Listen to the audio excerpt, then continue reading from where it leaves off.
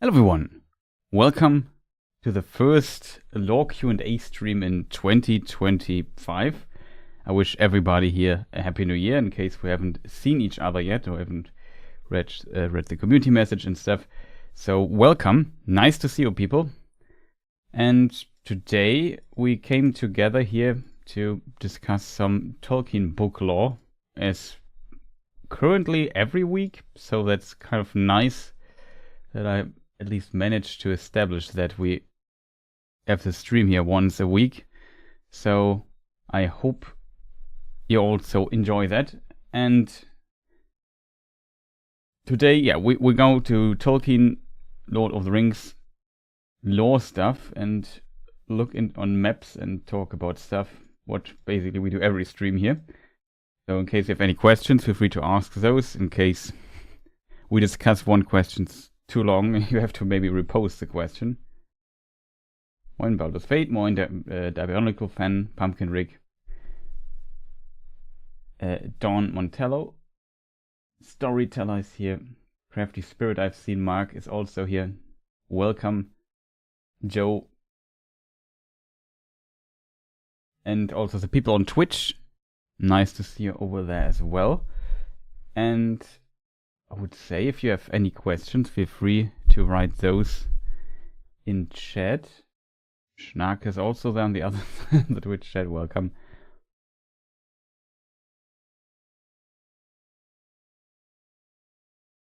Joseph posted an interesting quote from Lord of the Rings, talking about Shelob.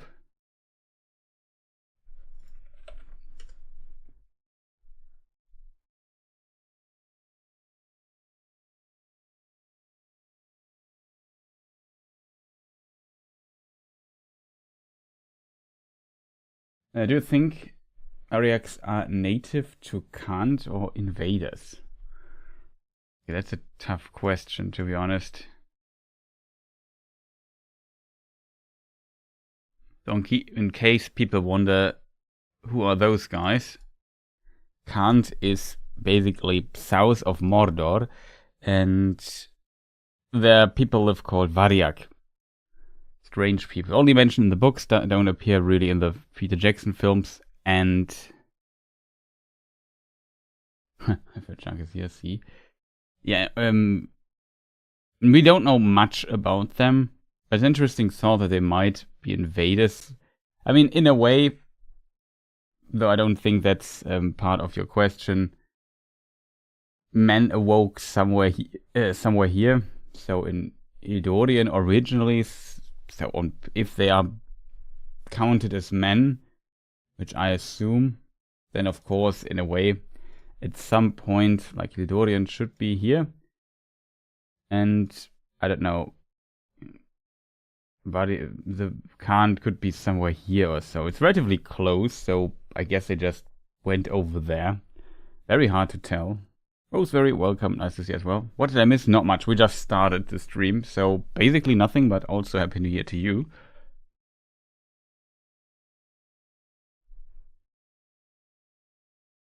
That's also something I just thought, oh, that is something I should do before we continue here in doing bigger stuff.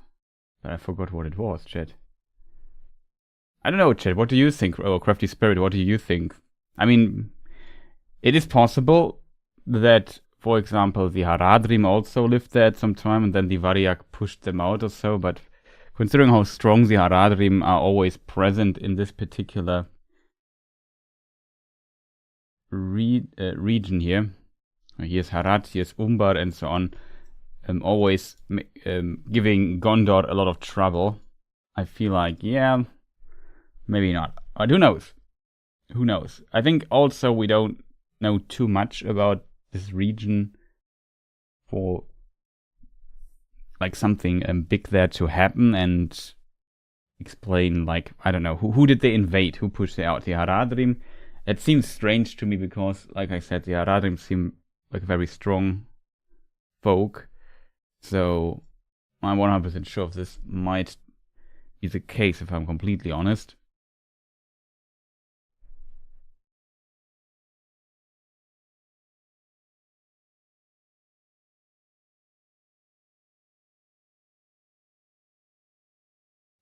Champions League Testament. What challenge exactly?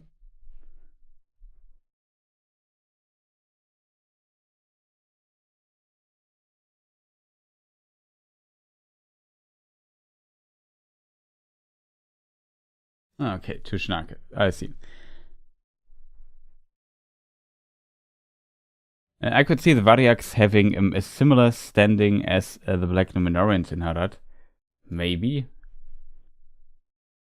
I mean, even the Numenorians didn't really... Could you argue they invaded Harad to some degree? They just placed some coastline harbors here and there, or took them over. So yeah, maybe. I guess it is kind of possible, but in this time I think the Variags are never mentioned in this regard.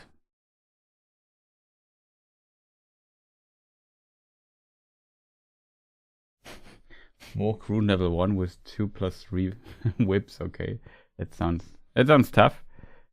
Much success with that, Schnake.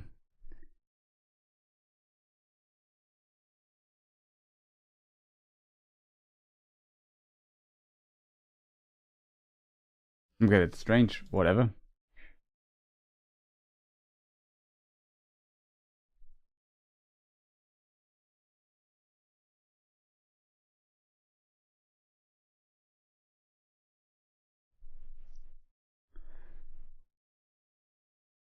Yeah, there seems to be some, for the Variags, some real life inspiration.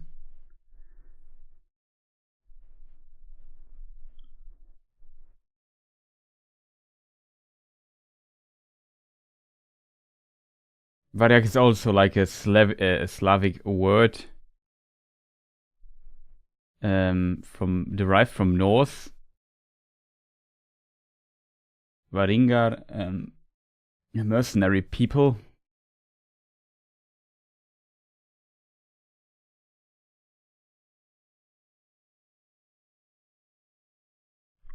It has been suggested, let me just see, what is the source for it? Jim Allen, Introduction to Elvish, Obscure Languages. It has been suggested there that Tolkien adopted a Slavic term to indicate that the Variags were possibly mercenaries serving a possible lord of Khand. Interesting theory, but like I said, it's just we know so little about those.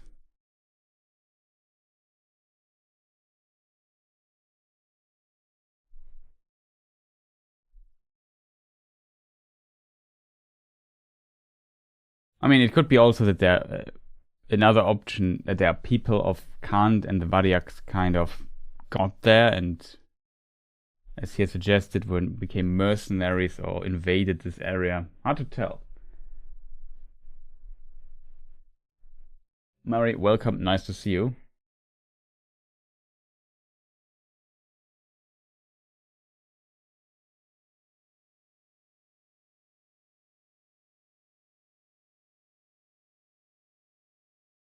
There's like Variags in the story. Yeah, there seems definitely to be some inspiration there.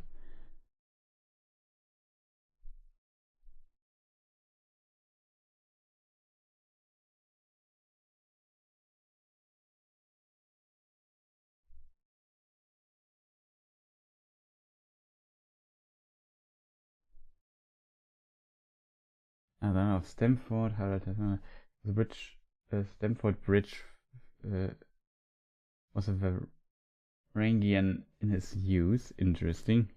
It seems also unclear whether Khand is the name of the kingdom or refers to the country itself. Yeah, that also. Like, it's very mysterious. I mean, it exists. Tolkien just put it on his map, and we know it's there, but beyond that, little is known about this land. It seems like they were definitely allied with Mordor at some point, so with Sauron, but beyond that...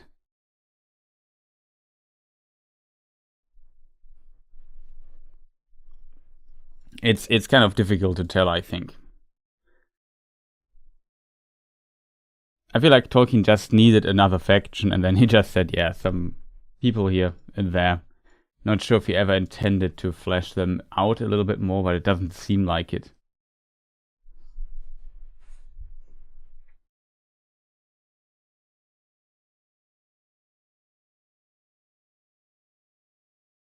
We can maybe look into when he first mentioned Kant. Let me just see if I find it.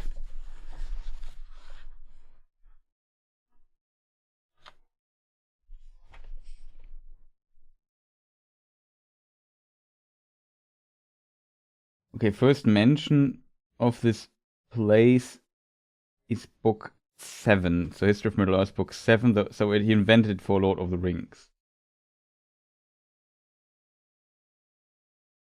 Book 8, excuse me, not 7. What is book 8, chat? It should be... It says Treason of Isengard.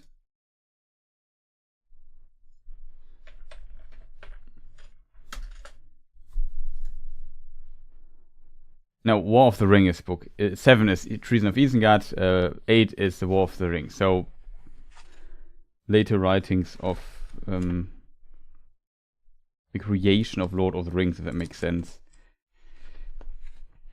There's also potentially an entry for the Variags.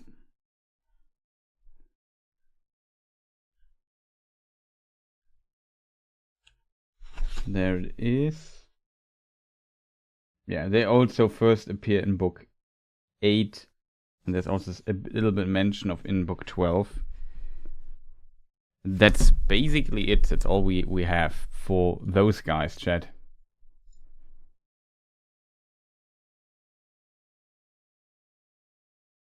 Kind of merges with Harad. Yeah, I can see that because we know a bit more about... We don't even know much about Harad and the Haradrim, where we also know very little about Kant, and it's kind of... Yeah, it's south of Mordor, so it's those people in a way, though for sure they were different from the Haradrim. But when it comes to descriptions and so on, it kind of makes sense. Kind of interesting.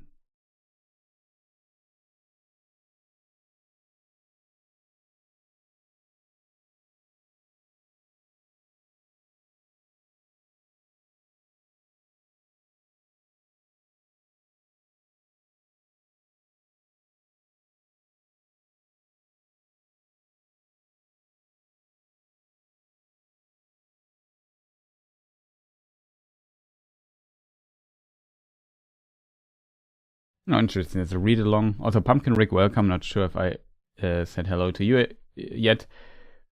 By the way, if anyone's interested, there's a read along on the Lord of the Rings starting of Lord of the Rings starting today in the Tolkien fan subreddit. Schedule is pinned on top of the page. Okay, interesting.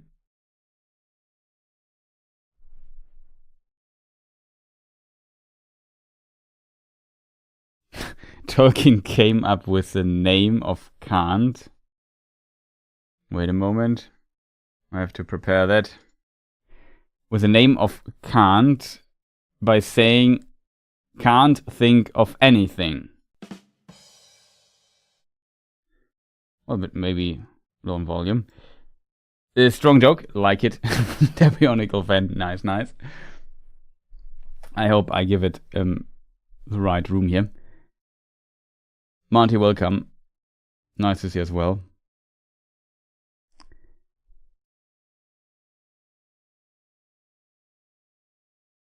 Aragorn said he went to the south. Is there any information where he went exactly? Only, I don't know, further into Arad, maybe even can't. I think not really. We can maybe look into the quote and see if we define this. There was also another comment we had. Oh, remember what I wanted to do, chat. Thinking of it. First of all, need studio mode, and let me just see. Yeah, chat is missing, chat. So for people on Twitch, I will show you the YouTube chat in a moment.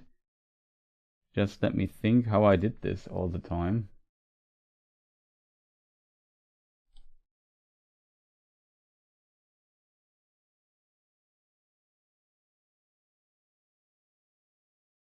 Now I know what I forgot. The YouTube chat.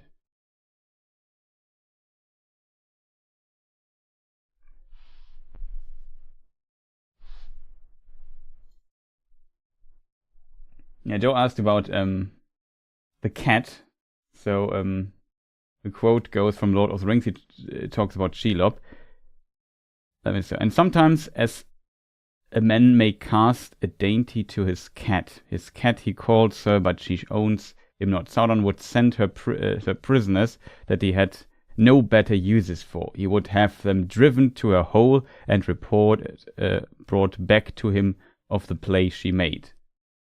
So it talks about Shelob, of course. Now the chat here works. Always takes a moment to get that thing working.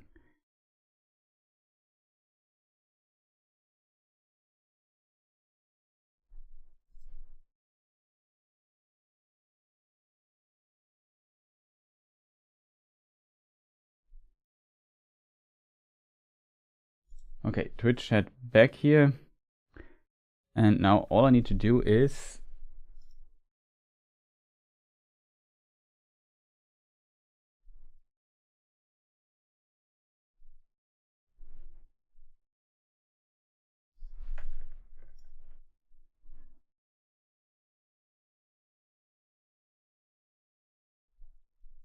something like that.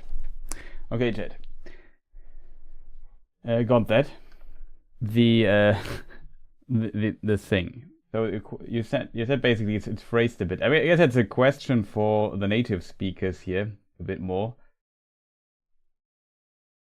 Does anyone else think the pronouns are switched in the sentence? It should be he owns her not, but she owns him not. I'm not sure. I feel like if I always read it like she owns him not. That means basically she does whatever she wants. She's on her own. It's not like she's in the debt of Sauron. But I'm not sure if that sounds correct to like a native speaker.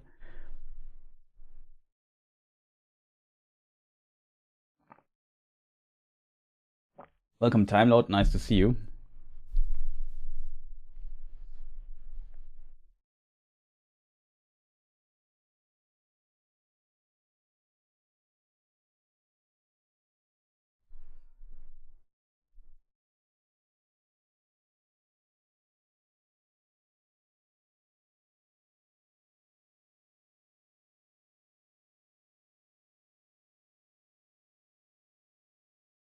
That owned no lord.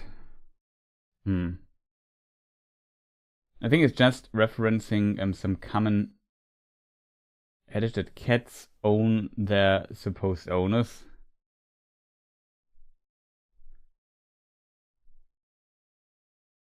Yeah, maybe that's a good way to describe it. The Bionicle fan. Right, this one. Welcome, nice to see you. Common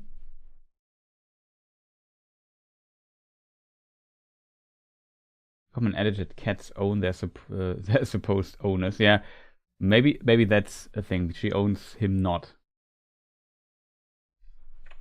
I mean, I'm not sure how it would be translated into English.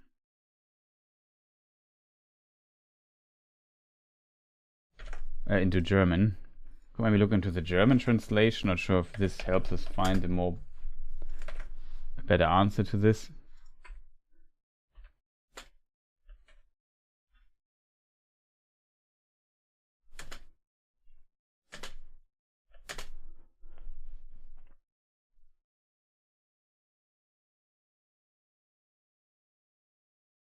The Deep L translated it with sie gehört ihm nicht. I'm not sure how Karu translated this.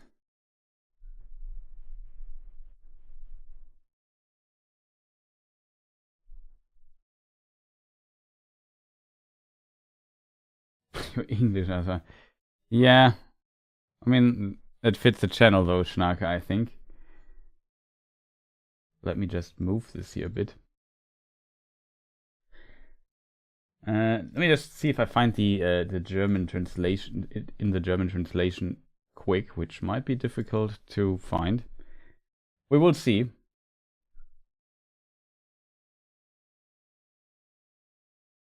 It's also a good question with how Shelob communicated. First of all, I need to double check which chapter we are talking of. It's in the chapter Shelob's Lair. Interestingly, in the German version, she's not called Shelob, but she's called Kankra.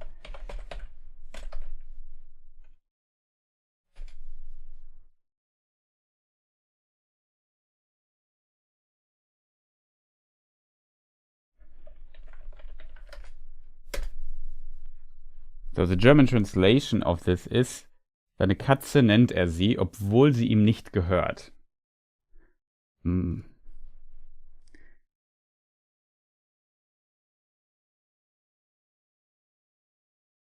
Versus the English, his cat he calls her. So Sauron calls her his cat, but she owns him not. Yeah, it might be really as like in you're right, in the translation it would be like the pronouns are switched. So I'm not sure if this is like a specific English way to phrase this. If this might be a switch, I'm not sure. These are typical definitions for own. Yeah, maybe Bionicle fan is right that the cat owns the owner and not vice versa.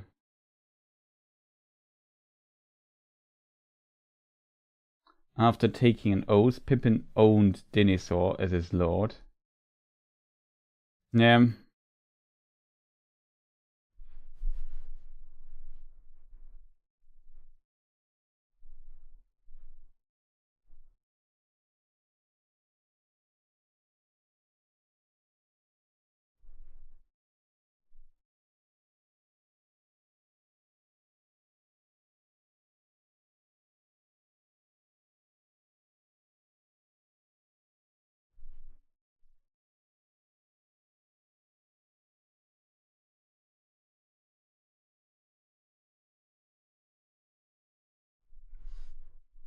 He's not kept because he doesn't own him, yeah.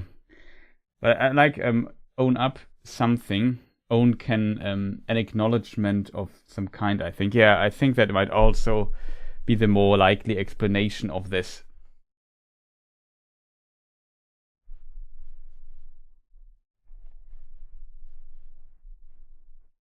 Own is to take responsibility for something. Sure, we can say having a king, but I own a king would be strange. Yeah, I know what you mean. It could be like just very old phrasing, which is not unusual for Tolkien because he liked to use that in his books for sure.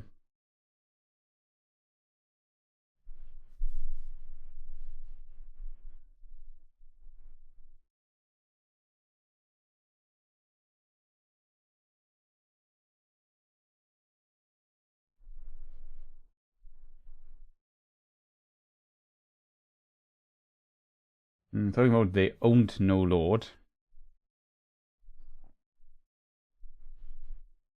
Yeah. I think it goes into this direction then, Joe. They owned no lord is kind of fitting that Shelob does not, or how to say, she owns him not. So she does not own, she does own no lord, basically.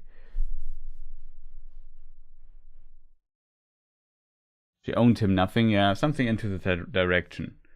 I could also see this working. But yeah, interesting little remark on the phrasing here. But yeah, it seems like it makes kind of sense in an old-fashioned way, it seems. What was the other question? Market? No, where Aragorn talks about going south. Does somebody remember how it was phrased?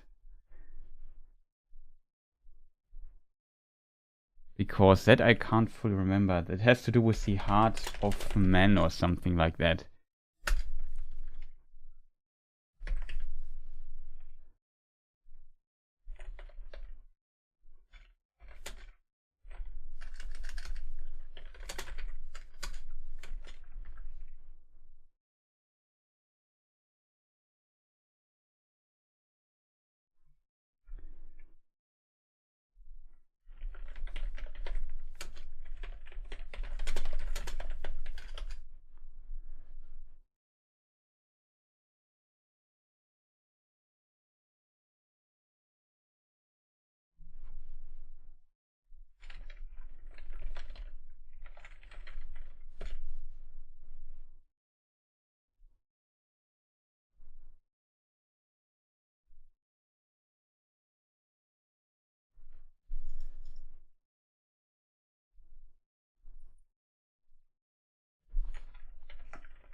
Let's see if I find it.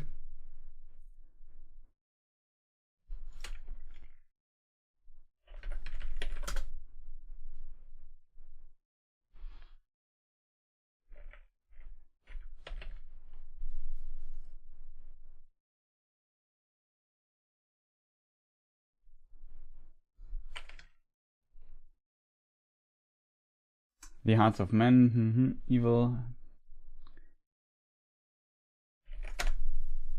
Hearts of men is the phrasing. Yeah, found it. Okay, it appears more often than I thought.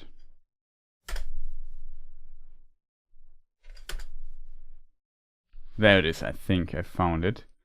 So what the quote goes as follows. He wrote, Aragorn, in the host of the Rohirrim, and fought for the Lord of Gondor by land and by sea, and then, in the hour of victory, he passed out of the knowledge of men of the west, and went alone far into the east and deep into the south, exploring the hearts of men, both evil and good, and uncovering the plots and devices of the servants of Sauron. That is said about Aragorn in Appendix A in The Lord of the Rings.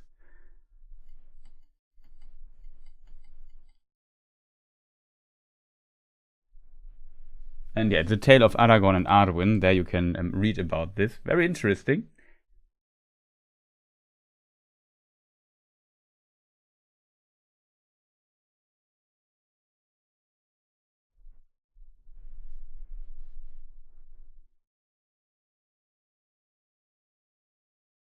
Where the stars are strange.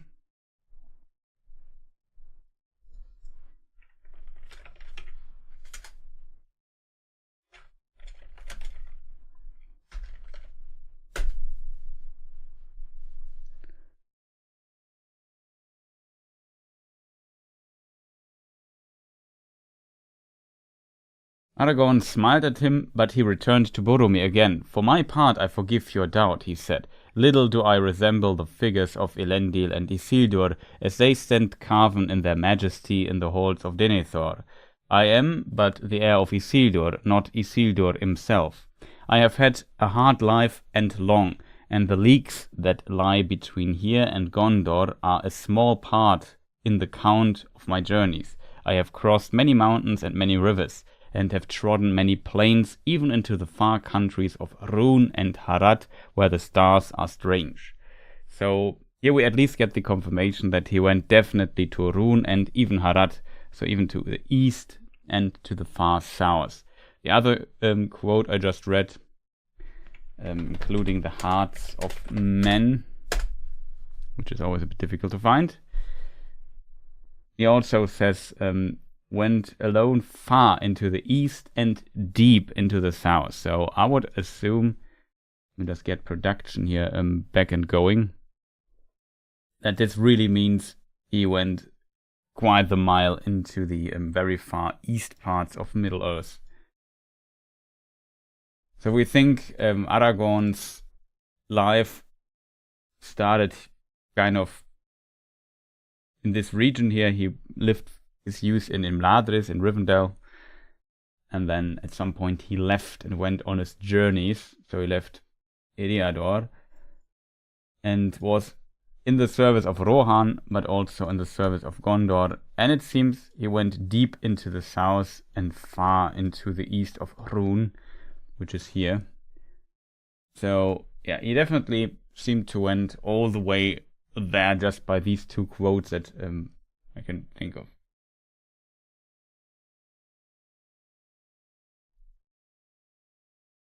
Oh, I forgot to show you the map. Sorry, chat. My mistake. So again, here he started Imladris,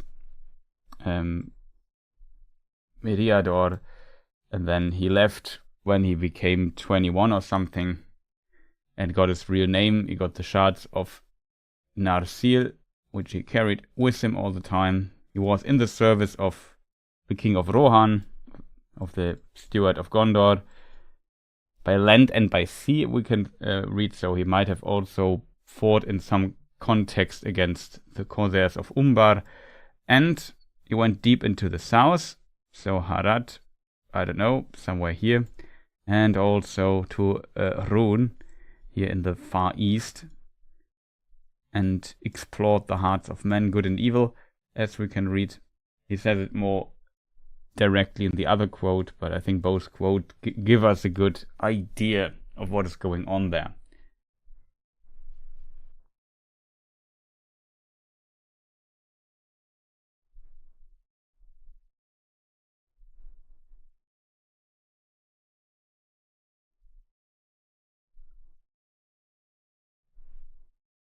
Isn't also Where the Stars Are Strange an episode in Rings of Power name?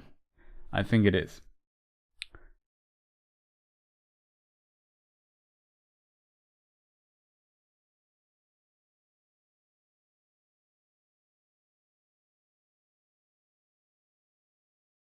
Own as in take ownership. He doesn't recognize him as an owner. Yeah, something like that.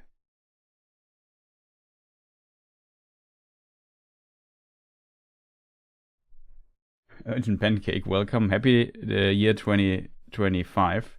Welcome, nice to see you. Yeah, so that is kind of, I'm not sure if that answers this question.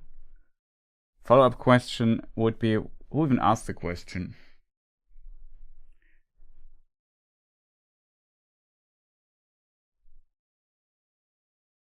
Oh yeah, we had the Time Lord boy question that we could also follow on. There's a follow-up question. I wonder if the video could stand a chance against Shelob.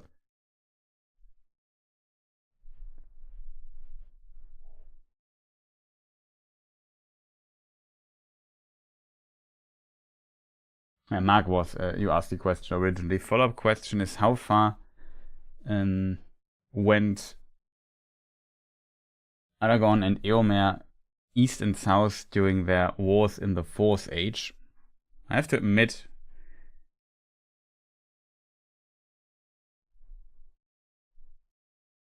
I'm 100% sure if I know this out of my head again, so might have to look into this a bit.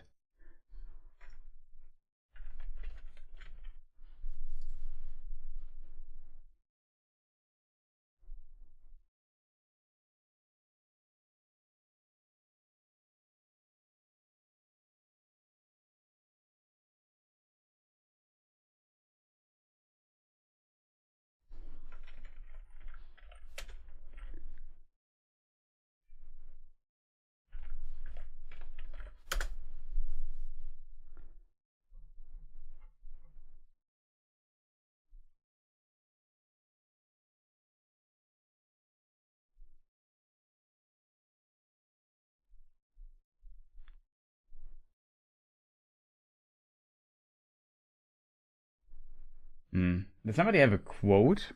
Mark, do you have like a quote for their actions in the Fourth Age? My first thing would be maybe something like Appendix B could help, but I think Appendix B has very little about the Fourth Age. 3018.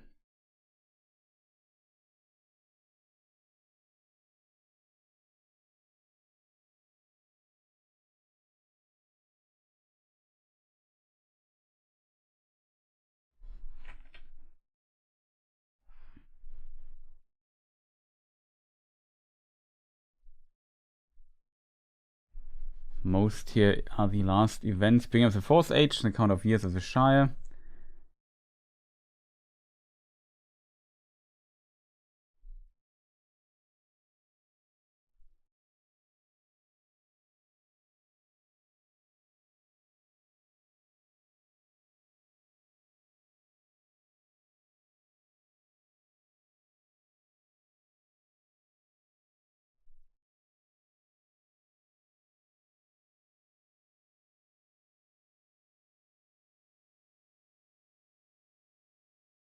Let me see. No quote, okay.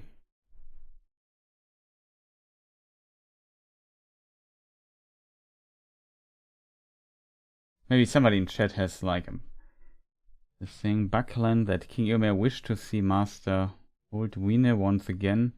Merg was an old.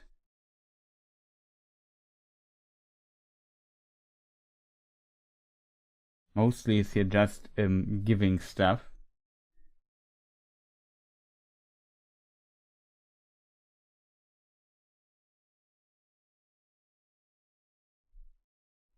That's the last point here. Really hard to tell.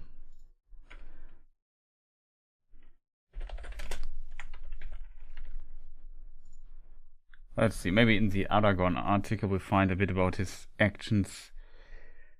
Having united, he pardoned the Easterlings that had surrendered, made a peace with the Haradrim. He freed slaves of Mordor. Some days says his coronation, Gandalf. Up to the show.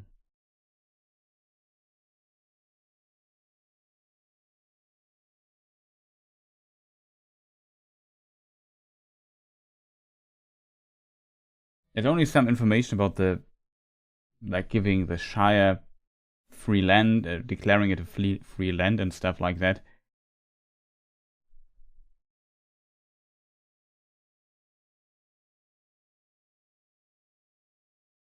The Steward and the King, there's like some information about freeing the lands in Mordor and so on. So maybe there. But that was still in the Third Age.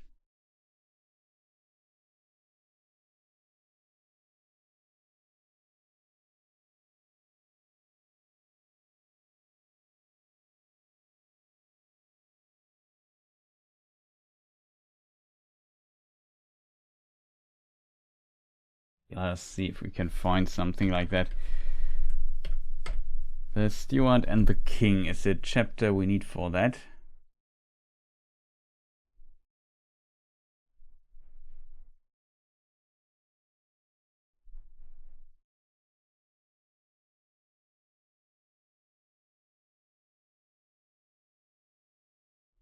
Which are one of the last chapters in Lord of the Rings.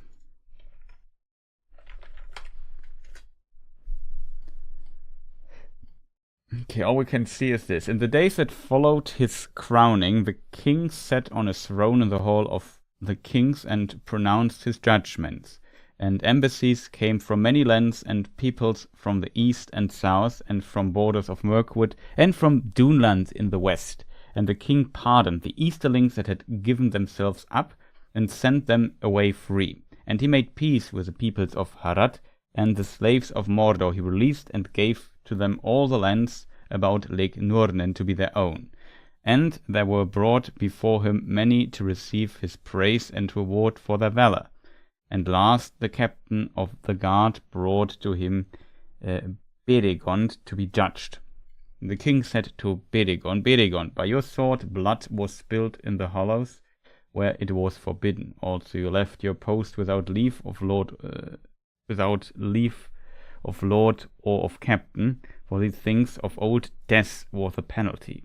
Now therefore I must pronounce your doom. All penalty is remitted for your valor in battle, and still more because all that you did was for the love of Lord Faramir. Nonetheless, you must leave the guard of the citadel, and you must go forth from the city of Minas Tirith.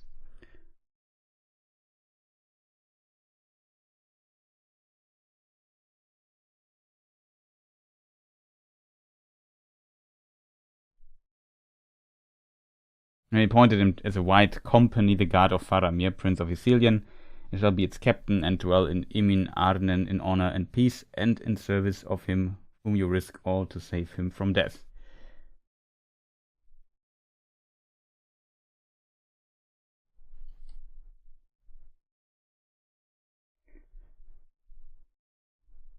Let me see if chat maybe has found something.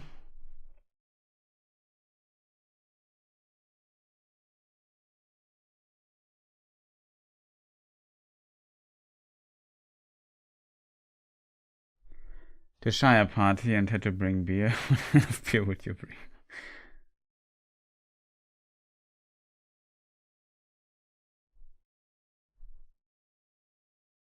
Do Balrogs have wings?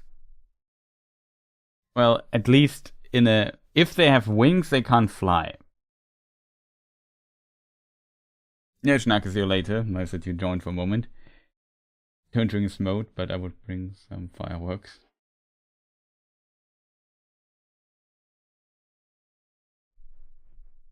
I think the quote can be found in appendix telling Rohan's future.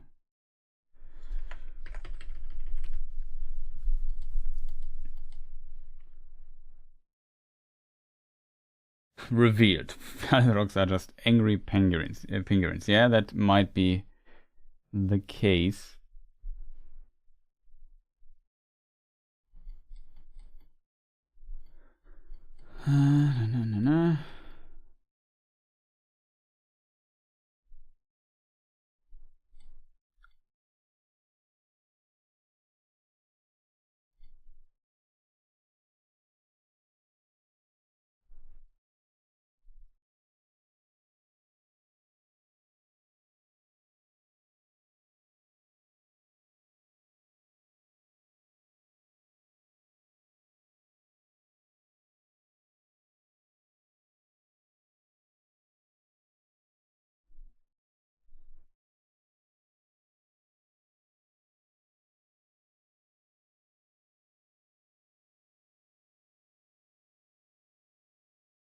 Plains and Gondor in the South are ruled.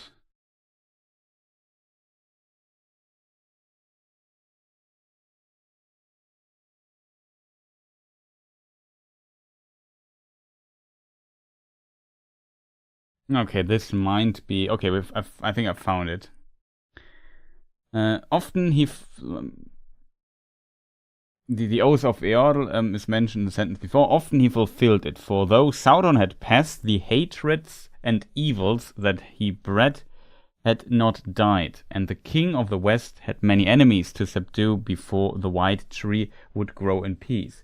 And wherever King Elisar went with war, King Eomer went with him. And beyond the sea of Rhûn and on the far fields of the south, the thunder of the cavalry of the Mark was heard, and the white horse upon green flew in many winds until Eomer grew old. So I'm not sure if we can conclude out of this.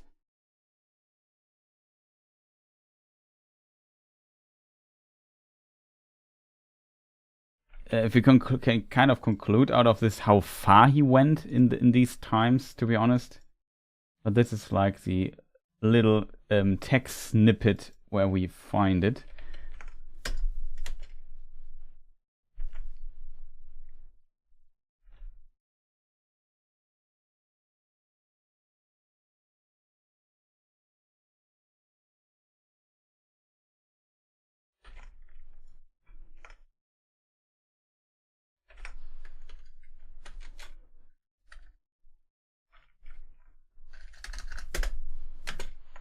Can't find anything more in the in Peoples of Middle Earth, which is where I could assume.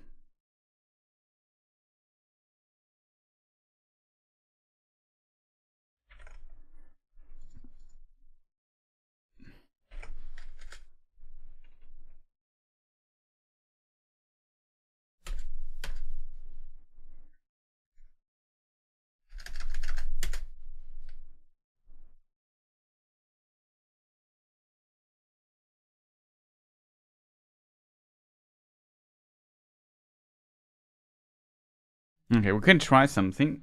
Let me try to find this in another book. One moment, chat.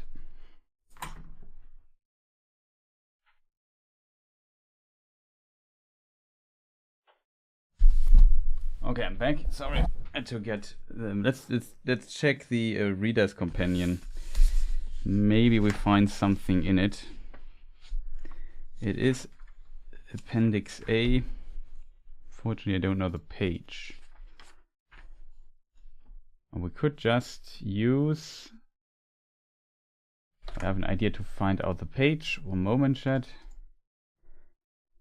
In Lord of the Rings. Unfinished Tales, Lord of the Rings. I have one Lord of the Rings thing here with page numbers that are kind of correct for the most part.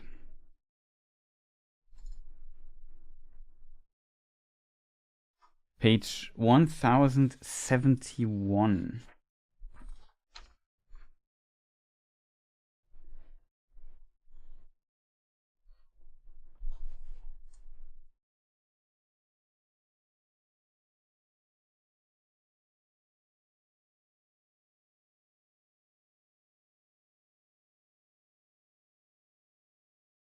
Okay, the only note here is Leomer's Day.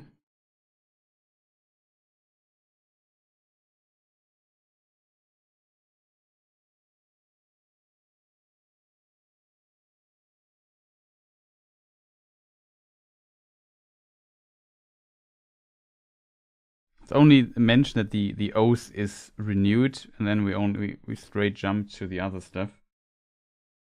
No, there's no note here. So it seems like Tolkien has not written more about this. I think that's all. So Mark, to answer your question, I don't know. I think Tolkien did not specify the information here on this. It was a bit tough to find this, to be honest. Sorry that it took a moment, but yeah, it's sometimes very hard to find information about these half sentences. Mart, welcome. Happy New Year to you as well. Nice to see you. Windenast, also welcome. Nice to see you. Why didn't Gollum just find the Shire and try to get the ring back? That's a good question. We had another Gollum question. I forgot where it was. Angry penguins on fire. The Balrogs, yes. Do we need to discuss the Balrog have wings question first? So, do Balrogs have wings? Maybe it's just a joke or something, because this is kind of it feels like it's kind of a lore meme by now in the Lord of the Rings community. Do the Balrogs have wings? Well, is there a definitive answer to that? It's a bit tough to say.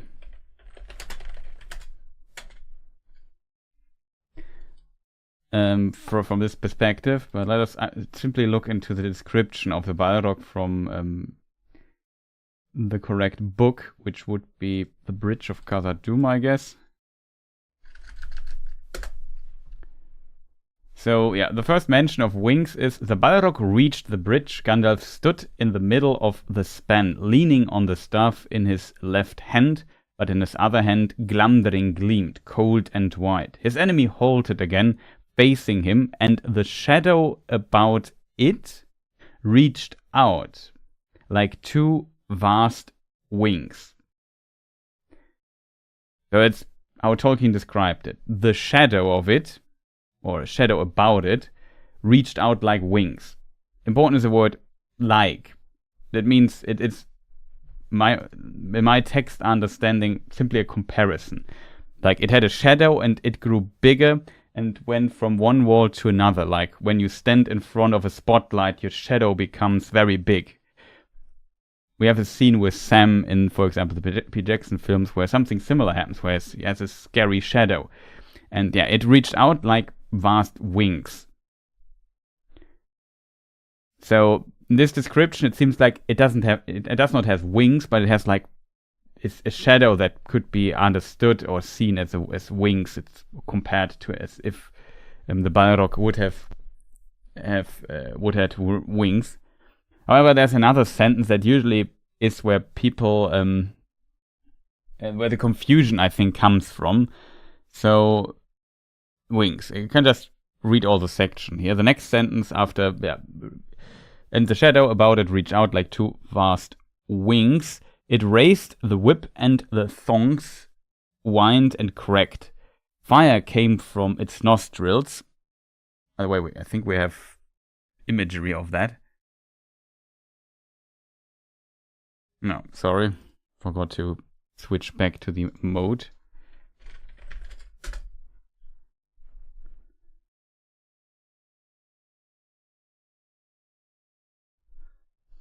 So, Balrog.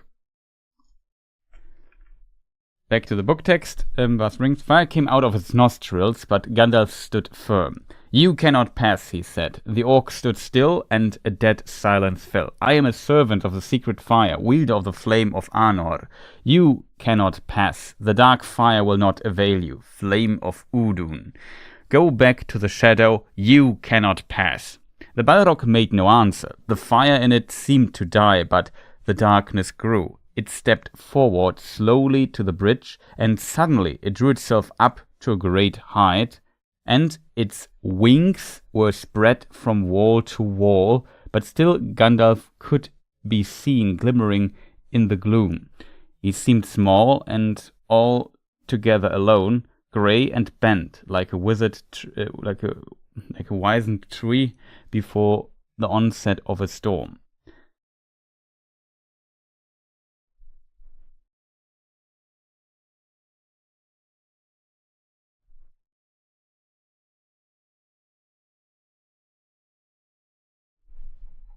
And yeah, these are the only mentions. The question now is, here it's not a comparison, but it says, and its wings were spread from wall to wall. The question is, are this now the wings of the Balrog, or is this basically, what is the sentence before that? Like 3 sentences before. And the shadow about it reached out like two vast wings. I assume this references the wings mentioned there, and it's not telling us that it's not only as a shadow that reached out like two vast wings, but it also has in it, like I'm not sure, I don't think it means that it also has, in addition also to wings, but that it is actually this appearance of it, excuse me,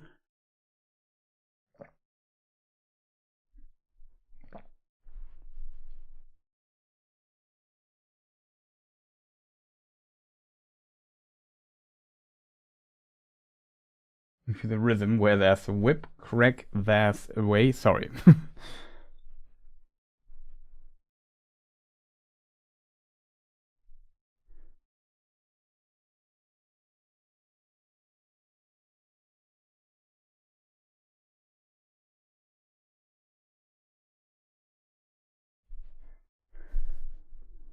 Yeah, the first one is like, a description of a metaphor, like an image to tell how the Balrog might look in this.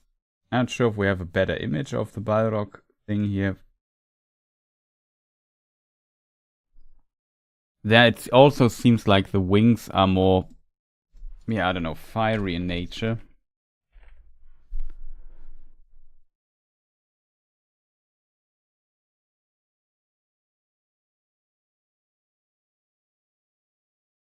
A bit more like a shadow, or it's a bit hard to grasp.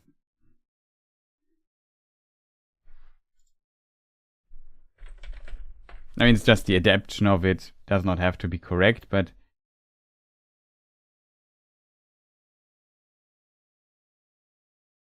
no, that's from another section. It's already the next film. However, if the Balrog had a wing, why would it fall down so much?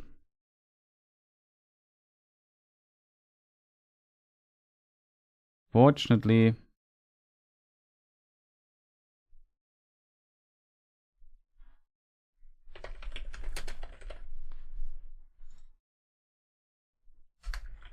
Balrog wing. Well, the best I can do, I think. It's a bit hard to recognize. Here it seems like it has a wing.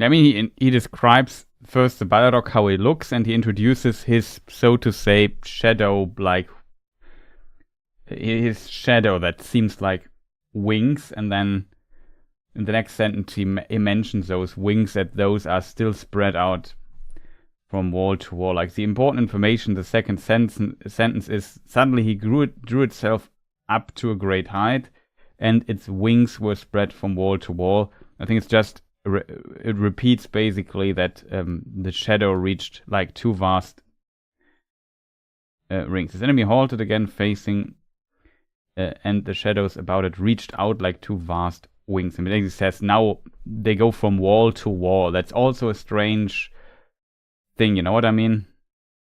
Why would the wings go from wall to wall? Then they can't move properly, in my opinion. So I don't know.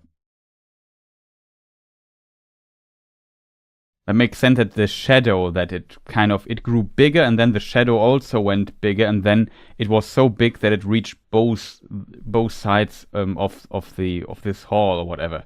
You know what I mean? So yeah, to answer the question, I don't think Balrogs have wings. If they had, maybe it was like some shadow thing that seemed like wings, that maybe that was common with the Balrogs. Hard to tell. I think though that if they had wings, they could not fly. There was like another mention in some book, I forgot which it was. There's a description of Balrogs basically coming to the help of their master Morgoth with winged speed. But we also know that the Balrog that Glorfindel, for example, killed also fell down a cliff and died. When it had wings, why would that be possible? We also never really, except for this one winged speed quote, have any indicator that they could fly. So, and winged speed is also just more like a metaphor, so it doesn't mean they flew there. As a result, I would say no, they don't have wings.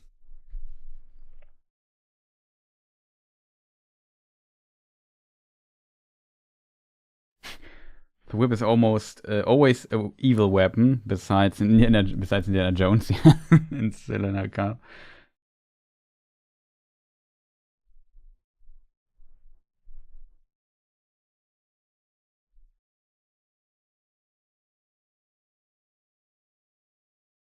Yeah, maybe the Balrog with wings looks cooler, for sure, that's true. Also, welcome Otaku Senpai, nice to see you.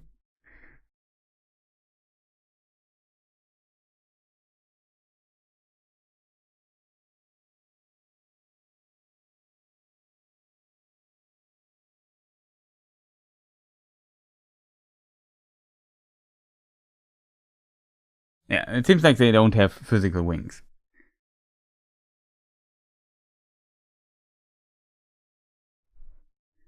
Foltest Animation asks about Helm Hammerhand. How strong is Helm Hammerhand compared to Dunedain, Edain, Minorians? Hard to tell, to be honest.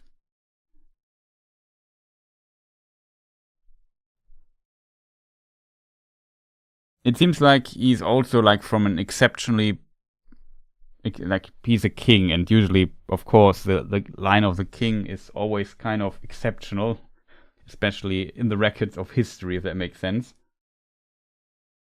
And when they were kind of successful.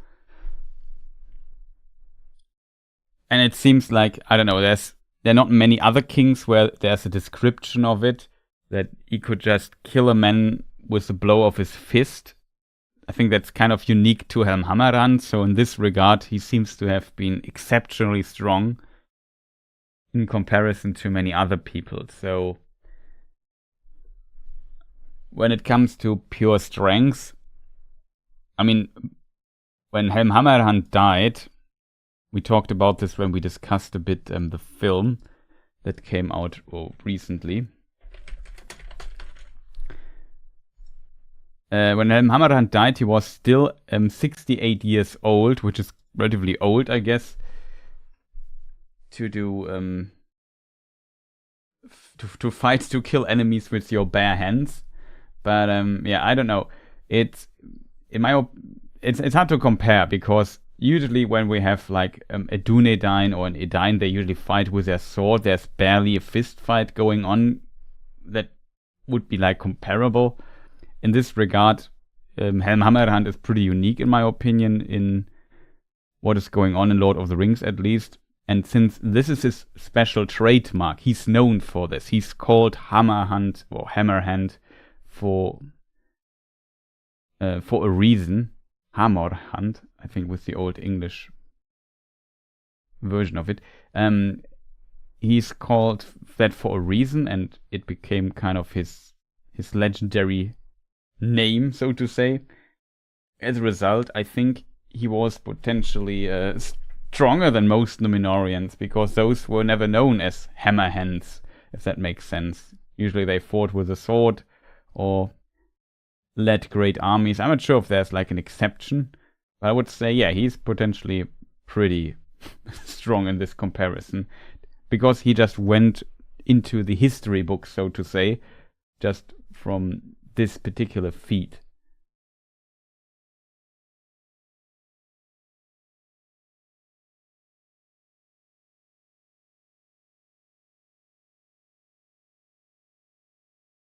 Yeah, just from a physical or boxing, if that makes sense, standpoint. Hard to tell if he was like a strong fighter. He did not die in battle, and he had some battles.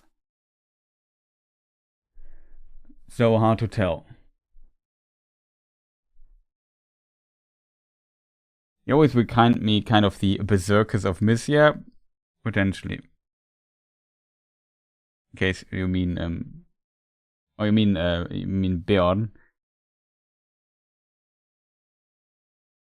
I guess Beorn was stronger than in this regard, but Beorn is special here.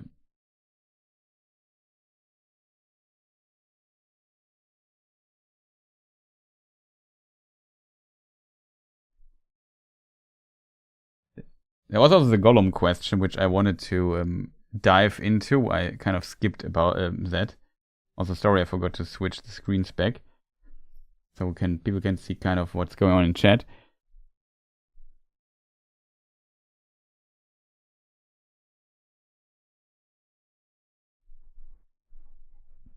What was the other Gollum question, chat? I forgot. So the banners ask, why didn't Gollum just find the Shire and try to get the ring back? He actually tried in the books, but he had kind of trouble doing so. So all Gollum knew originally, just to answer this question, let me see. So here are the Gladden Fields. Somewhere here, I guess they left the Misty Mountains, and then well, I'm even talking there. Bilbo met Gollum here in the Misty Mountains, somewhere here. So who knows where exactly. They tried to get over the mountains. I think they used the high pass, so it could be even more further here. I'm not sure if Kevin Winfonstead has like a mark where Goblin Town is exactly in the Misty Mountains. Can maybe look into this, because I'm currently don't want to tell you. Okay, that's the first age. I need a different age. I need this age here. Misty Mountain, Goblin Town. Yeah, the Fold River of the Gladden. So it's further north even. So it's close to the of course, it's close to the Carrock. The Carrock is here, and Goblin Town is round about here. Kind of interestingly, somewhere here in the mountains, relatively close to Imladris, which is kind of funny. And here he met Gollum. And then he left, and Bilbo, of course, introduced himself as Bilbo Baggins from the Shire. We can't see the map. Of course you can't see the map. Sorry, chat, forgot to switch. Thank you for the hint, though. So here's the Carrock, here's Goblin Town, here's Rivendell.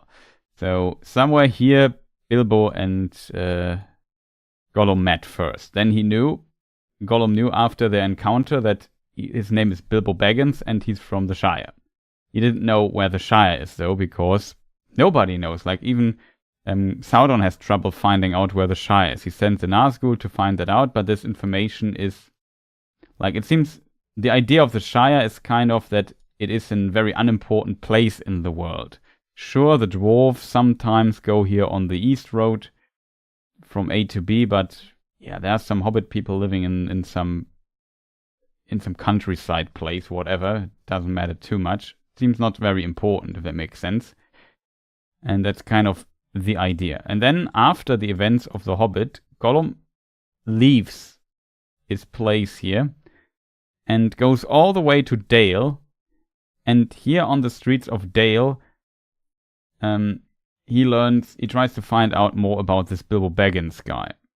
Potentially, I'm not even sure, chat. Does Bilbo Baggins say he's from the Shire? I think he does not say that. He only says he's Bilbo Baggins. So he follows the track. Let me just double check that. In the chapter Riddles of the Dark.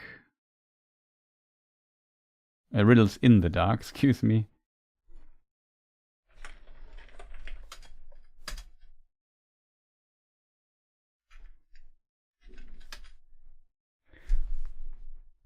Yeah, here it is, the sentence. I am Mr. Bilbo Baggins. I've lost the dwarfs and I've lost the wizard, and I don't know where I am. I don't want to know, if only I can get away.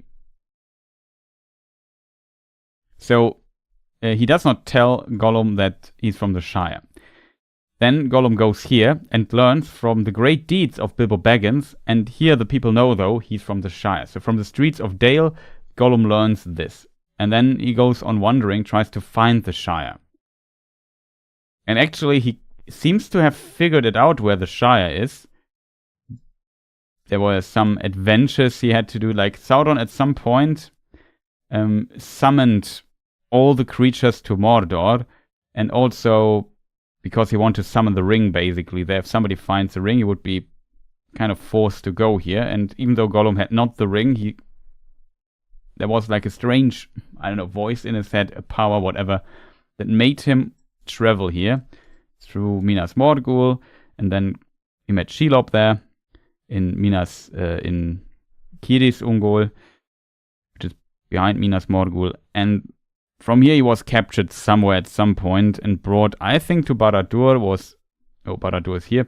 Barad-dûr, and was tortured and got the information, Shire and Baggins, or Bilbo Baggins, to Sauron, and then he was allowed to leave again. And then here in the Dead Marshes, the Dead Marshes are, he was captured by Aragorn and brought back to up here to the north, not to Dale, but this time to Thranduil's halls, and there he was interrogated by Gandalf, who kind of pieced together the story of Bilbo Baggins and of Gollum from the information he got here. And then at some point, this place was attacked and Gollum could flee. And then Gollum seemed to know where the Shire is. At some point on his journeys, he have figured that out, and he went, interestingly, to the back entrance of Khazad-dûm, and tried to get to the other side of the mountains through the mines of Moria.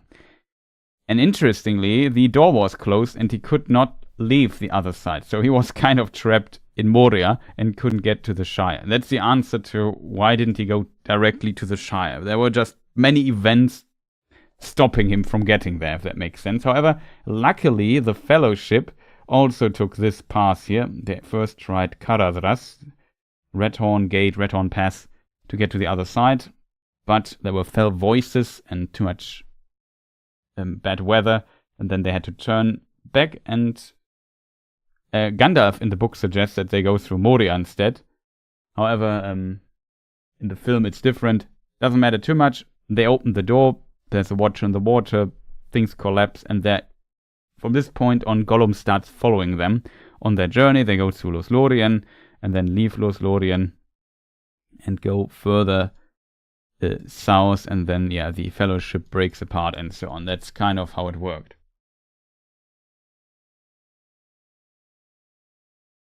Yeah, exactly, crafty spirit. Yeah.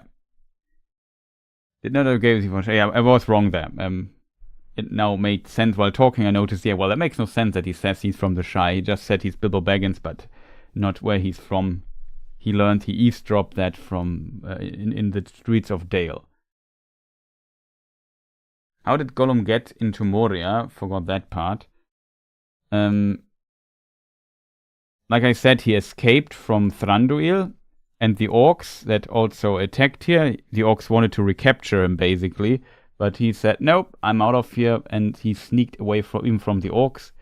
And then he just went to the back entrance of Moria, which is not guarded or anything. It's just dangerous and people fear going there. As a result, he just went to the east gate of Moria and just entered the mine through that. It's not 100% clear how much or how interested he was in going, how informed he was what's going on in Moria. I don't know, but he could just go through the door. There's no gate. Like, we can read that even Dane, however his name is pronounced, Ironfoot, when he was a young dwarf and killed Azog in this battle that we also see in the Hobbit films at the beginning, he looked through the gate and could look into Moria and said, no, I saw like a shadow or something, we're not going there.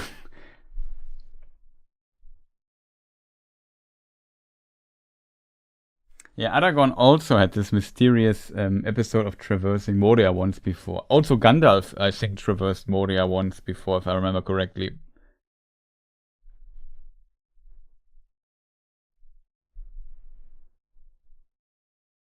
Yeah, exactly. The doors of Durin are on the west side, the west gate basically, and the east gate is on the other side.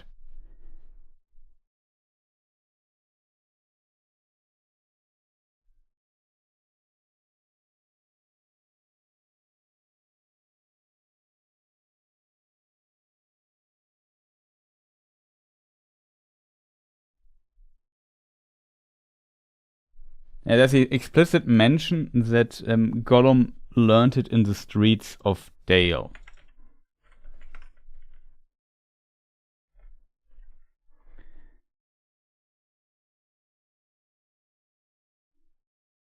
I'm not sure which book it is mentioned.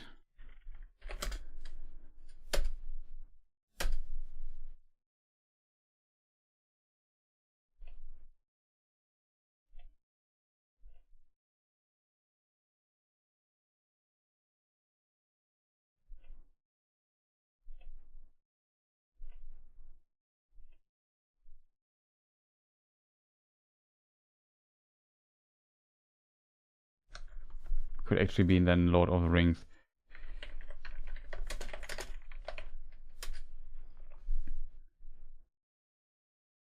Yeah, that is from the chapter, the Council of Elrond.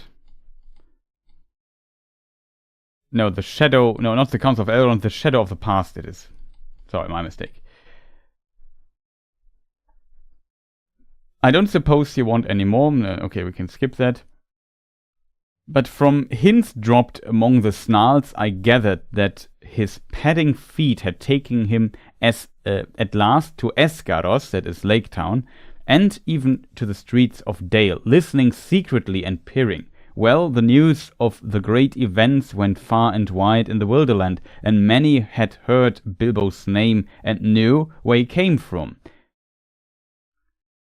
We had made no secret of our return journey to his home in the west. Gollum's sharp ears would soon learn what he wanted. So here we learn basically how he learns it in these regions there.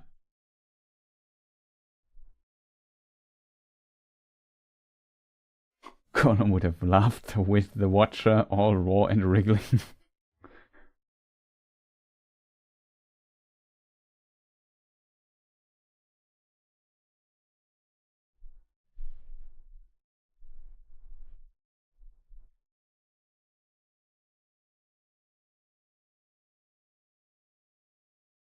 was tortured in Moria by the Nazgul. Yeah, maybe that is a leftover of that.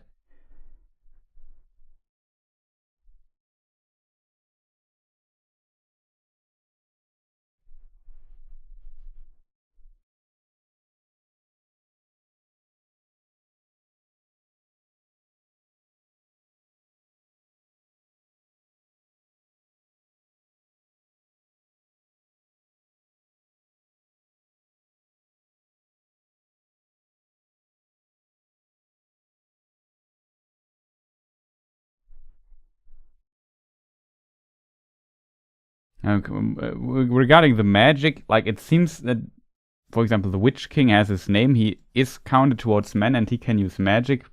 Might also have to do with the rings they are using, but I think with the Eldar being the firstborn and having lived on,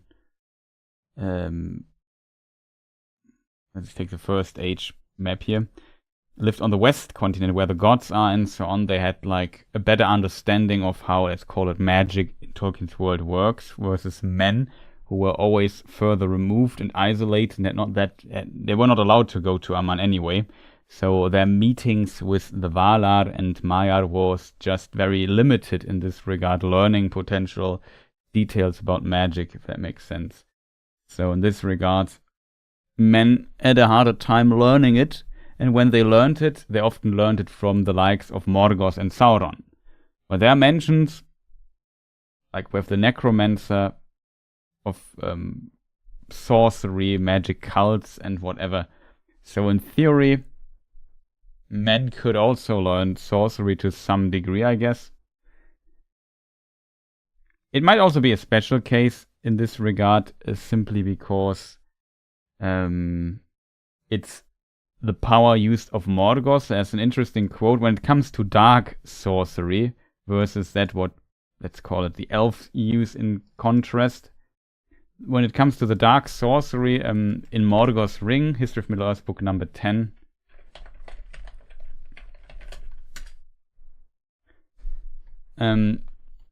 Tolkien, like Morgoth, the first Dark Lord, put his evil power into the world itself, except for the oceans. The oceans are, it seems, mostly free of his evil. Doesn't matter too much, but into some of the land mass, especially Middle-earth. And here in this book, and on this text that is published in this book from Tolkien, we can read, it was this Morgoth element, so his own power that he infused into the landmass of the world, this Morgoth element in matter indeed, which was a prerequisite for such magic and other evils as Sauron practiced with it and upon it. So it was, this evil power of Morgoth was kind of a requirement, and it seems Sauron and his servants could kind of use this.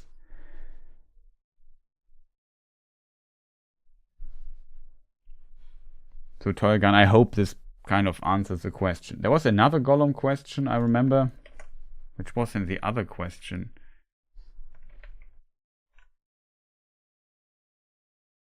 How did Gollum get to Moria?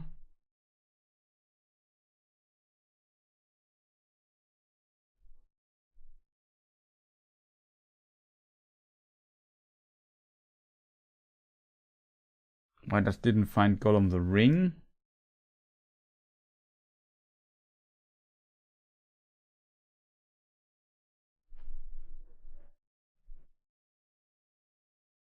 I could swear there was another question regarding Gollum earlier, much earlier in the stream. It's kind of fascinating to me that we're already streaming 1.5 hours. Time passes by really fast. Or that I sometimes skip questions back and forth, but yeah, happens.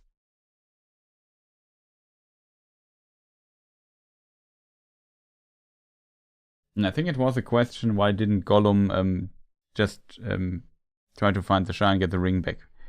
I think we answered that question.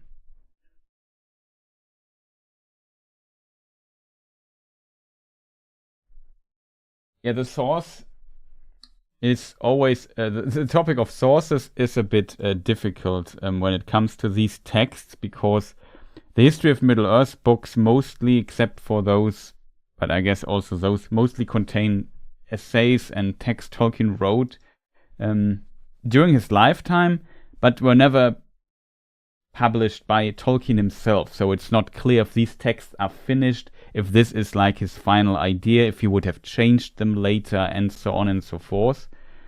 So in this regard, it's a bit difficult to say, yeah, this is 100% like this. But when it comes to the power of Morgoth being into the world and it being used for dark, or for such magic and other evils as Sauron practiced, as Tolkien describes it, this is kind of the only sources we have for that. So it's not like it's contradicting anything, or there's a better source for it. Sometimes we have multiple versions around the same topic that often contradict each other. For example, the young or the Galadriel during the Second Age, for example, is like a complicated topic because Tolkien wrote like 3-4 different versions of where she did what at when in the Second Age, and those can't be true. All of them can't be true because they contradict each other. As a result, it's not clear what is now the canon answer to what did Galadriel do during that time. In this case, though, this seems to kind of work. As said, you find it in the History of Middle-earth book called Morgoth's Ring. It's in mistransformed, and there are texts that are numbered, and this is in text number 7, in case you want to read it. It's basically at the end of a Morgoth Ring.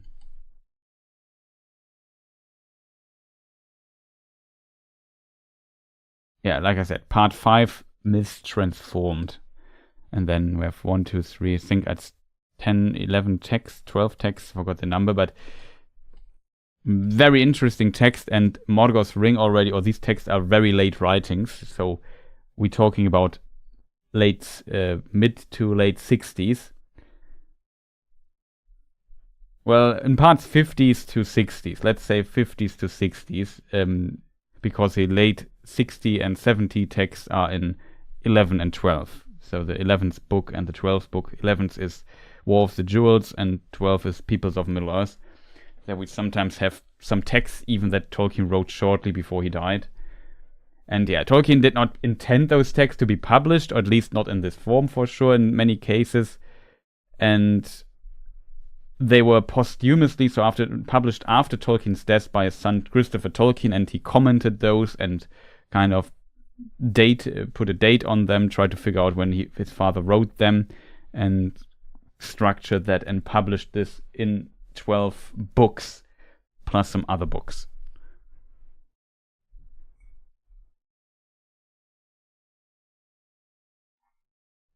And those 12 books are known as History of Middle-earth. There's another book called Unfinished Tales.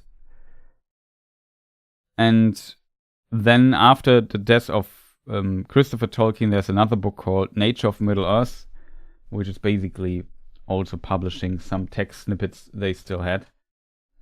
And then, yeah, beyond that, there's also stuff like Parma El de Lambaron issues from a linguistical society that and people that look into the languages of Tolkien and his notes about those.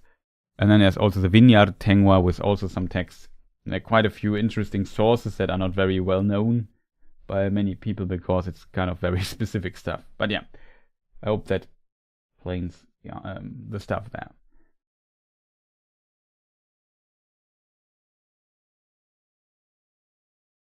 There was also a question about the staff of exploding of Gandalf in the films.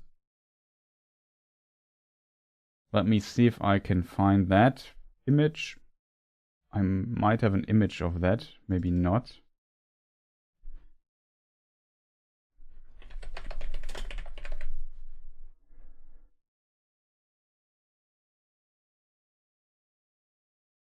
Maybe I don't have one.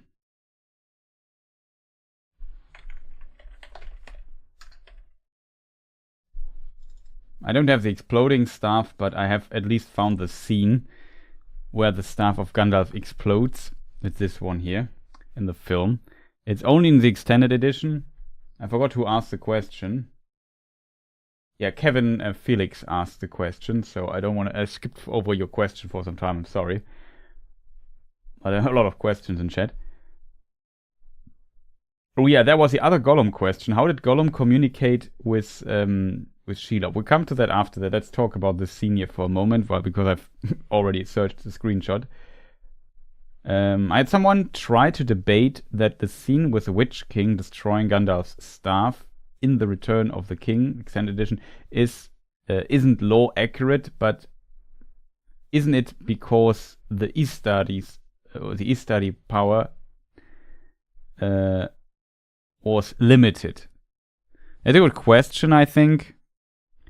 The idea of the staff is always a bit difficult to understand, in my opinion, or to discuss, simply because we have no idea what they actually do. Like, we know Gandalf could fight a Balrog for like 20 days or something, or for 2 weeks, or for 10 days, I forgot the exact number, to be honest, but for quite some time, and defeat him without a staff, because in the Lord of the Rings, we had also reading the chapter here in Lord of the Rings.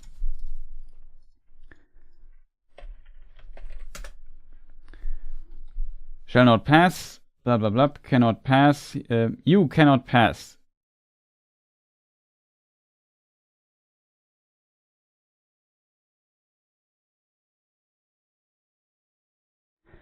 At that moment, Gandalf lifted his staff and crying aloud, he smote the bridge before him. The staff broke asunder and fell from his hand.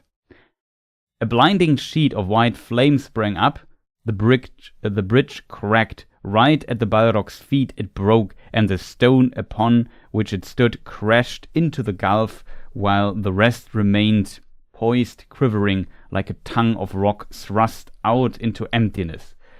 With a terrible cry, the Balrog fell forward, and its shadow plunged down and vanished, not vanquished. But even as it fell, it swung however it's pronounced, its whip, and the thongs lashed and curled about the wizard's knees, dragging him to the brink. He staggered and fell, grasped vainly at the stone, and slid into the abyss. "Fly, you fools," he cried, and was gone. So then, when he fell down, he fought the Balrog down there, from the deepest depths of the Misty Mountains to the top of it, and on top he killed the Balrog, smote him to the mountainside, and won at the end. And this part he did without his staff, because his staff was broken when he just crashed the bridge. So in theory, Gandalf is powerful enough in his Gandalf the Grey form, without his staff, to fight and defeat, even though it cost him his own life, a Balrog at the end.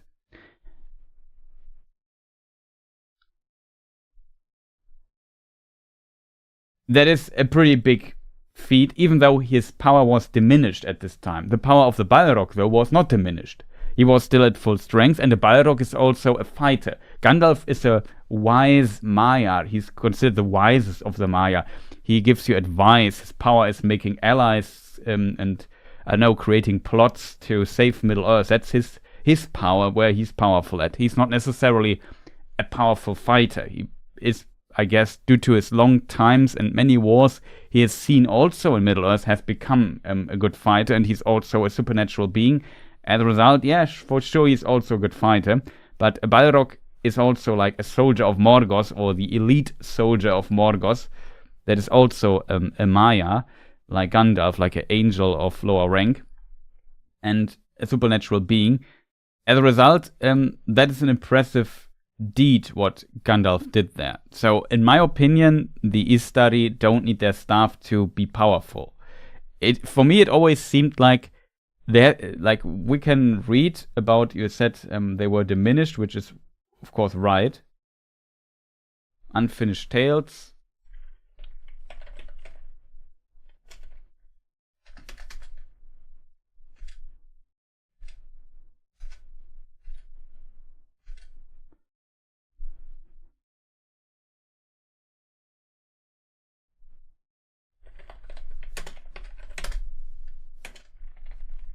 Wait a moment, I try to find this quote. There it is. Where do we have it? For they must be mighty, the Istari,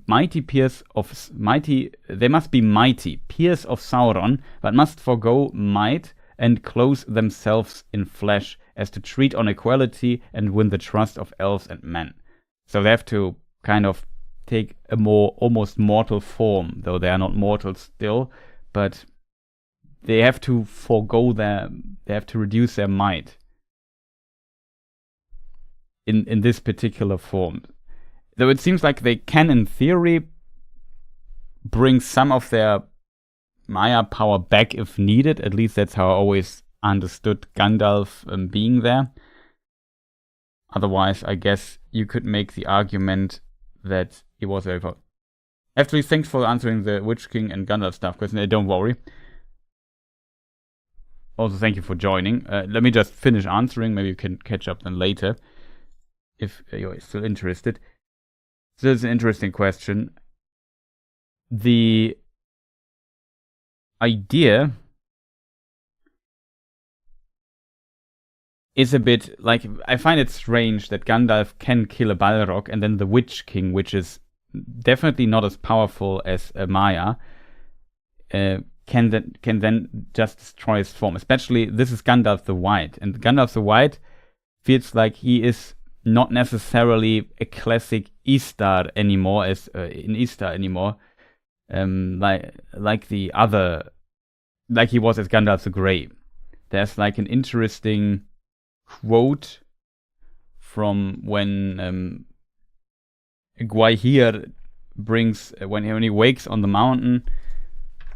Let me see, where is the quote? I think it's the White Rider.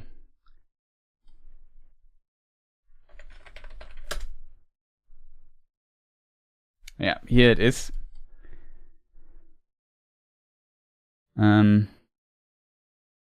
A burden you have been, he answered, but not so now. Light as a swan's feather in my claw you are, and sun shines through you. Indeed, I do not think you need me anymore. Where I let you fall, you would float upon the wind.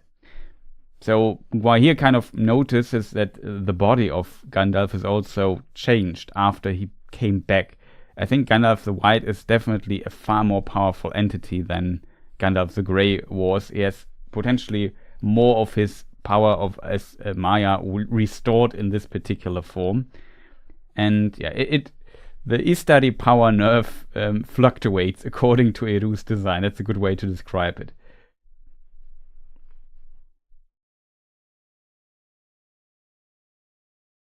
So in this regard, I think it would be strange. Like, if you think that the staff of the Istari are kind of a symbol or of authority, especially now that Gandalf got a new staff clad in white, becomes basically the leader of the Istari, basically what Saruman was supposed to be, as he also expresses it himself in mysterious ways. In this regard, I feel like it is strange that the Witch King can land there and make his staff explode. I personally also don't like the scene. I feel like it would have been, it would also work without Peter Jackson over dramatizing the scene a bit, because he wants to show, oh no, the Witch King can blow up the staff of even Gandalf, and when Gandalf can't defeat the Witch King, who else can do that? And they want to show like a moment where everything is lost and the city will fall. Gandalf, his staff is broken. How will he recover from that? And then the horn of the riders of Rohan, of the Rohirrim, is heard in the distance, and he has to look out what's going on there and fight those. And then he meets his demise, I guess, there. But I feel like it was a little bit too much, and I feel also, in my personal opinion, that it's not really lore accurate and more done to kind of increase the stakes to make this more dramatic in the films. But I'm not necessarily a fan of this particular scene, though in most cases I can understand the changes that Peter Jackson does. In this one particular one, I can't fully understand that.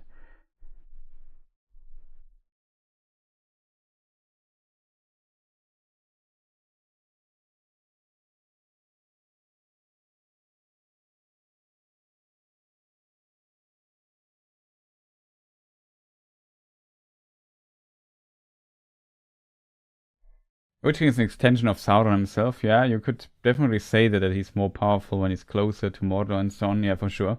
But I hope this answers your question.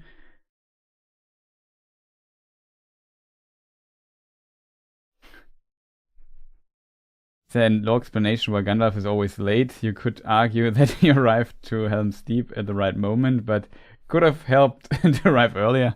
Yeah, I guess because he's too powerful in a way. You know, if he would not be late, then it would be too easy, if that makes sense. You know, it would always be, oh, Gandalf there saves the day again. But then you say, okay, Gandalf might come, but he might be too late.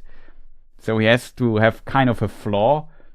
And he's a powerful entity like the eagles, and so Tolkien has to use Gandalf in ways where he can still keep up the tension, the stakes, the drama, if you want to say. It still has to be interesting, the fight. Like, they can't say, yeah, let's just wait for Gandalf and then win, and then we have won anyway. It's easy. I think that's the reason why he's always late. What happens to the blue wizards? Also a question here. I want to talk about the Gollum question for a moment, which I've forgotten again. What was the question about Gollum?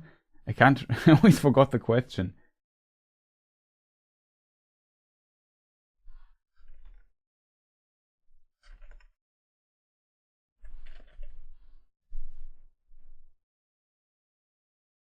How did Gollum manage to, by Time Lord, how did Gollum manage to communicate with Shelob?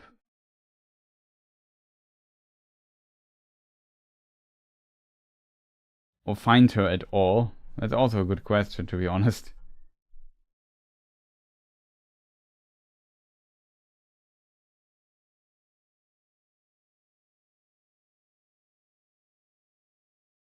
Also, thank you for the membership, Kevin Felix. Much appreciated. Thank you for your support.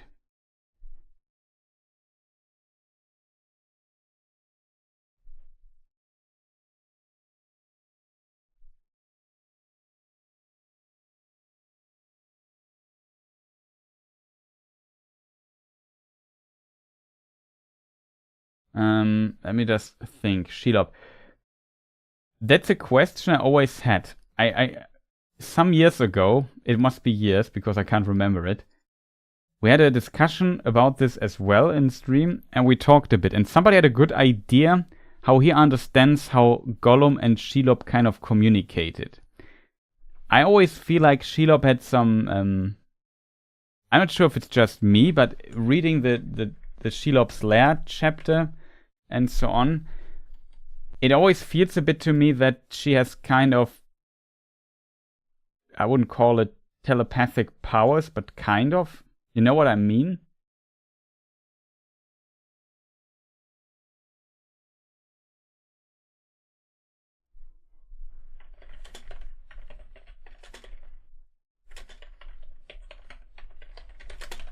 I think somebody, yeah, I think I remember now the answer. Somebody said in chat, well, eagles can talk in Tolkien's universe. Why wouldn't Shelob be able to talk? You know what I mean? Oh, nice. Zerp, Twerp, welcome to the to the. Thank you so much for your generosity as well, and for your support. Welcome to the philosophers. Same to Kevin, of course. Gollum probably picked up some spider language by living in caves for so long. Yeah, maybe. But to be fair, the eagles can also talk. And with that... for the emotes, thank you. Well, you also now are mentioned in the credits. Not today, though, but in the future. Otherwise, well, Tyria could render them again, I guess. In the future, you also appear in the credits. So as a little thank you for the support. Only with streaming credits, second tier and third tier is also video credits.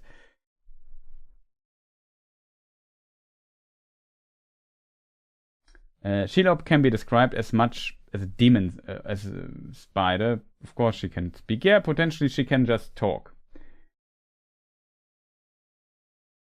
I mean, the eagles can also talk. You know, there's also other talking animals in Tolkien's universe. Roak, for example.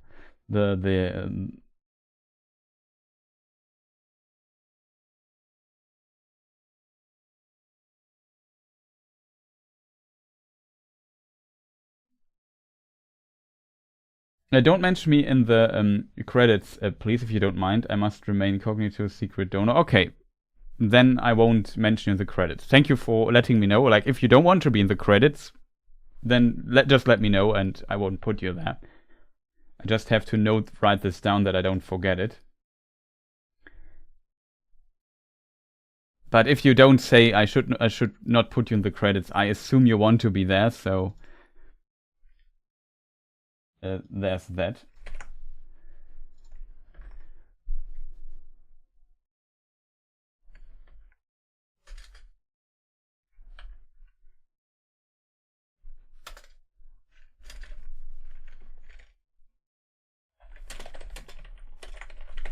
Just note it down here so I know that I don't have to put you there. Still, thank you so much for your generosity.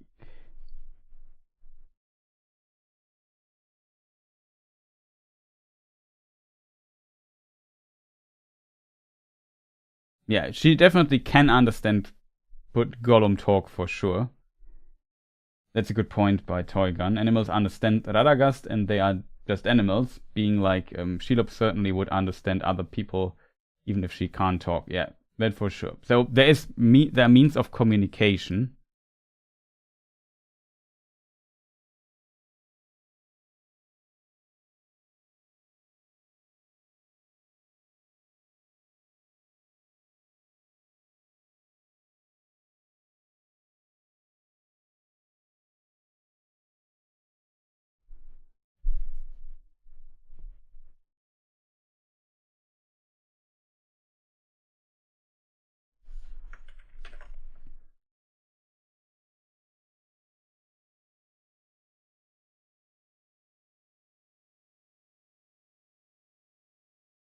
There's also, the Mirkwoods.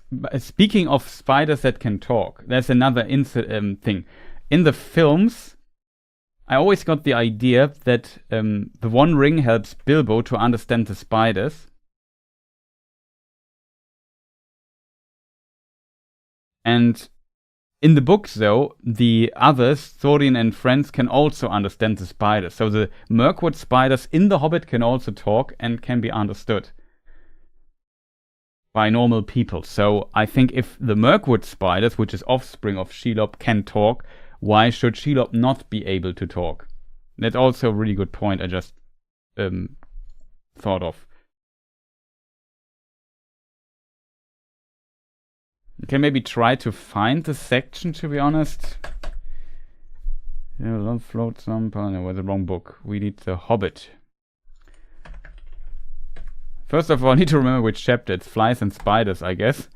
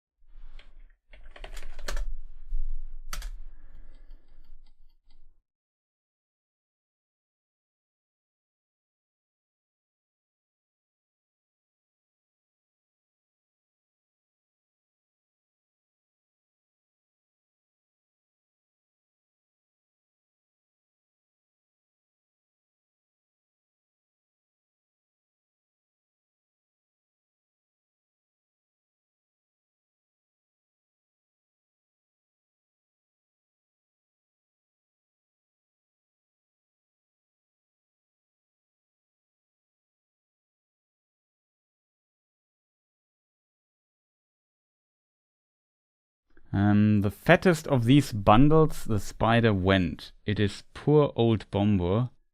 I bet shot Bilbo, kicked the spider. The others laughed. You were quite right, they said. It's alive and kicking. Yeah. The others laughed. You were quite right. They said the meat's alive and kicking. I'll soon put an end to that. Hissed the angry spider, climbing back into the branch.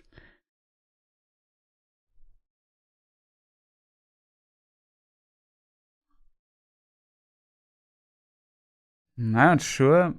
There was like one particular line where the spiders are talking and they kind of hear it as well. I hoped I would find that particular thing. I can't remember which it was. Not a big deal if you forget. Yeah. Thanks for being a Tolkien expert and sharing your knowledge with us. Yeah, don't worry. It's always a lot of fun discussing. And as you notice, I often have also to read up stuff.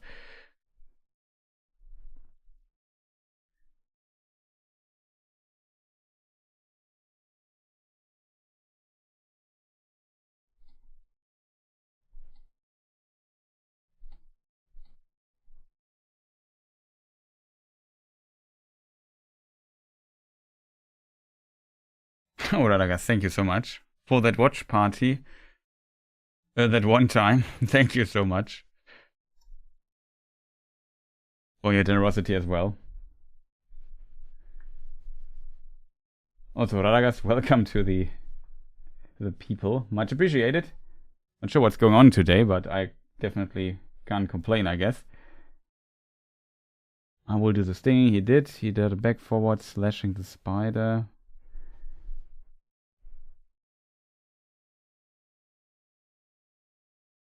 And maybe somebody in chat, I promise I have to read the whole chapter to find this passage. I can't remember which line it was.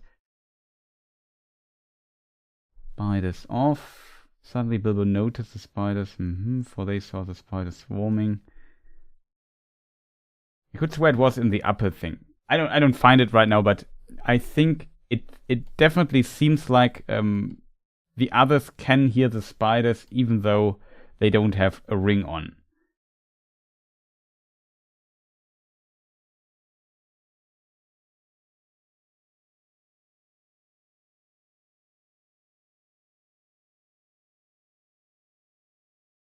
I said I was going to Super Chat after the Hobbit watch party, but couldn't. I get my payment password to go through. Just remembered. Okay, now I remember. Yeah, you mentioned that, but don't worry. Thank you so much.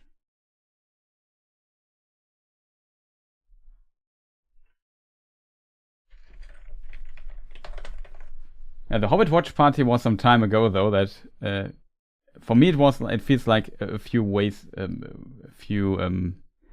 weeks ago, but it was, I think, in November, so some time ago, over a month, 6 weeks or something. Man, I could swear there was like a specific quote.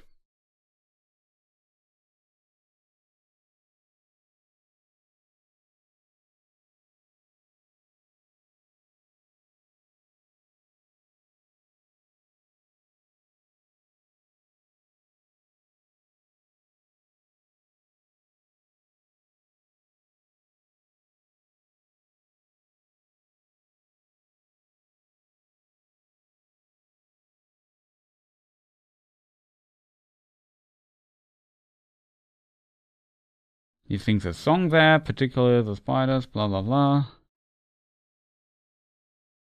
Sorry, chat, I can't find it.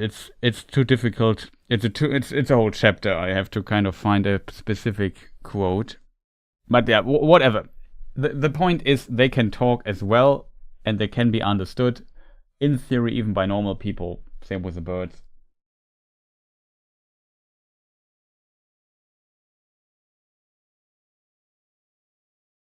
So how does Shelob can talk?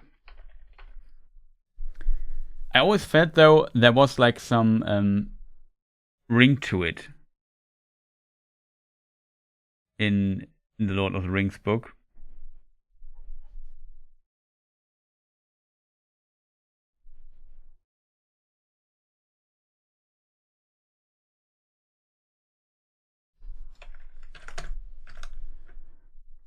Wait a moment, chat.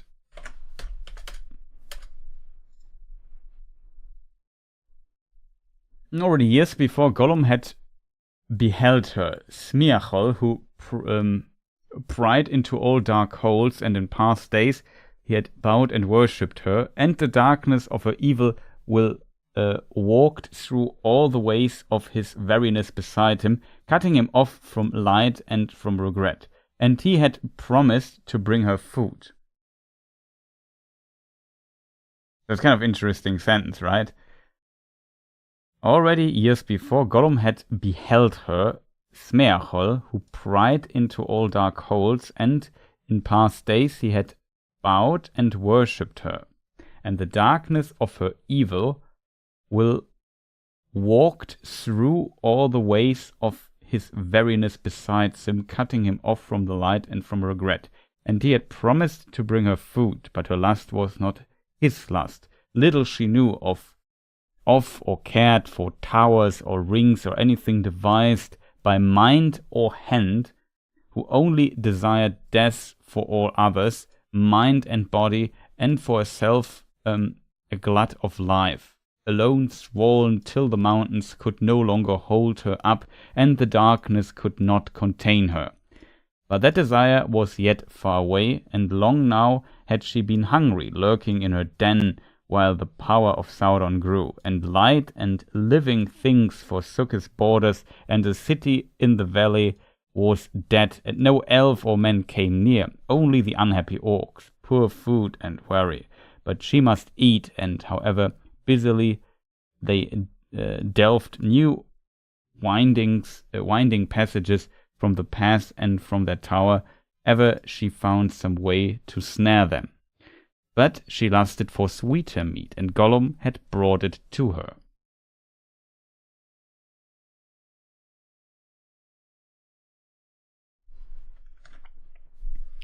So that's like one quote from this particular thing. It's kind of interesting.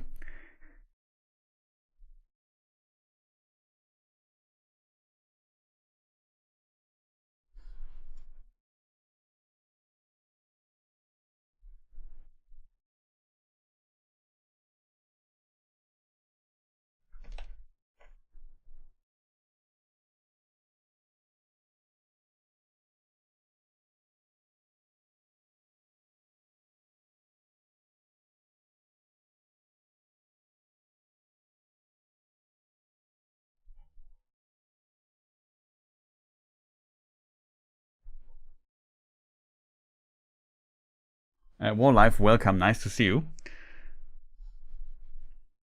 There's a lot going on in chat. Currently just trying to find something.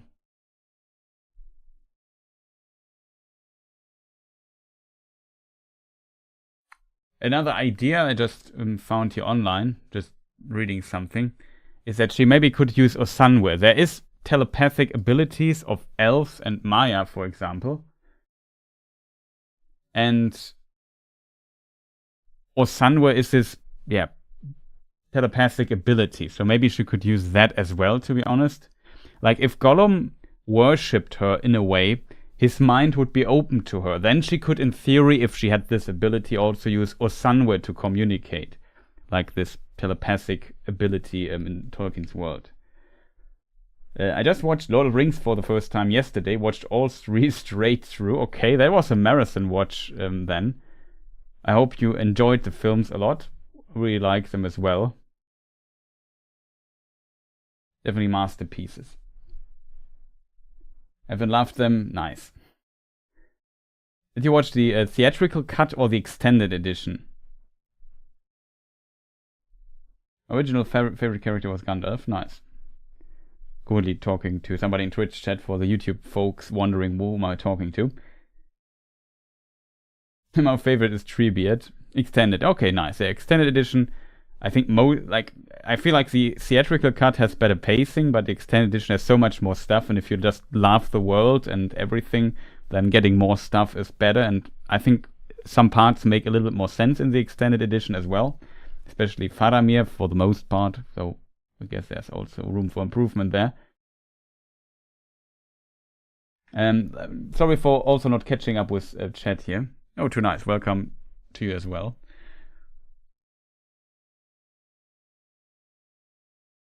And now I also wrote, finally managed to reset my password. Nice. There was a question about if Gandalf the White is as powerful as Sauron, what stops him from defeating him? Is it a massive army in Mordor? Is it too great?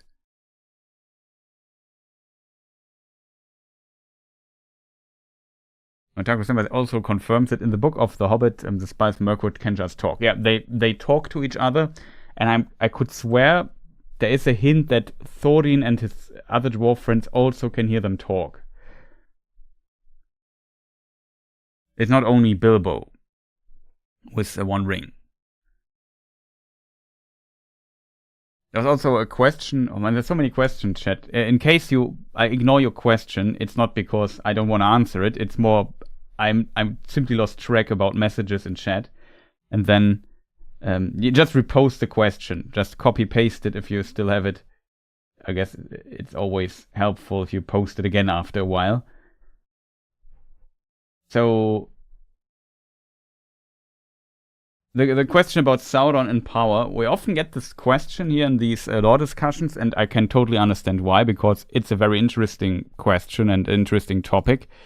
If Gandalf the White is as powerful as Sauron, for example, why does he not straight up defeat him? Like, Tolkien had definitely the idea that Gandalf, even as Olorin in the West, as a Maiar, feared Sauron's power. That was different for Saruman for the most part, but Gandalf feared Sauron.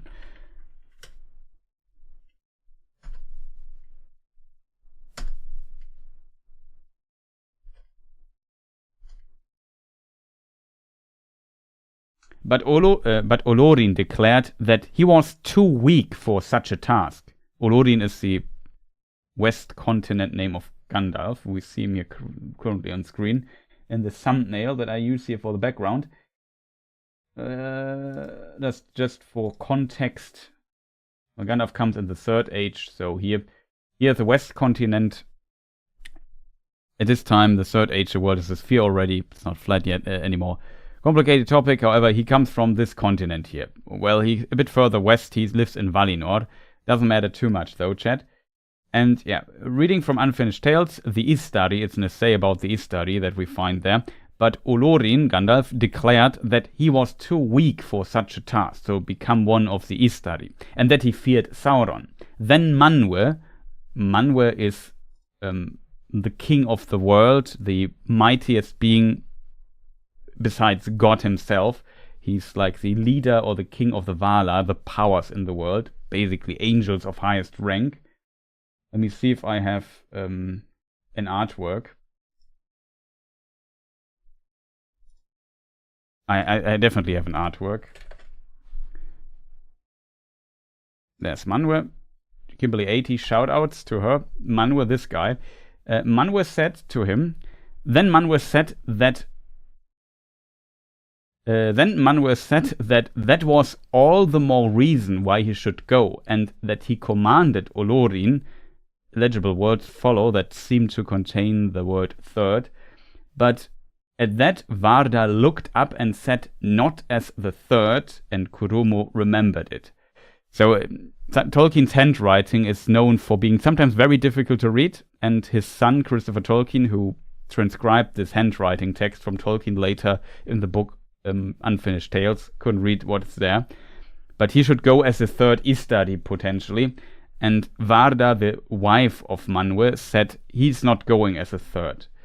And Kurumo, that is Saruman, remembered this, that Gandalf's position in this group might be bigger than Kurumo would have wished for. However, what's interesting and what is a detail of Gandalf, why he was chosen for this task, is definitely that he feared Sauron, he had respect of his task. He felt too weak for it, and he was not overconfident in it. And at the end, he's the only one who does not fall from it. And one reason that we can also find in the Silmarillion, there's a text We can read in the Silmarillion in the text, the Vala Cuenta. That basically is a text that explains these supernatural beings like Gandalf and the Valar. Gandalf is one of the Maya, an angel of lower rank, and then the Valar are angels of the highest rank. They basically rule the world, and beyond them is only God, Eru Ilúvatar, as he's called. And we can read in the Silmarillion about Gandalf, wisest of the Maiar was Olorin. So his power is definitely more in wisdom than in classical fighting. But as said in another answer I gave earlier, I could imagine that Gandalf being so active and also involved in the in the Battle of the Five Armies and so on, at some point became actually quite a good fighter, because he often had to participate in these fights as well to some degree. And that was potentially different for the others in this context, for the other Istar. So there's that. However, in the end, I would say Gandalf wins and Sauron loses. So in this regard, Gandalf was for sure more powerful than Sauron because he won. Like if two forces create their armies and place their resources, you could say, the guy who wins potentially in this at the end was kind of better. Wasn't Athena wisdom in war? Yeah, kind of, I guess. To some like more wisdom, I guess. Mars was, Ares was more the war guy, but I guess Athena was also kind of connected to that to some degree, I guess. I'm not an expert on Greek mythology, though. Still, what is interesting in this context is what we understand of power, if that makes sense. I think maybe Gandalf would have gotten problems versus Sauron in a 1v1 battle, I could imagine. But I also think that is, like I said, that's not Gandalf's power. It's wisdom. It's foreseeing what might happen. It's also the strategy in battle, something like this. Yeah, it's also...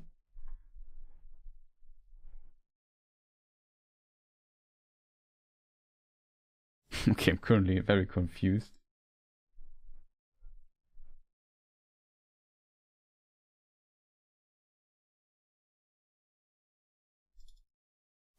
Okay, one of my chats just crashed, so I'm just confused. It was definitely placing the people. He found the resources, motivating them to go on their journeys, foreseeing the moves of the enemy and so on. Gandalf did a lot of those things in his time, and that ultimately weakened or countered Sauron. Countered is maybe the better word for it. And as a result, I think this is what is important here when it comes to how powerful they are. Like, Gandalf does not need to fight. He's, I guess, not allowed to just go there and kill Sauron 1v1. That's not his task. His task is to kind of strengthen the rebellion against Sauron of the free peoples of Middle-earth.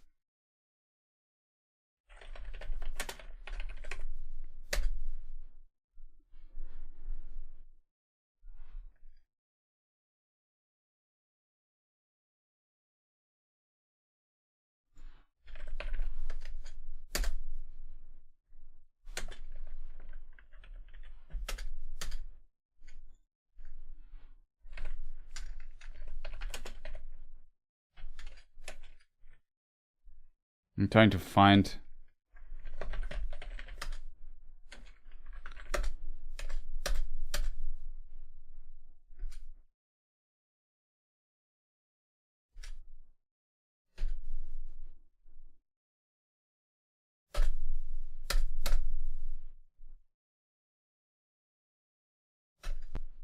Let me just quickly skipping through the text.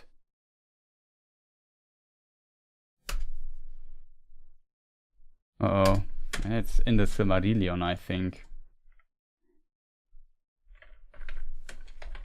Thought it was from Unfinished Tales. Tolkien had like a good way to phrase this here.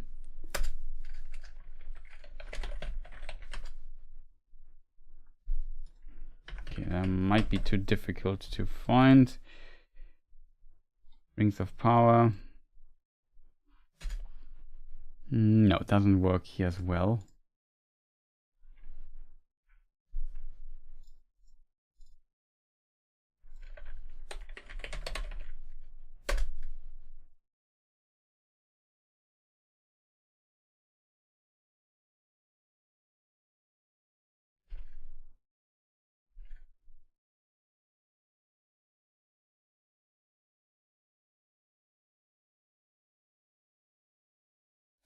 Elsewhere it is told how it was that when Sauron rose again, he also arose and partly revealed his power, and becoming the chief mover of the resistance to Sauron, was at last victorious, and brought all by vigilance and labor to the end which the Valar, under the one that is above them, had designed. Yet it is said that in the ending of the task for which he came, he suffered greatly, and was slain, and being sent back from death for a brief while, was clothed then in white, and became a radiant flame, yet veiled still, save in great need. So here's an interesting thing here. We talked about that Gandalf the White is more powerful and almost close to his Maya form. Here's a quote for that. Yet veiled, so he's still not full there, but safe in great need. So when the need was great, he could unveil himself and potentially even use the power. And when all was over and the shadow of Sauron was removed, he departed forever over the sea.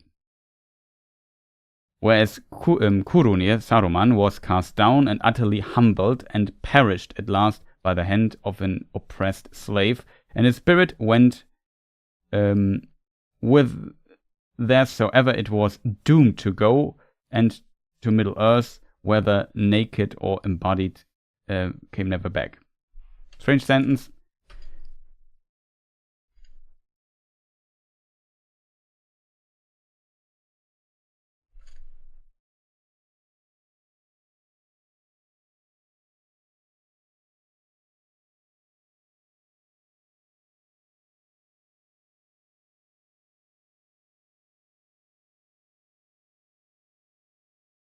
Now, there are multiple things about the resistance that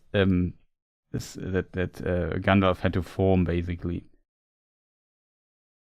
While Sauron was mostly busy in the Third Age, since it was the source to him of manpower most readily used against Gondor, into these regions Gandalf may well have journeyed in the earlier days of his labors.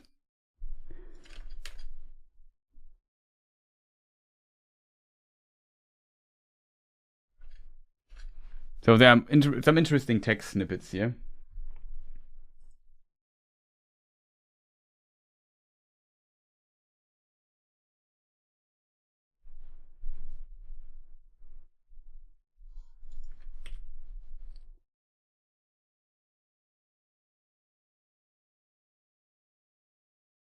So now my chat also works again. Sorry, chat. Just had to ignore you for a moment. Okay, my chat is not... Chat does not want to work today, chat. I don't know 100% why.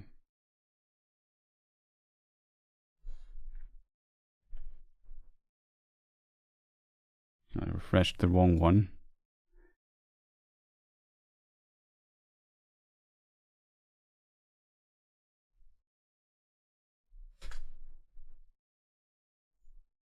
Okay.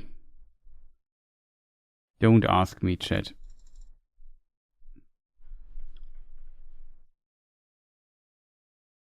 Okay, my Firefox just really does not want to work. Not a fan of what I'm doing here right now.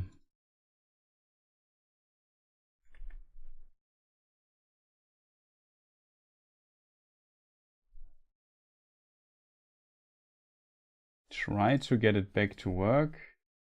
I think it works again, chat. Okay, got it. Sorry for ignoring you for a moment. But yeah, I hope this kind of answers your question. Also hope the stream is still running, chat, because Like I said, Firefox is currently... No, now it works again, okay.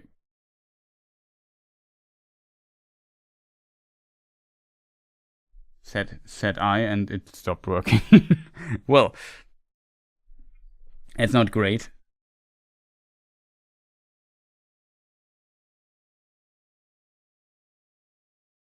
I would love to a discovery of some notes from Tolkien about Thranduil's queen and whether Legolas might have had siblings. Yeah, I think there's nothing.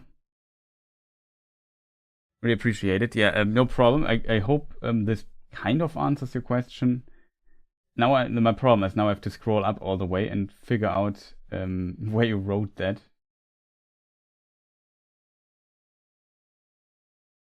There was also a question how the One Ring makes Sauron more powerful. I remember that question as well.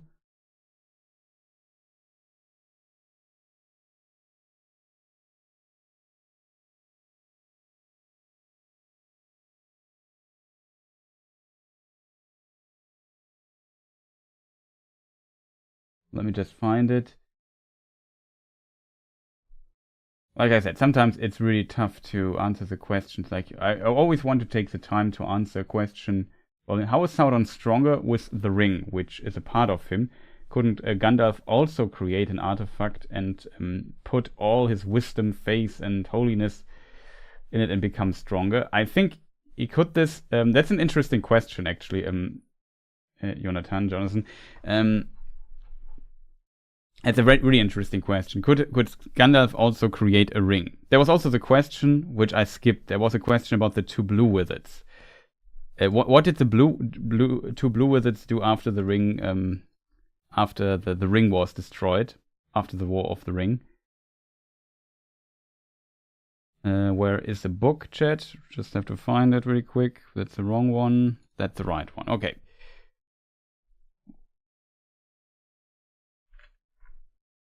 Okay, that's really strange. So there's one, we don't know, like there are multiple ideas for that answer.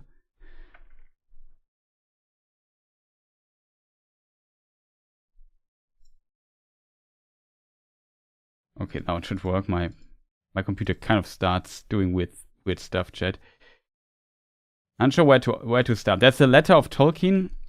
He was also asked about the blue wizards. And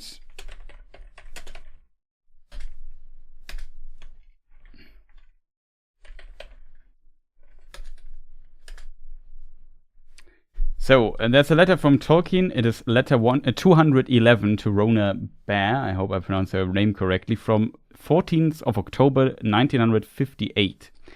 And she asked also about, let me see, what was the question? Number 5 it should be, or for the 4. What clothes did the people... No, that was a different one. Marathon.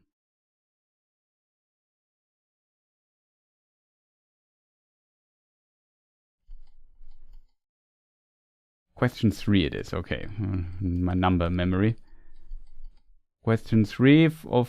2, 3. What were the colors of the two wizards mentioned but not named in the book? There's a mention of, like Saruman says, and the staffs of, or the rods of the 5 wizards. So we know there are 5 wizards, 5 Istari. And Tolkien answers to these questions. I have not named those colors because I do not know them. Interestingly, at this time Tolkien had already decided on blue, but that's a different topic. I doubt, but it seems like either he doesn't want to reveal it here, or he isn't sure about it yet, because he changed the success and the wizards quite a few times. So I think he's simply really not sure yet how he wants to deal with the wizards. However, here is answer. I doubt if they had distinctive colors. Distinction was only required in the case of the 3 who remained in a relatively small area of the northwest. On the names, see question 5. I really do not know anything clearly about the other 2, since they do not concern the history of the northwest of Middle-earth. I think they went as emissaries to distant regions, east and south. This is the only mention that they also go south. In the other texts, they only go east. Far out of the Numenorean range. missionaries to the enemy occupied lands, as it were. What success they had I do not know, but I fear that they failed, as Saruman did, though doubtless in different ways, and I suspect they were founders or beginners of secret cults and magic traditions that outlasted the fall of Sauron. So to answer the Blue Wizard question, in this letter, in this version, they fail and start potentially secret cults and magic traditions, and those still exist after Sauron was defeated, so they did not return home and just became, I don't know, entangled in these cults or whatever. There's, however, is the last idea of Tolkien of this. Mori. Nicht, the last idea. Oh, Mori.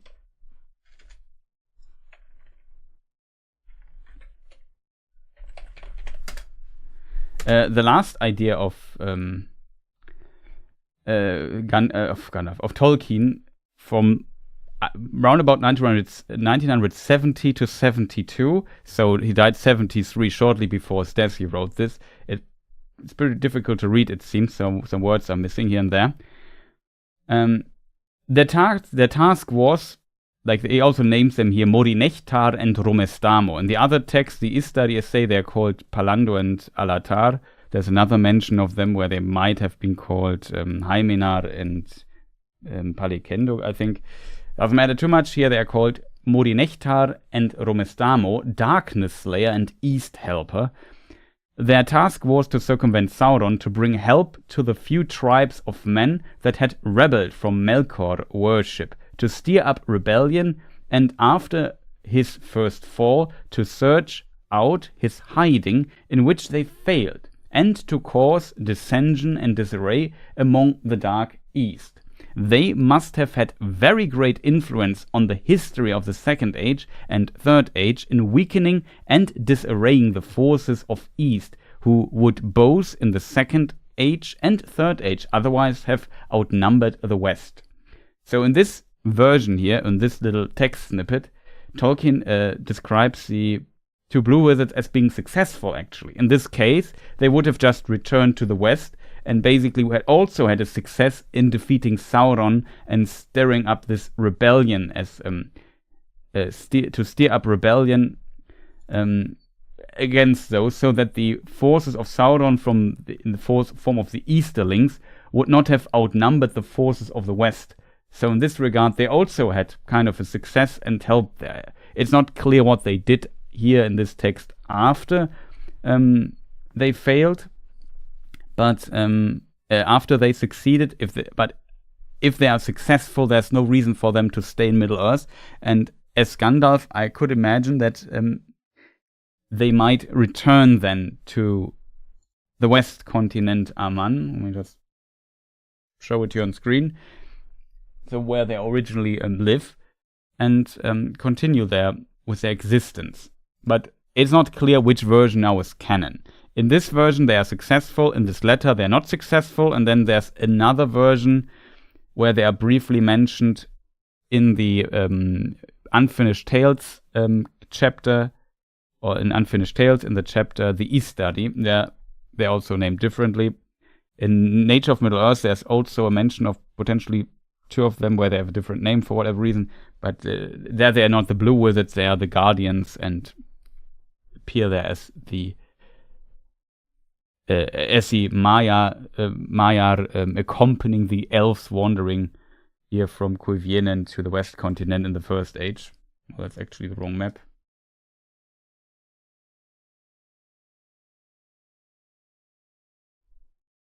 Here it is.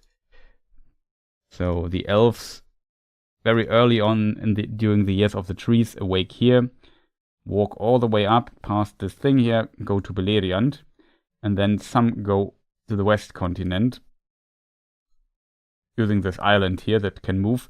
But yeah, a complicated story. And there they accompany also the elves with Gandalf, Saruman, with also Radagast, Iwendil. Saruman, of of course, also different, not as Saruman, of course, their names were not there yet, they came later, but it doesn't matter too much. Complicated topic. But yeah, I hope this answers the To Blue With It question. Also, really shout outs to Ted Naismith for allowing me to use this fantastic artwork of him. Galleries and stuff is linked in the description, as always. So if you want to check out some artworks of Tolkien or of Tolkien's universe that I use here. Sorry for disappearing. I got super sidetracked by dreaming of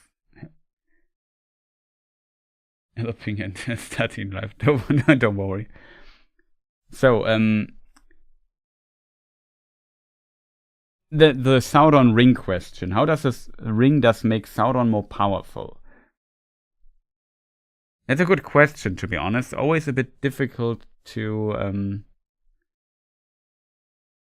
So we come now to Jonathan's questions.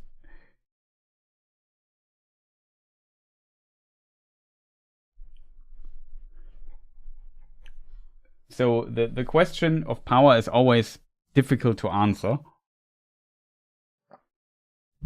Rosemary is going on adventure. Yay!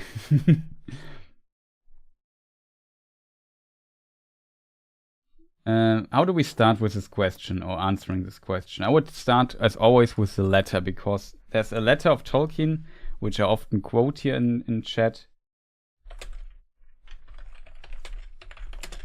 that describes what the rings do. So the chief power of all the rings alike, now we talk about the rings of power, and the one ring is kind of difficult in this regard, was the preserving and slowing of decay, the preservation of what is desired or loved, or its semblance. This is more or less an elvish motif, but also they enhance the natural powers of a possessor, thus approaching magic, a mostly easy motive corruptible into evil, a lust for domination. And finally, they had another power more directly derived from Sauron, the necromancer, and so on and so forth, such as rendering invisible the material body and making things of the invisible world visible.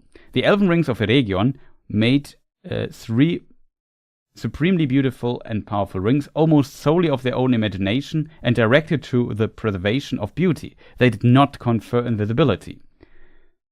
But secretly in the subterranean fire in his own Blackland, Sauron made one ring, the ruling ring, that contained the powers of all the others and controlled them, so that its wearer could see the thoughts of all those that used their lesser rings, could govern all that they did, and in the end could utterly enslave them. He reckoned, however, without the wisdom and subtle perception of the elves. The moment he assumed the One Ring, they were aware of it and of his secret purpose, and were afraid. They hid the 3 rings, so that not even Sauron ever discovered where they were, and they remained unsullied.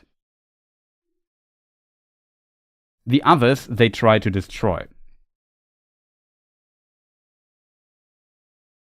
In the resulting war between Sauron and the elves, Middle-earth, in the elves of Middle-earth, especially in the west, in this resulting war between Sauron and the elves, Middle-earth, especially in the west, was further ruined. Eregion was captured and destroyed, and Sauron seized many rings of power. These he gave to their ultimate corruption and enslavement to those who would accept them out of ambition or greed. Hence the ancient rhyme that appears as the leitmotif of The Lord of the Rings. 3 rings to the elven kings under the sky, 7 to the dwarf lords in their halls of stone, 9 to mortal men doomed to die, 1 for the Dark Lord on his dark throne in the lands of Mordor, where shadows lie.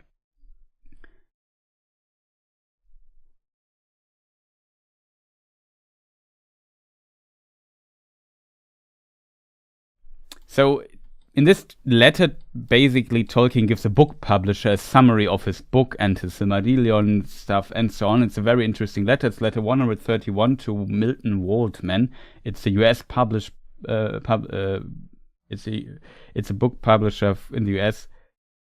and so on for the US publication of his works. And he was also searching for somebody who might publish the Silmarillion that he also would love to publish. It's from 1951 roundabout.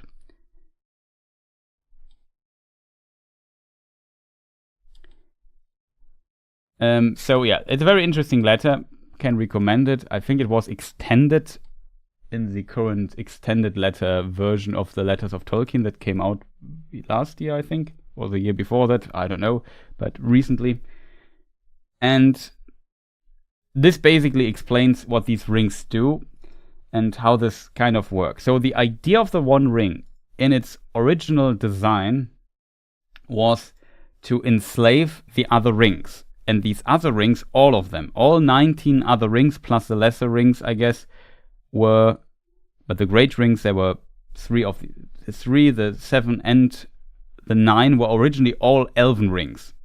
All of them were meant to be used by the elves. And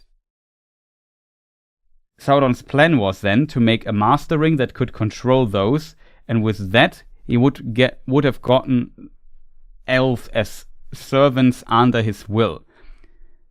And of course, through this Sauron gets more powerful, because just imagine you have, I don't know, Galadriel or Celebrimbor or whoever, or Gil-galad, Elrond as your, or Círdan as your slave, as under your mind. What powerful elves there are, elf lords that he could have gotten under his control.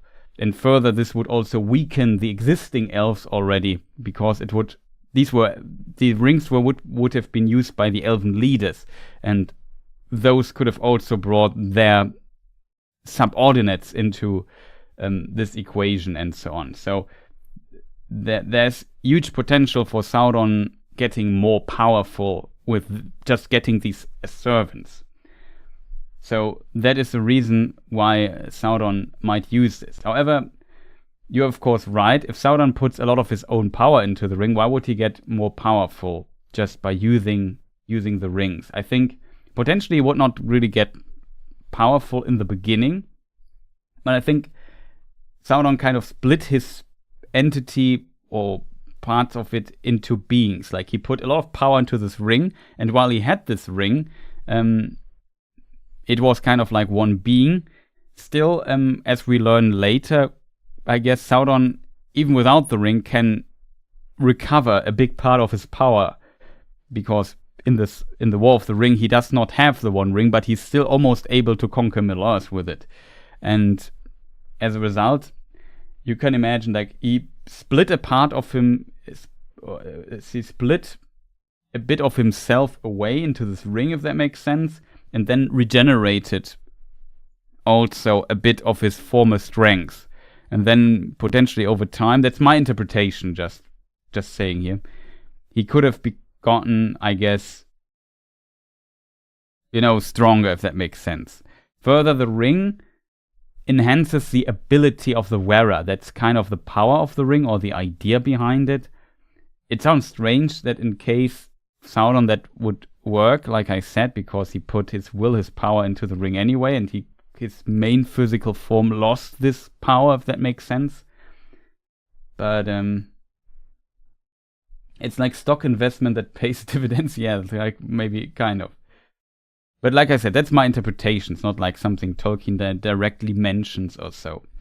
But I think the idea is that you have the elves, and they use, you could say, their power to make these other 19 rings of power plus the lesser rings.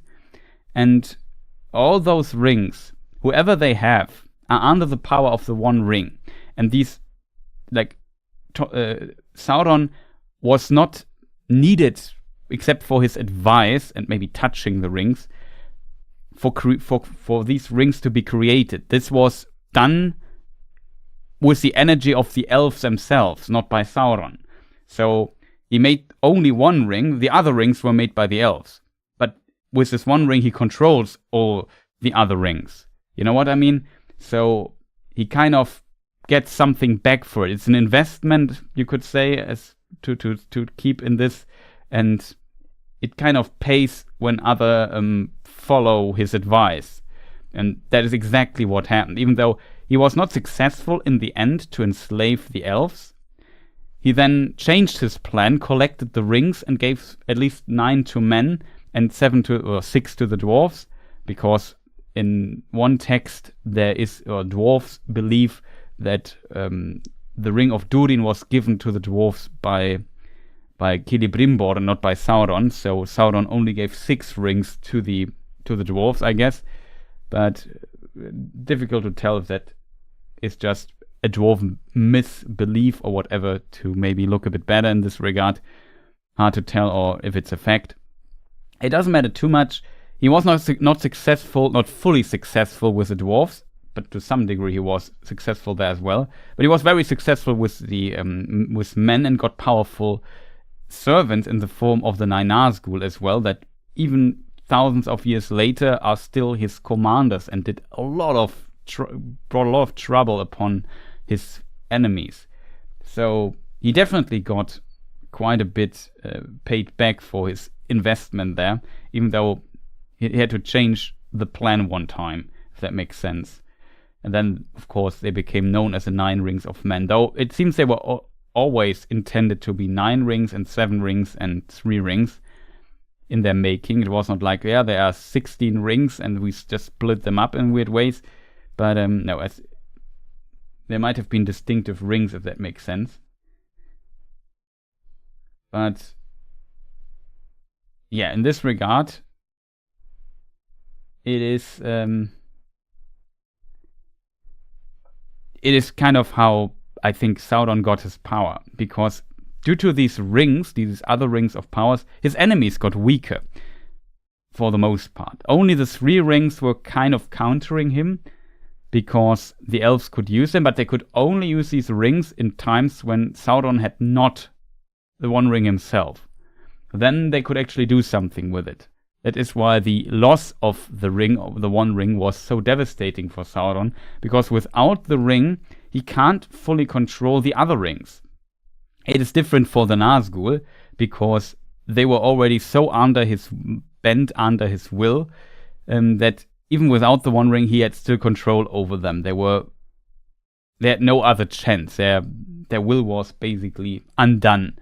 They had to follow Sauron's orders, if he had the One Ring or not. The Nazgul didn't even need to wear their 9 rings, and he had still control over them.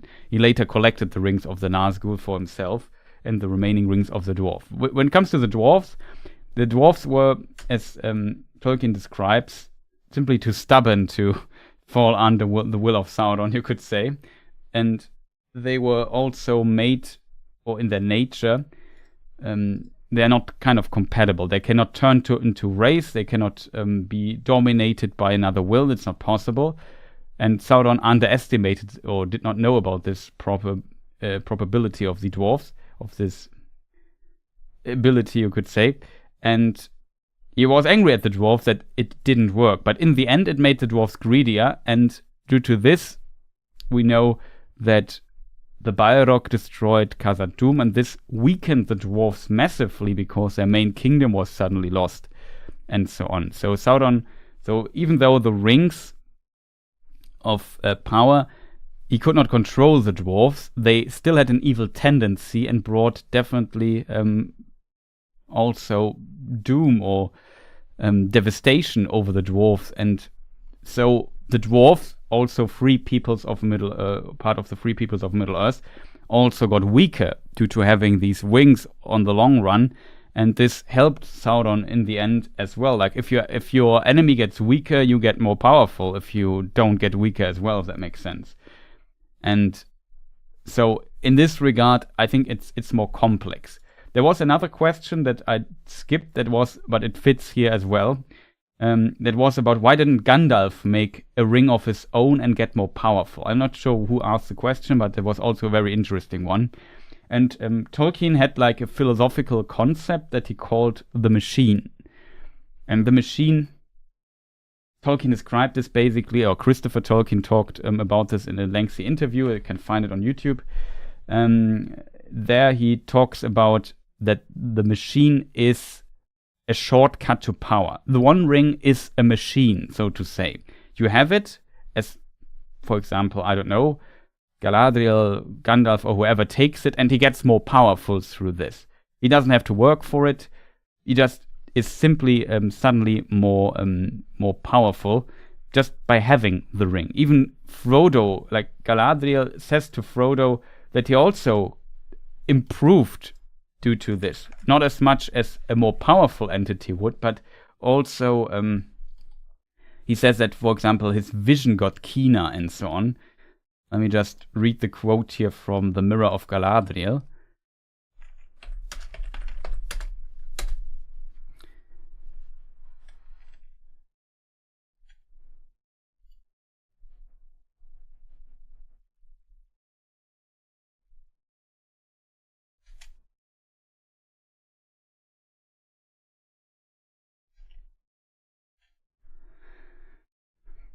So basically, Frodo asks something. I would ask one thing before we go, said Frodo. A thing which I often meant to ask Gandalf in Rivendell. I'm permitted to wear the One Ring. Why cannot I see all the others and know the thoughts of those that wear them? Galadriel answers to this question. You have not tried, she said. Only thrice have you set the ring upon your finger since you knew what you possessed. Do not try. It would destroy you. Did not Gandalf tell you that the rings give power according to the measure of each possessor? Before you could use that power, you would need to become far stronger and to train your will to the domination of others. Yet even so, as ring bearer and as one that has borne it on finger and seen that which is hidden, your sight is grown keener. You have perceived my thought more clearly than many others that are accounted wise. You saw the eye of him that holds the 7 and the 9. Here's another mention that Sauron has the 7 and the 9. Though of the 7 only 3 are left. And did you not see and recognize the ring upon my finger? Did you see my ring? She asked, turning again to Sam. No, lady, he answered. To tell you the truth, I wondered what you were talking about. So Sam can't see Nenya on Galadriel's finger, but Frodo can, because he is a ring bearer and has a One Ring. So it definitely improves you wearing it. It, like I said, is a shortcut to power. Especially if you're very powerful, you can do more things with it. And as a result, that is potentially a reason why Gandalf would not do that, because he is wise. And in Tolkien's understanding of wisdom, it is not wise to abuse a shortcut of power like that, because he knows it of the negative effects. Gandalf does not even want to take the One Ring. So just solving the problem that he has by getting more powerful, making magical rings, is not something he does. Interestingly, there's a dialogue in this context further with Saruman. It's in the Council of Elrond, and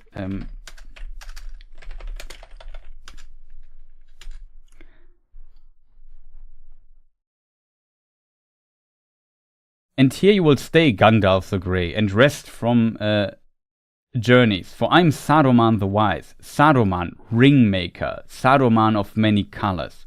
I looked then and saw his robes, which had seemed white, were not so, but were woven of all colors, and if he moved, they shimmered and changed hue, so that the eye was bewildered. I liked white better, I said. White, he sneered. It serves as a beginning. White cloth might be dyed. The white page can be overwritten, and the white light can be broken. In which case it is no longer white, said I. And he that breaks a thing to find out what it is has left the path of wisdom, and so on and so forth. So it's a very cool dialogue between Gandalf and Saruman there, and we also notice he calls himself Ringmaker, which is kind of interesting because also Saruman made a ring. He wore a ring, like But I rode to the foot of Orthanc and came to the stair of Saruman, and there he met me and led me up to his high chamber. He wore a ring on his finger. We can read. There's no more explanation of what the ring does or so. But also Saruman, who studied the rings of power, made a ring. And we see that Saruman, he tried to find a shortcut to power in this way, I guess. And we know Saruman was not that wise. And Saruman, in the end, was a traitor. And in the end, betrayed, let's say, the path of good and his original task. So, in this regard, I think Gandalf, as one of the wisest of the Maya, would not go for such a path, because that is, in Tolkien's opinion, and this is kind of also woven into his writings, a character, or no, it's a path that definitely leads to ruin and not to success. So it would be not fitting to a character like Gandalf to also try to make their own rings of power or something. I think, I hope, it's a bit theoretical or maybe a bit philosophical in a sense, but I just hope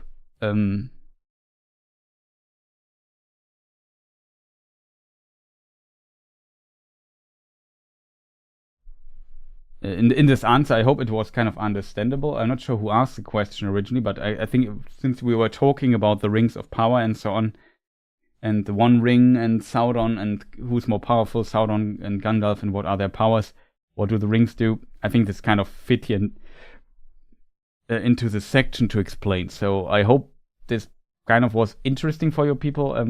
This answer was a long answer, sorry for that. Master Chief is the ring breaker, and also just random thought. It's actually funny. Might groups of the Eastern Dwarfs have colonized places in the south? Yeah, potentially. Who knows? Hard to tell. I mean, yes, why not? The problem is always answering these questions. I'm not aware of Tolkien mentioning it directly. Saruman, the Rainbow Parade. Could be a Robot Chicken short. Yes.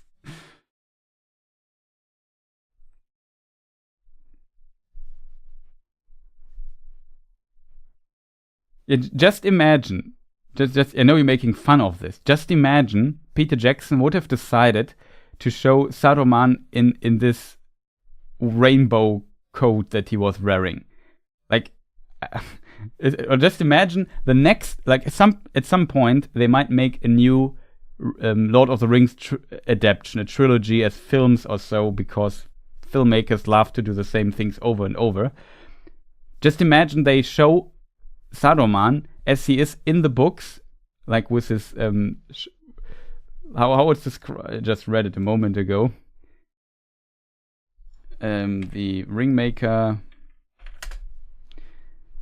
How was it phrased here? I looked then and saw that his robes, which had seemed white, were not so, but were woven of all colors, and if he moved, they shimmered and changed hue, so that the eye was bewildered. Like, if you would look in the film like this, the outcry online would be great because of reasons. I don't want to start the political discussion here, but I sometimes feel like, I don't know, sometimes the discussion environment and debate culture online is so doomed because, yeah, I don't know, a lot of glitter, yeah, exactly. It would be annoying. It's like somebody said, I read a tweet once, I found it very funny. And there's so many things that the Peter Jackson Hobbit films changed, and this person basically, toxic is potentially also a good word. And he complained about that in the Hobbit films they add too many modern things, like Gandalf added the invention of golf in it. That's stupid. And it's kind of funny. There's so many changes in the Peter Jackson Hobbit films, and he chose one thing that's actually in the book. It's kind of funny.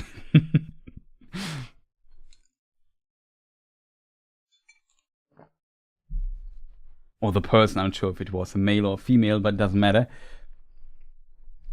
But it kind of shows that, yeah, I don't know, people sometimes really want to complain about something. If it has a foundation or not, doesn't matter. If there's some nuance about it, it doesn't matter. At least shouting into the void. That's sometimes annoying as hell, I have to admit. Golf would have been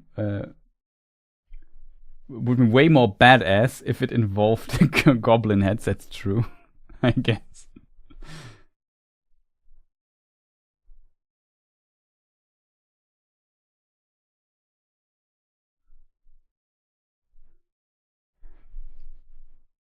So yeah, the Dwarven Mountains.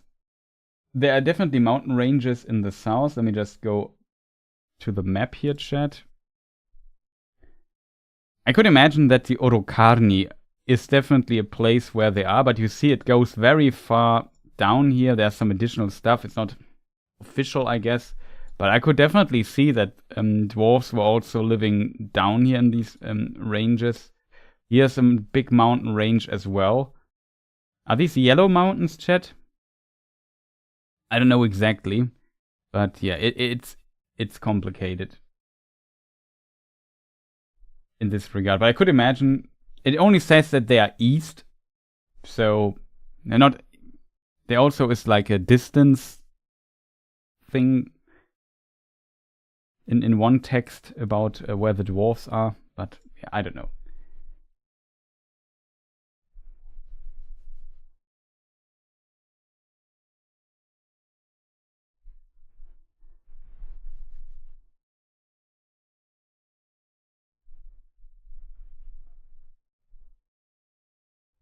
The other rings of power, the 3 accepted, were still made under Sauron's direct supervision. Yeah, that is of course true. They were definitely made under Sauron. Looking at them, he even touched those 16 rings.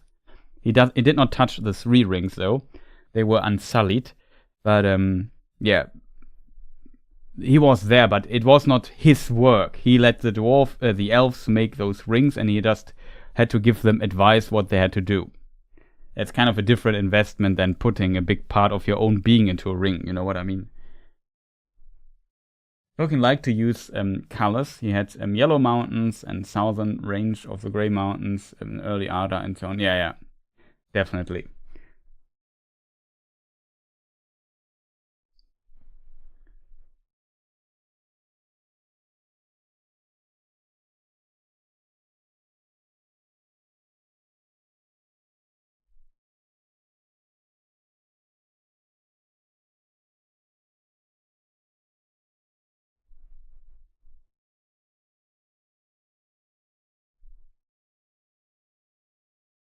Yeah, that's a good point, by the way. The idea of yeah, the Harry Potter thing. What is it called? The Horcrux or something? In folklore, you know, about magicians and supernatural beings hiding their vulnerabilities in physical objects. That's definitely a thing that happens in mythology, for sure.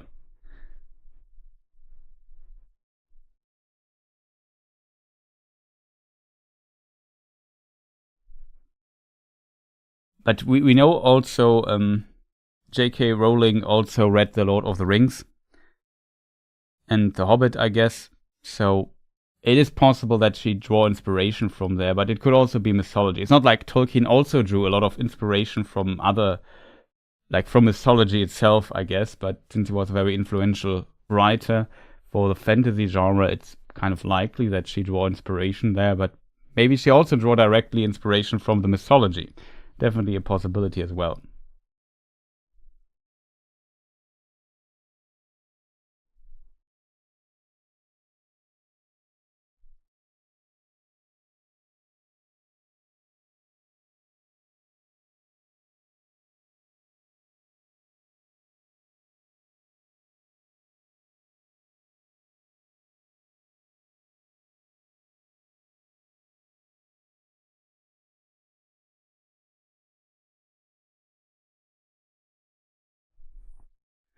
What would have happened if Sauron won and got the ring back? Would Eru just let him have his ways or destroy the world and begin anew? It's a good question, to be honest. I think, in theory, it was not possible for Sauron to win at the end. Because the designs of Eru and the Valar were that he ultimately will be defeated. Like, it was the same with Morgoth. He also had the vision to destroy basically everything. But Tolkien describes in Morgoth's ring an interesting truth. I'm kind of dodging the question, I guess.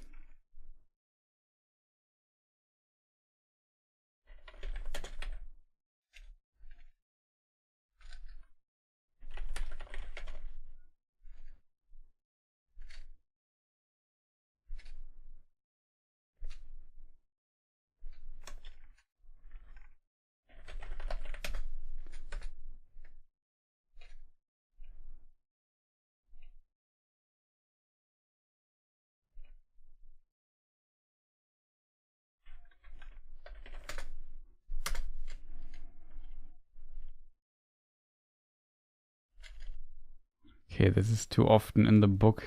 Will be too tough to find.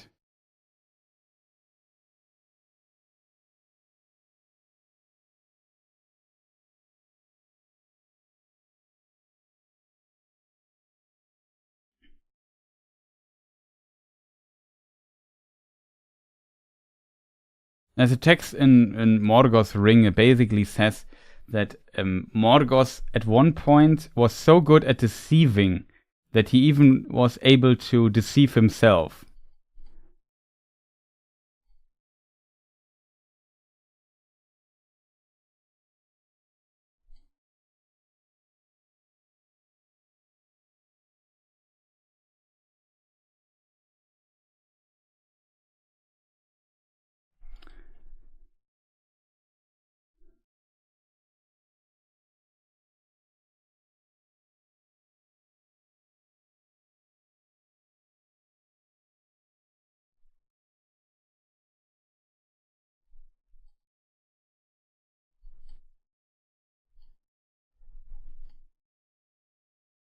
I just forgot which text it was.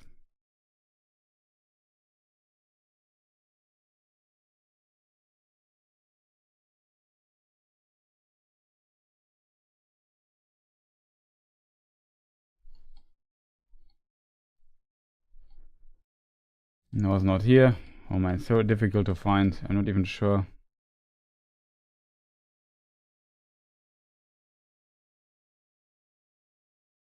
Yeah, I found it, I think. It's in the second text, or the third, whatever.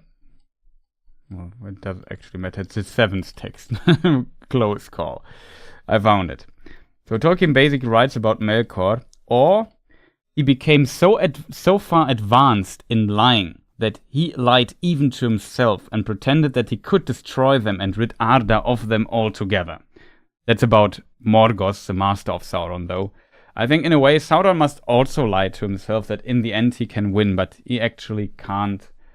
I think that's impossible.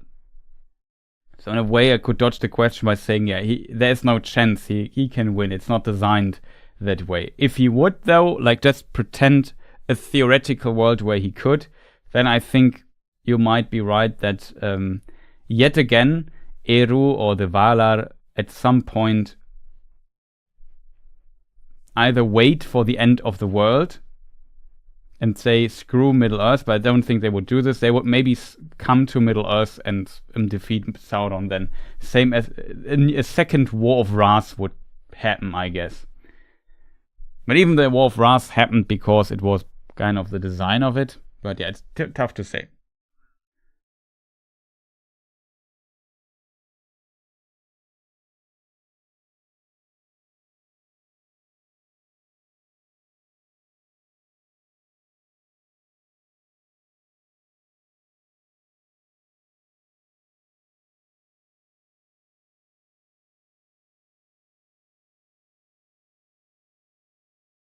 I'm sure if the Grey Mountains of the South are Canonical, I don't know either, to be fair.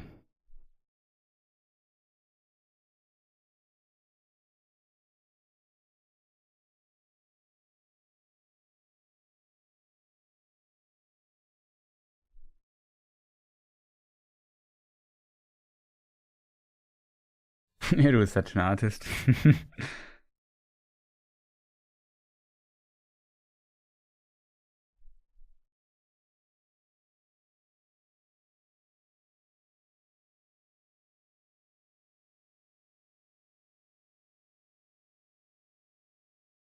But yeah, chat.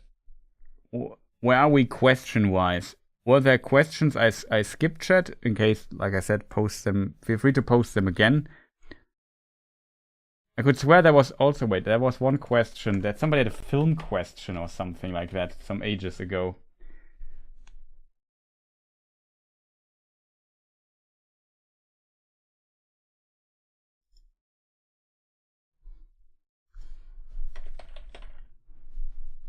I have a movie question. Gandalf is captured by Saruman and escapes without his staff, but later he has it again. What happened to his staff? Anton, that's a really good question. The problem is it's difficult for me to answer because I can't draw on the on how it is in the books. Like usually you could say on the books it's like that, so I assume that's also how it's in the films. In this case, that is not the case. Simply because it's different in the books. In the books, like in the film, Saruman and Gandalf fight. That does not happen in the books. And then Saruman takes the staff of Gandalf and imprisons him on the rooftop. In the books, he also imprisons him on the rooftop, but they just talk, and then his guards come up and say, okay, Gandalf, I have to imprison you on the rooftop. And he says, okay. And then he goes upstairs there and is imprisoned there, but he can keep his staff, interestingly, on the rooftop. He does not have to give it. We don't know this exactly because Tolkien doesn't describe it. However, the idea or the reason why one might think that this is the case has to do with the chapter. I think it is the House of Tom Bombadil. In the House of Tom Bombadil,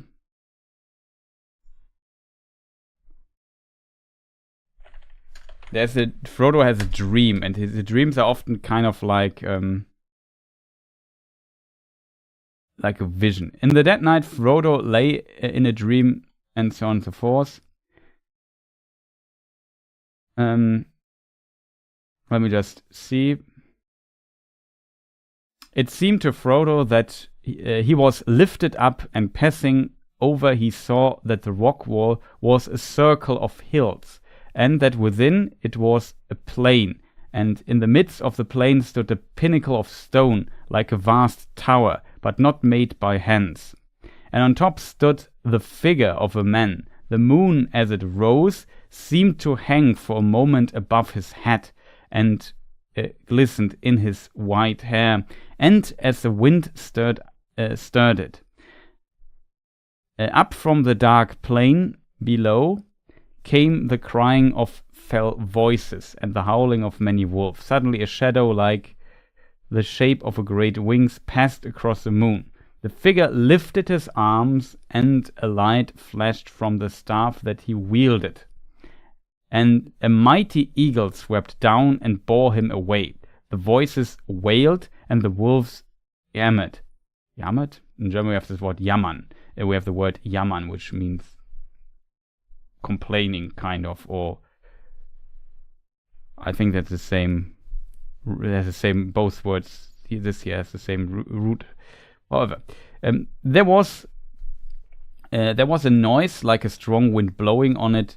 On it was borne the sound of hoofs galloping, galloping, galloping from the east. Black riders, thought Frodo's as he wakened with the sound of hoofs still echoing in his mind. He wondered if he would ever again have the courage to leave the safety of these stone walls. He lay motionless, still listening, but all was now silent, and at last he turned and fell asleep again, and wandered into some other unremembered dream. So in this dream, things are a bit different, but he clearly dreams it's a vision of Gandalf escaping. And in this, we can see the figure lifted his arms and the light flashed from the staff that he wielded. So the assumption, if this vision is correct, is that Gandalf still had a staff in the books. As a result, he never lost that one and didn't need to get a new one. Gandalf loses his staff, and that is different in the film. In the book, when he destroys the bridge in Khazad-dûm, Gandalf's staff explodes, and when he dies, he's brought by Gwaihir as Gandalf the White to Lothlorien, and there from Galadriel and her people, he gets his robes and a new staff. That's how it is in the book. In the film, it's different because this scene we never see where Gandalf goes after he awakes naked on the mountaintops. So that is different. So I can't really answer your question. We would have to ask Peter Jackson what he thought where Gandalf gets his new staff from. We don't really know, to be fair. So I hope this answers this question.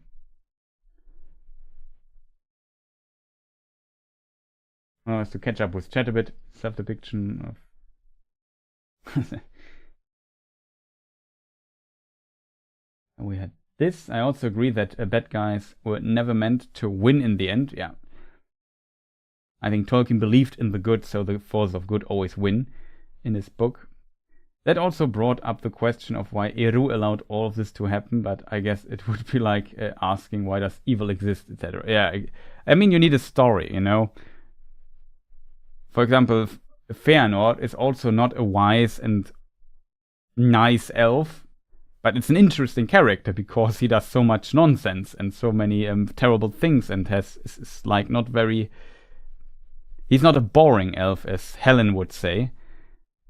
Like, if everybody would be like Galadriel's father, Finarfin, then we would have no story. So for a story to happen, you need bad things to happen, I guess. And you need conflict. And you need characters that bring the conflict. So that's why this kind of happens, I guess. Thanks for the answer. No problem, don't worry. That's why we're here. But yeah, glad I could potentially help you answering the question here. Gandalf could escape with Glamdring unless he was not wearing it at the time. Maybe it was kept in Rivendell for a time, potentially. But I guess since he could keep his staff anyway, why shouldn't he be... Like, he was on the rooftop. What should he fight there, or what use would be Glamdring on the rooftop of this massive tower?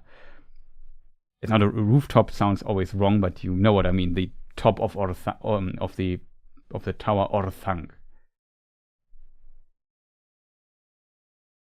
Tolkien has too many people around him trying to learn musical instruments and went through a lot of pain hearing them learning how to play them. It's Morgoth.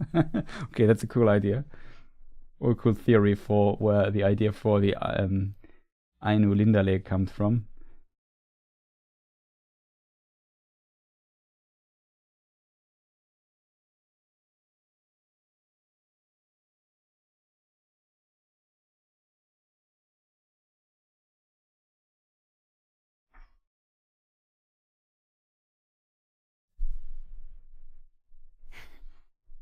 Yeah, it's kind of interesting that they lived near the river.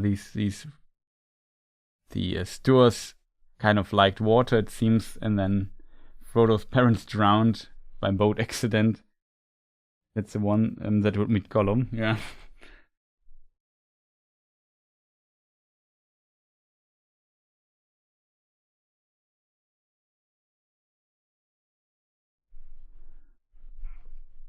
I think all the the Hobbit breeds are kind of mixed into what we later, in the modern Hobbit, we know from the Shire. I think, like, we know the Sturs at some point also came over the Misty Mountains and lived here.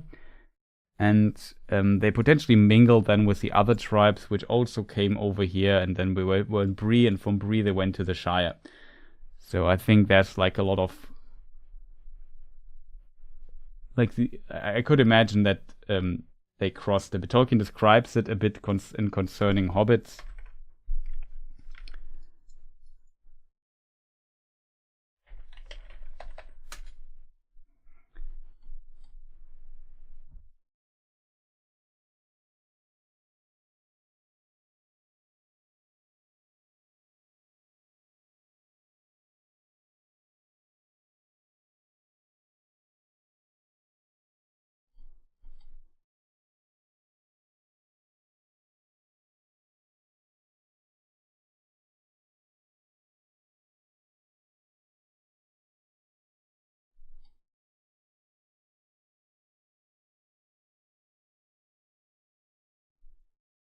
The true leader of the hobbits. Frodo's greatest fear isn't Sauron's water. What was the backstory of Shelob's mother again? I watched a lore video a while back, but I can't find it anymore. Also, Ivan, welcome. Nice to see you. So, in the First Age... Let me see if I find my map here. In the First Age, I don't know exactly where. So, at some point, some kind of spirit came onto the world, and it took the form of a spider. And this was Ungoliant, the mother of Shelob. And she for some time lived in Avathar, I think it's called.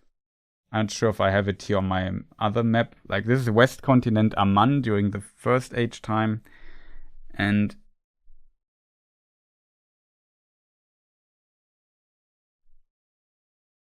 yeah, Avathar. I'm not sure if this is correctly placed, but kind of here somewhere in the south of the West Continent, somewhere here. It could be wrong, somewhere closer to the mountains or so. But there's a region called Avathar. There she lived, and then at some point, Morgoth, who was captured in the halls of Mandos for some time, and then he was released at some point.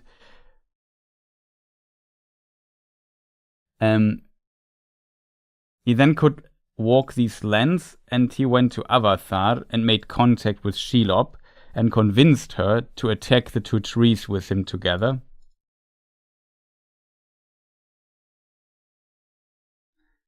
And he did this...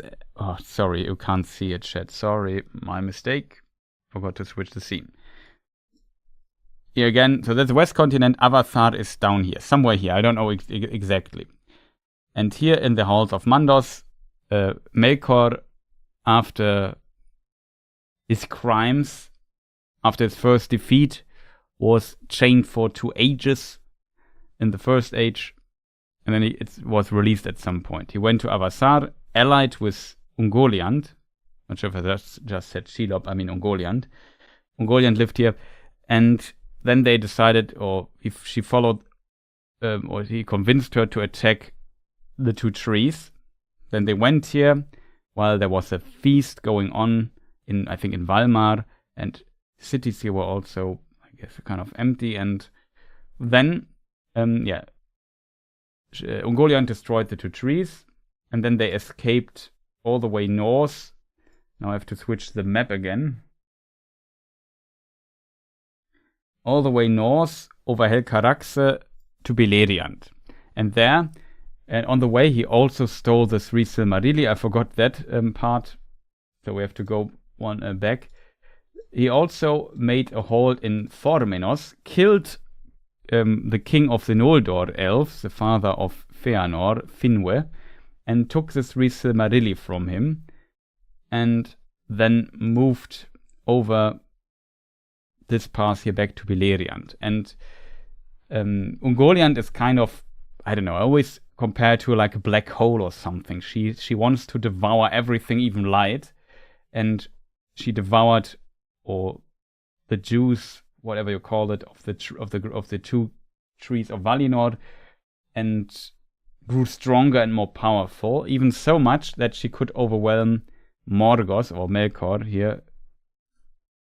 When he kills Finwë, Feanor curses Melkor, and he calls him Morgoth. And that is when he became commonly known as Morgoth. Before that, he was known as Melkor. However, when they were here, Ungoliant wanted also to devour the Silmarilli, but Melkor, or Morgoth, wanted those for himself and did not. He gave her all kinds of other jewels to devour, but not the Silmarilli. And she felt betrayed and attacked Morgoth, and then she was able to kind of bind him with her dark webs, and was going to eat him. We can now switch to the first S, and we have here Lamoth.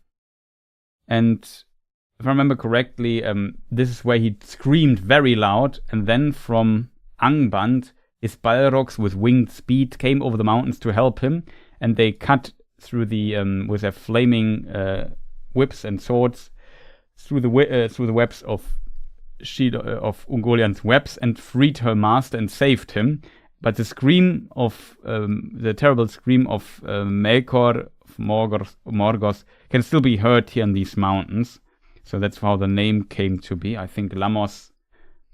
What does it mean directly translated, chat? Let me just double check.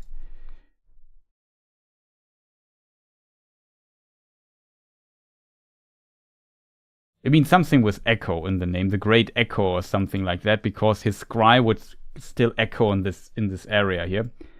And then she escaped and hid in the Eret Gorgoros, the Mountains of Terror, and there she bred with lesser spiders or whatever, and this is how Shelob and some other lesser spider entities came to be. And then at some point she was kicked out of there as well when this land here was when the first age, the land was destroyed, Beleriand was destroyed. Let me just switch to the second age thing here. And she went down to the Darklands and hid there. And legends say because she was still hungry, she at some point even devoured herself. However, that it feels like a Norse mythology idea where there's also the what is it called?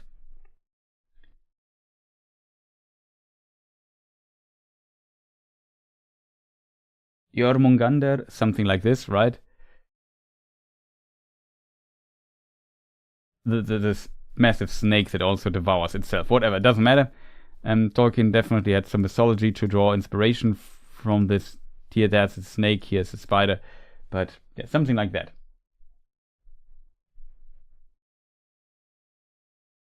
So that is kind of the short version of the story of Ungoliant. Shelob also escaped to Middle-earth, and before Sauron, she came to Mordor, interestingly. So if we go to the second age map, here, Barad-dûr is not there yet, and so on, but Shelob came to Mordor and kind of lived here.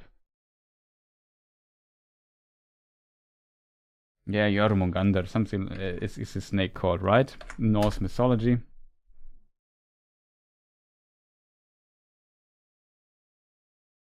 It could also be Jormungandr. I'm not sure how the O is pronounced. I think it's the special O in Norse. It's not the Ö sound. Or whatever, it doesn't matter too much, chat.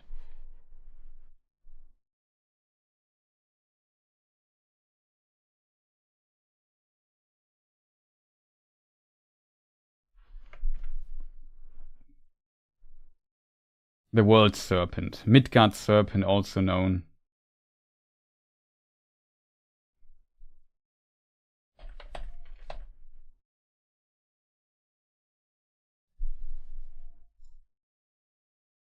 Yeah, Ouroboros.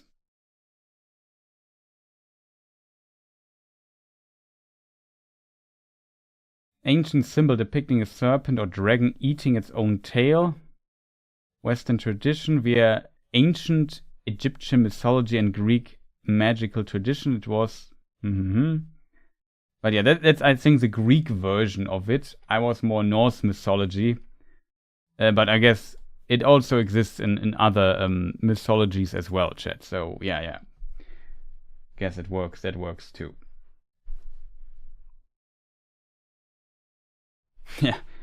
Yeah, Loki also had a son called Sleipnir. That's the horse of Odin later, who I think Shadowfax was based on. Yeah, that's actually possible.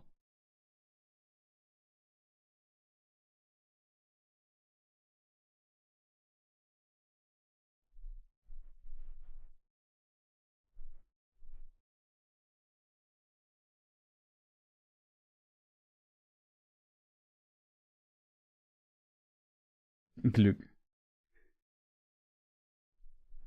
Thanks for the long explanation. Don't worry.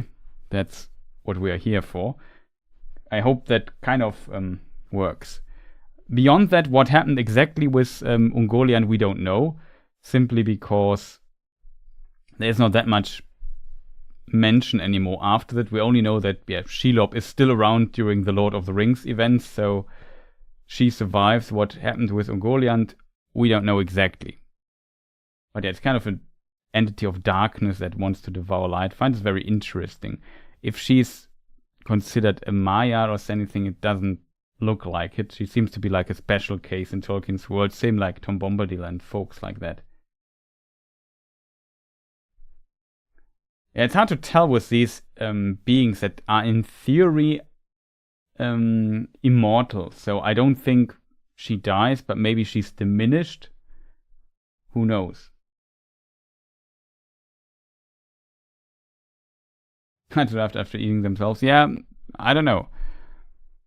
It's hard to tell. But we don't know exactly. If that means she is dead or so, maybe. But in theory,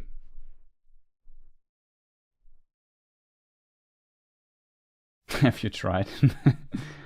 But yeah, I don't.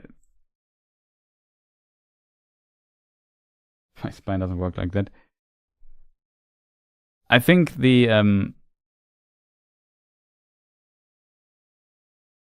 main problem with this is a bit that it's hard to imagine. Like, Saruman also dies, but he's not dead. His spirit moves on. Sauron also is defeated, and he's still there, but he lost all his power and he can't regenerate that power anymore. So he's diminished to nothing almost, to a shadow that still exists, but it's not dead, because the spirit in Tolkien's world is indestructible. It can't be destroyed. So I guess something of Ungoliant will always be there, in some shape or form, I guess. But see this character as kind of a more see it from a mythological side. It's more like the Silmarillion, and the story about Ungoliant is definitely more mythology than, like, I don't know, well-developed scientific entity in a fantasy world, like in a science fiction novel or something, where we need sometimes more information for the entity to work. Tolkien, of course, put a lot of explanation into his works, but sometimes he also left some enigmas, as he calls it, like Tom Bombadil. And I think Ungoliant is also one of these enigmas. We don't 100% know. We don't 100% know what's going on with her. What kind of entity is she, and so on? What happened to her?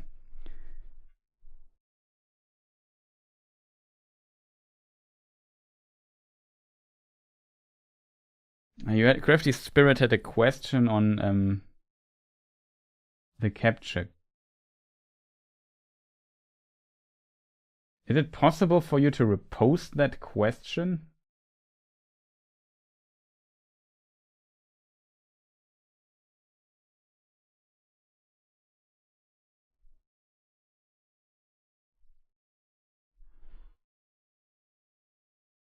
I also find it curious that Gandalf could escape with climbing unless... No, that was not it.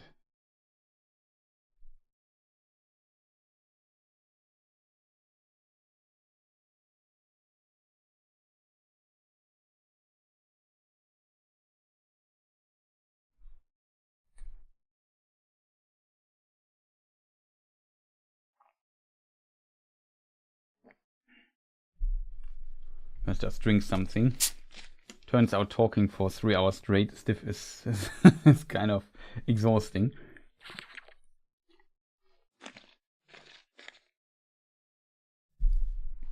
For the voice.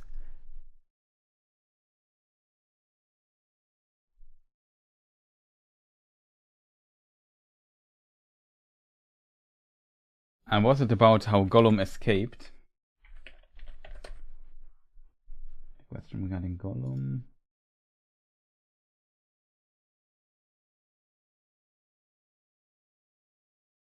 Was Gollum captured by orcs while following the Fellowship along the Anduin? Ah, yeah, that question. Yeah. That is something that most people don't know. It's a strange one, but indeed that was the case. There is a capture of Gollum before or after after they leave Moria and go to Lothlorien. The question is, where was this written, chat?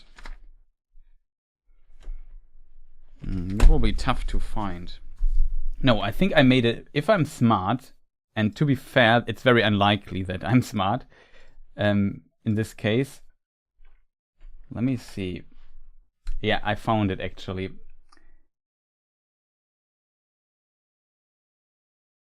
And I'm just foolish that I could have find it better if I noted it, but at least found the sentence. This is like something I think most people are not aware of, because it's only in the Reader's Companion. It's an obscure note of Tolkien. And it is kind of interesting that Gollum gets captured. We talked about this in a previous stream. And I always find it very fascinating as well.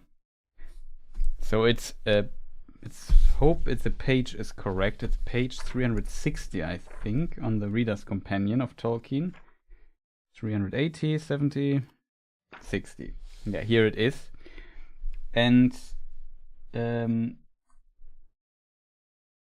it's in the chapter. The chapter covers the departure of Boromir chapter, which is still part, or which is already part of in the Book of Two Towers, I think. Yeah, there's the first chapter of the Two Towers in the books. In the film, it's still part of the Fellowship. It doesn't matter too much. And there's a following sentence in it.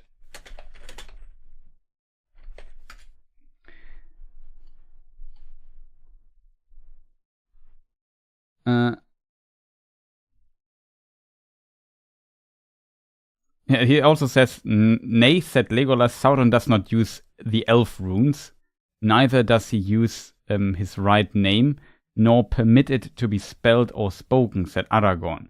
"And he does not use white. The orcs in the service of Barad-dûr use the sign of the red eye." He stood for a moment in thought. "S is for Saruman, I guess," he said at length. "There is evil afoot in Isengard, however it's pronounced, and the west is no longer safe. It is as Gandalf feared. By some means the traitor Saruman has had news of our journey. It is likely to that he knows Gandalf's fall. Pursuers from Moria may have escaped the vigilance of Lorien, or they may have avoided that land and come to Isengard by other paths.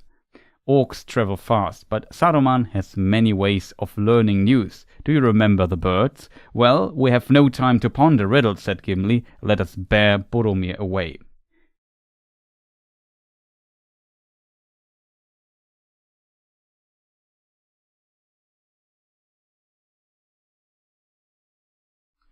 And yeah, in this, here's a note regarding "by some means the traitor Saruman has had news of our journey.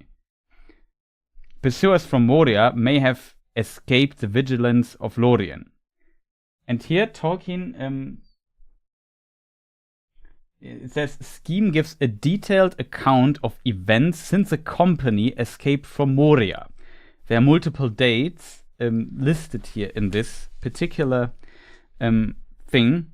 So it starts with the January 15, the 15th of January. "Moria orcs pursue company over Silverload, driven off by elves. Messengers leave Moria to Isengard, bring news of events to Saruman, and also mentioning the appearance of Gollum." There's a note of Tolkien. I don't read everything. Generally, there's more text to it. Maybe check page 360, The Lord of the Rings, A Reader's Companion, if you want to get the full picture here. But January 18th, orc runners reach Isengard. Saruman is greatly moved, but dare not to act independently of Sauron until he is certain. Sends out scouts under his orc captain Ugluk. Grishnak sets out for Mordor. January 22nd, Saruman's scouts return to Moria and gather a force of mountain orcs. They cannot penetrate Lorien, but lurk outside, especially watching the river exit. And now we come to Gollum.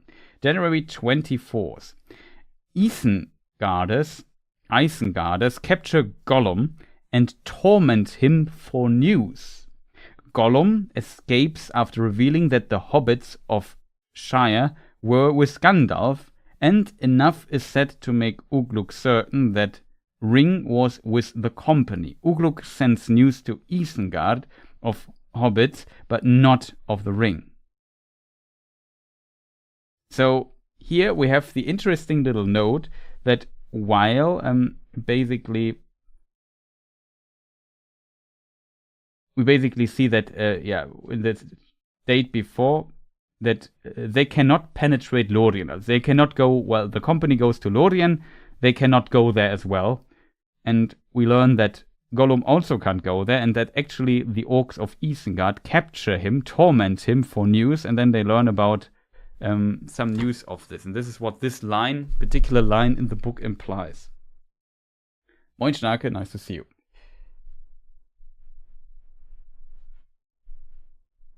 Late is the day when I come to visit Chris' stream of Deep Lore. Thank you, as Aurelian. Nice to see you.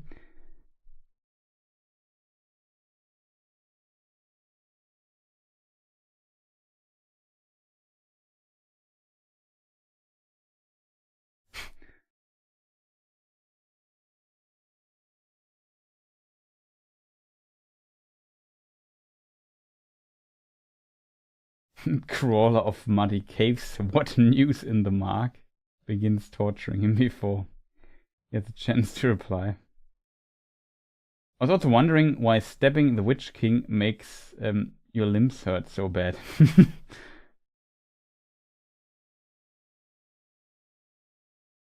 That's a pretty obscure reference to Gollum. Yeah, that definitely is an obscure reference. Like that was something we read we stumbled upon in a stream where I'm not sure, somebody either mentioned it and I looked it up, or I searched for a different information. It might be a discussion about that Aragorn or that Sauron does not want to be called Sauron by his servants and so on, because there was also a line like this, and we kind of stumbled upon some obscure reference there. It's kind of fascinating, but this is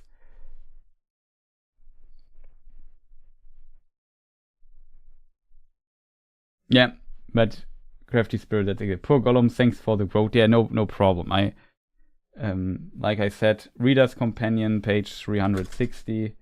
In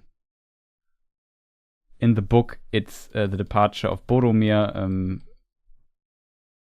the first chapter of Two Towers, where the chapter relatively, I know, let's say 3 or 4 pages into the chapter, depending, I guess, on your book version.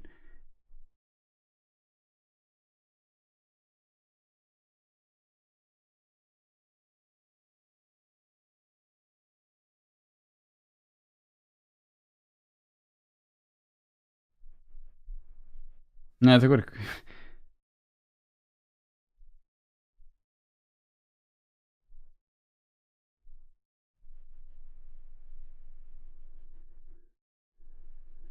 That's also a good question.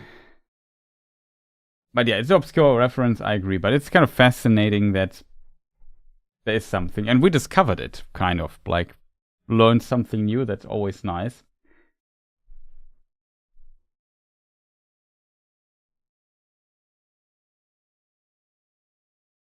But it's interesting that it's not in the timeline. To my knowledge, it's just a little note in the background from Tolkien himself.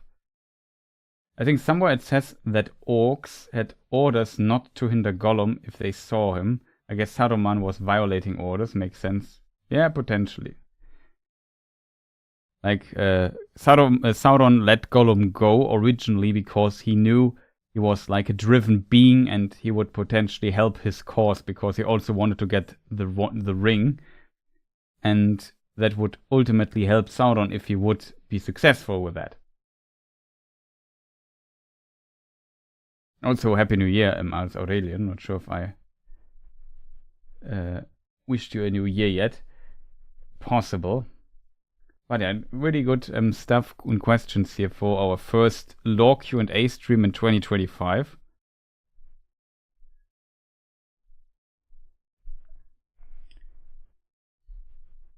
Pretty nice.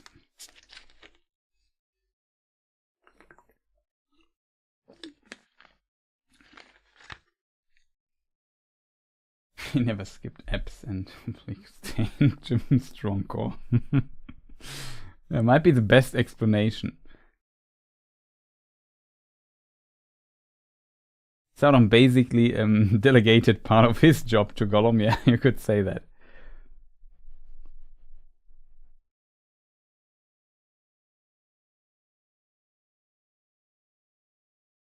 There's some African folklore about a spider goddess.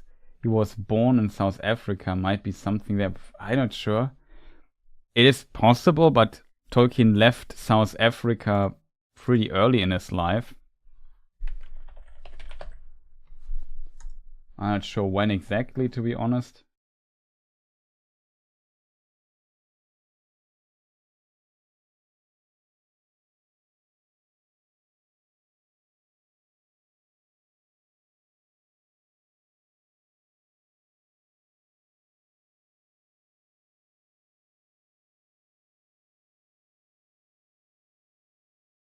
There's a story that Tolkien might have been bitten by a spider as a little child. And this might, some believe that made him add some spiders into his works.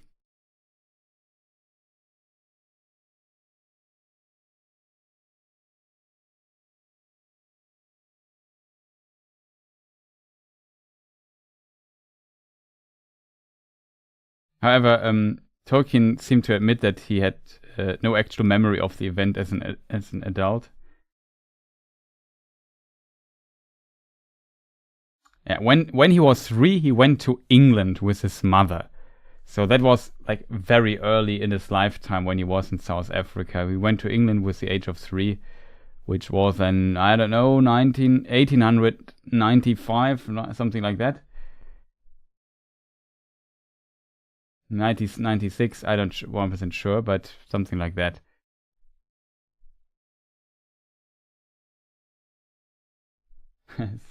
Yes, Gollum was Sauron's secret agent. Smeagol did not know this.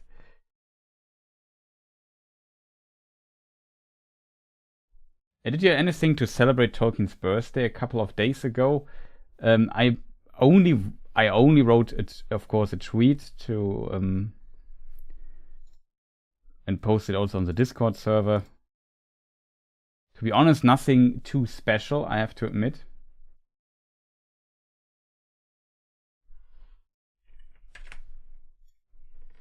I usually like a decent YouTuber would make a lore video on this day or something, but I'm not very creative when it comes to these anniversary days, to be honest. And I'm also bad with time, but I think, I don't know, doing a nice deep lore stream like we do today, even though it's already 2 days ago that he had Tolkien had birthday, is also a kind of a good way to celebrate Professor Tolkien's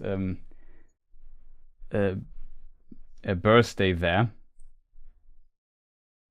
Or here, to be precise.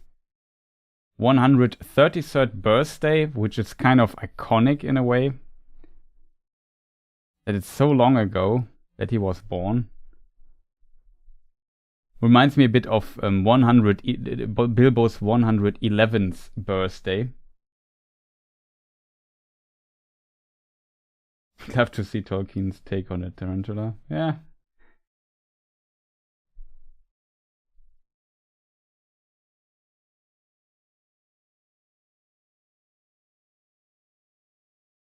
But it wasn't a radioactive spider, it was authentically fed farm spider. I think they're cute mainly because they are furry.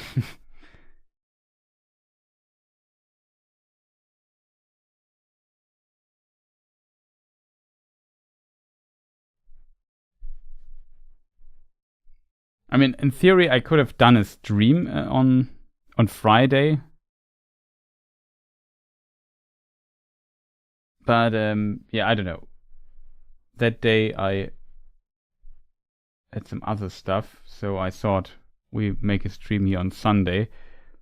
That always fits my schedule better.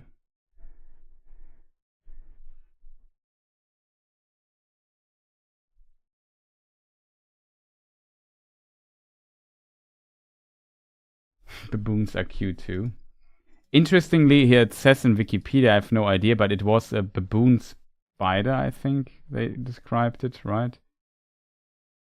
Baboon spider. It's a subfamily of the tarantulas.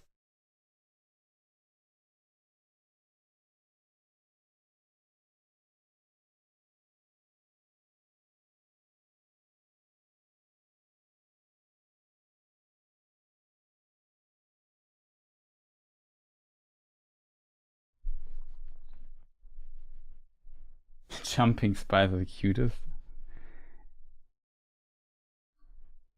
Is Bilbo 130? I also thought about this, but since I'm very bad at memorizing numbers, I'm not 100% sure, but I think he is. Or is it possible? No, 131 he is when he sails west, not 33. 21 years, he was 111. Well, it's almost. It could be also 132 years. No, it can't be. That would be next year. Whatever. I'm bad at math as well. Baboon spiders are my greatest fear. But yeah, I thought the same, but I wasn't sure. Wasn't 100% sure about the date, but you are kind of.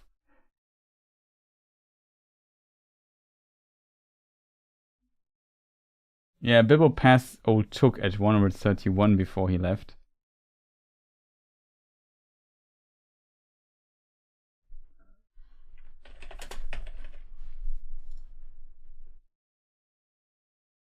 Kind of fascinating that without a ring of power, that Gerontius Took, aka Old Took, also got 130 years old. That's kind of fascinating.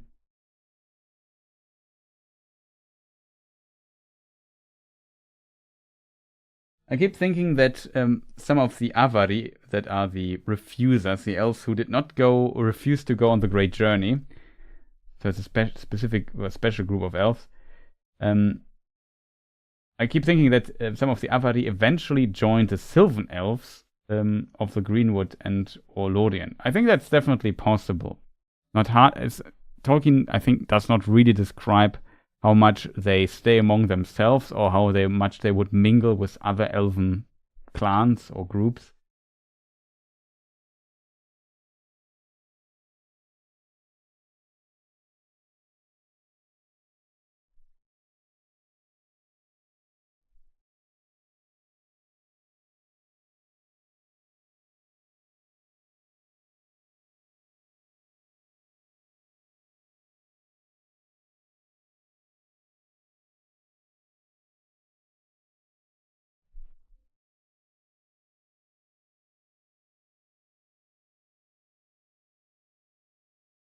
There's a text listing the tribes of the Avari. Is there?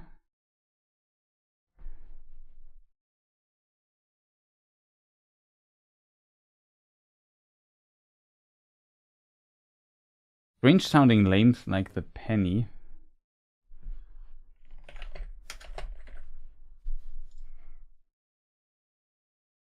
Sixth tribe of Avari. So Kindi, Quint, Kinlai, Puenti, Windan seems to be the things mentioned in War of the Jewels, it seems.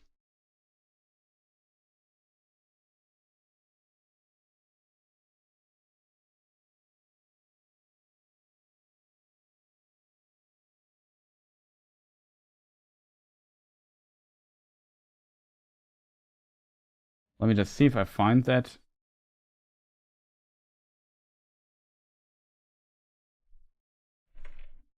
Like, I would not have known those names out of my head, to be honest. They just appear to. Yeah. More of the Jewels. I'm not sure which chapter it is. It's like an author's note, right? Note 9 it is. Author's notes to Quendi and Eldar. The Avarin forms cited by the Lawmasters were Kindi, Queen, 20, Widan, Kinlai, Penny. The last is interesting as showing the change KW to P. This might be independent of the Carpenterian change, but it suggested that it had already occurred among the Lindar before the separation. The form penny is cited as coming from the wood elven speech of the Vale of Anduin, and these elves are among the most friendly to the fugitives from Beleriand and held themselves akin to the remnants of the Sindar. Very interesting that there seems to be some mingling if the name of them comes from the wood elven speech and so on and so forth. Very interesting obscure note, to be honest. Just bought the Silmarillion by Christopher Tolkien and the War of the Rohirrim official visual companion book. Nice. Did you like the film then? Or is it just interest being in this companion book? I know that I was invited by the German Tolkien Society to discuss the film in German, and there they also had this War of the Rohirrim companion book. It looked very nice. But I don't have it here.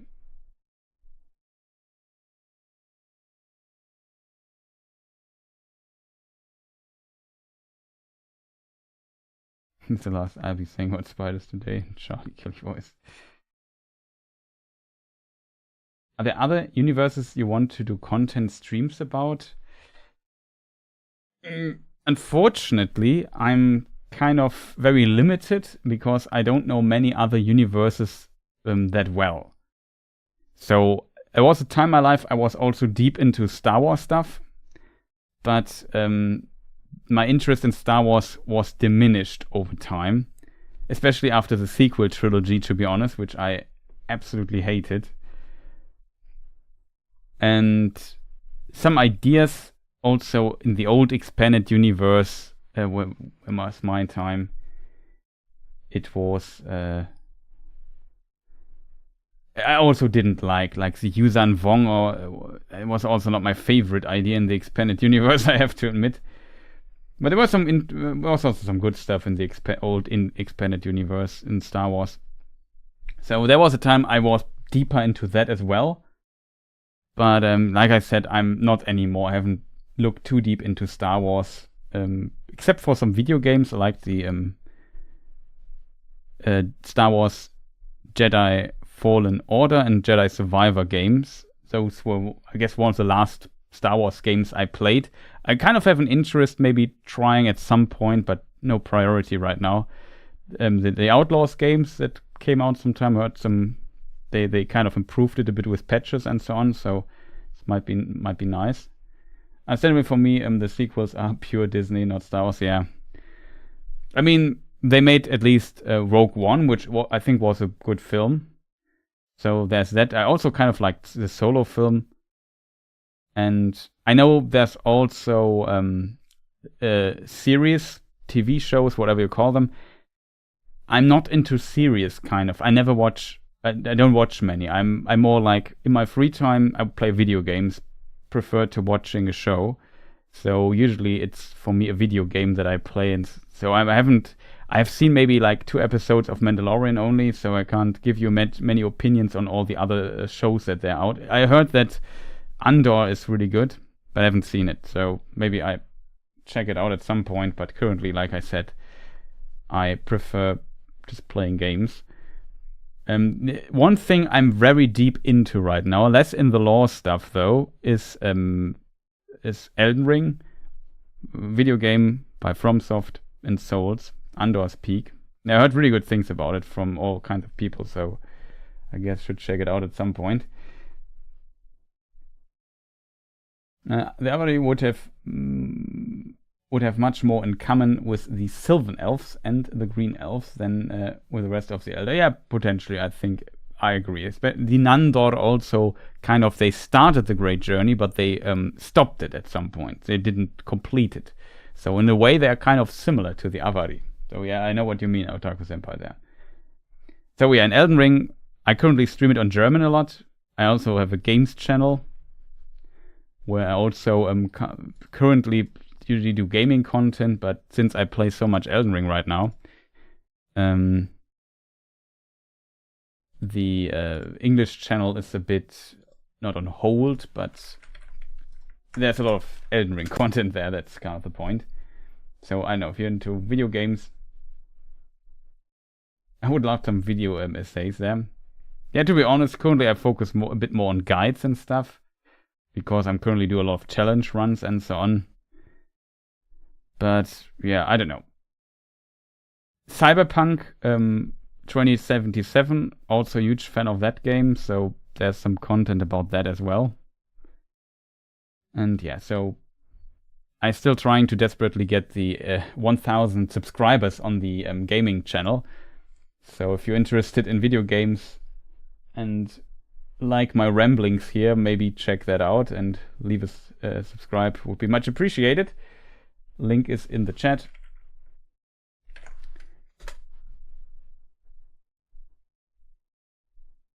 Yeah, I defeated every boss. Like Mesmer was also already tough, but the toughest one was the final boss of the DLC. Pre-nerf, hitless, no parry, no schedule tree blessings on a level 1 character. Took me 85 hours to grind that final try. It was, I think, the toughest thing I've ever did in my life, to be honest, in a video game.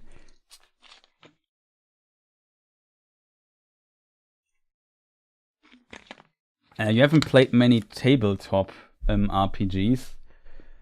Is that correct? You mean something like Dungeons and Dragons and, I don't know, Vampire the Masquerade? I played those when I was younger. But currently I struggle a bit finding in my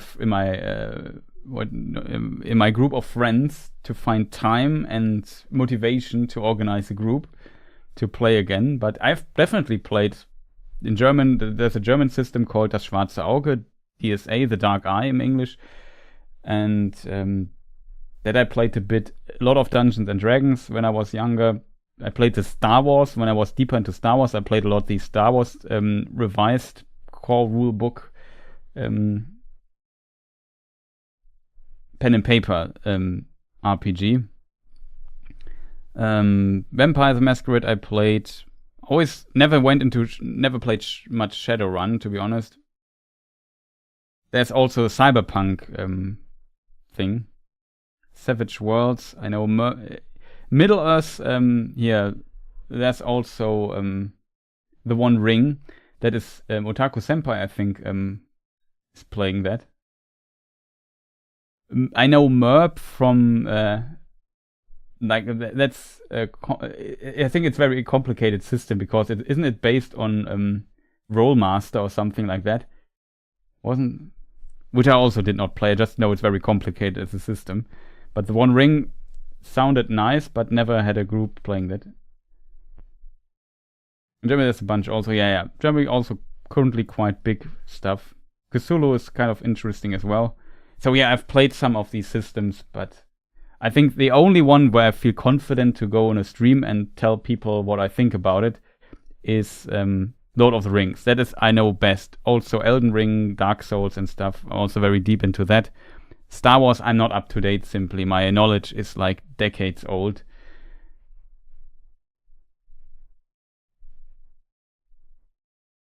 Oh yeah, the video game, the Vampire the Masquerade Bloodlines. Oh, it's such a long time. There is an announcement of Bloodlines 2, but hard to tell when it comes out. It was delayed multiple times. It's a streamlined version of Rollmaster. Yeah, I think people call it also Rule Master because it's so complicated. Some people say making your tax equations, formula stuff is easier than playing Rollmaster. But yeah. It's kind of funny. Speaking of, that's something I need to check because otherwise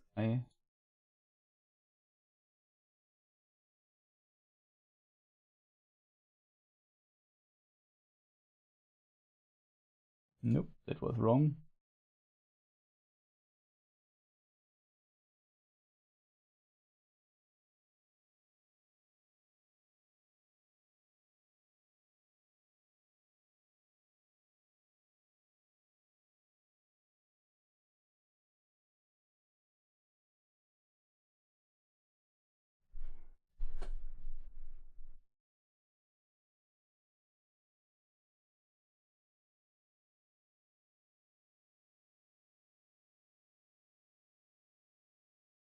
Okay.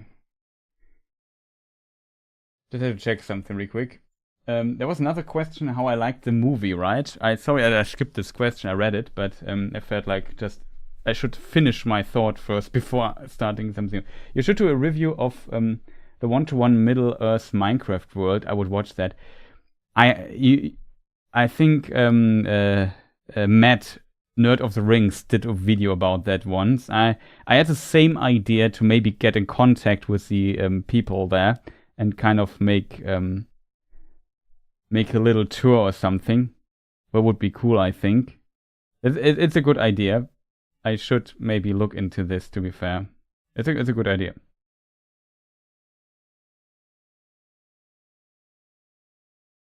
Gotta love, hate those Rollmaster crit and fumble tables. Yeah.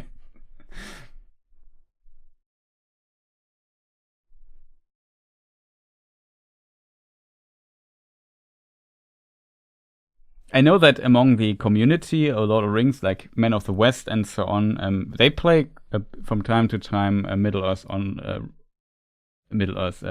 Lord of the Rings online.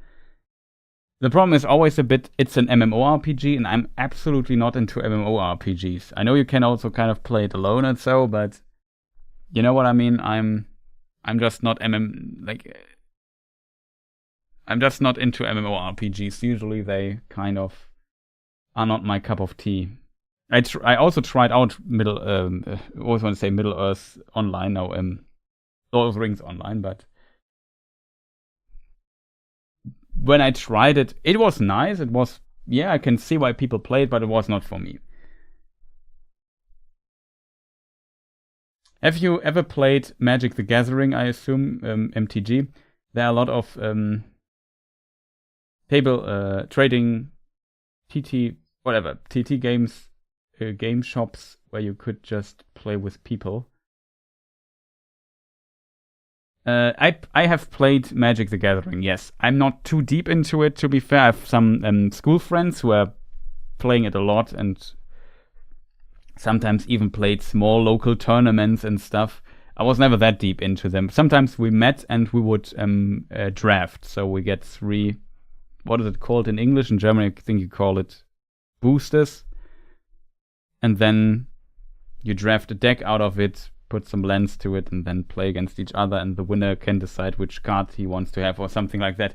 We always played it like that. It was always fun, but I was never that extremely deep into MTG, to be honest. But I played it a little bit and I liked it. Especially the drafting format was kind of fun, I felt. With friends, of course, like I was never going. Yeah, Commander's also super fun. I also played a bit of that, yeah. But like I said, I'm currently, problem is often my friends, some have children now, so I have very little time. Others live too far away to meet. A lot of my friends live like kind of spread across Germany. One good friend who I also played with, he lives currently in Austria, so even further than Germany. Not in south of Germany, but still relatively far away. So we only see each other one time in the year at Christmas or something, and then we usually don't play MTG. So there's that. And the log question.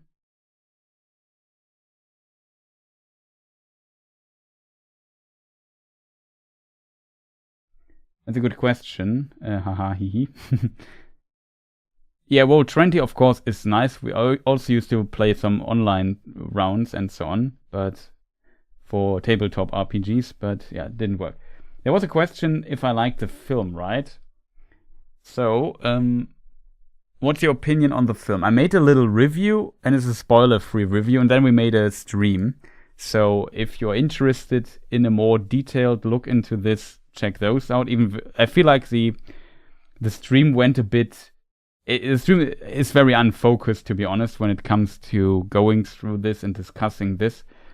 But my opinion is, I found that I think you mean the War of the Rohirrim film that came out recently. I think it was an okay film. I think it was no masterpiece or anything. And it can definitely... It could have been a bit better, but it could have been far worse. I think the animation quality was a bit low for a cinematic release, like for release in the cinemas.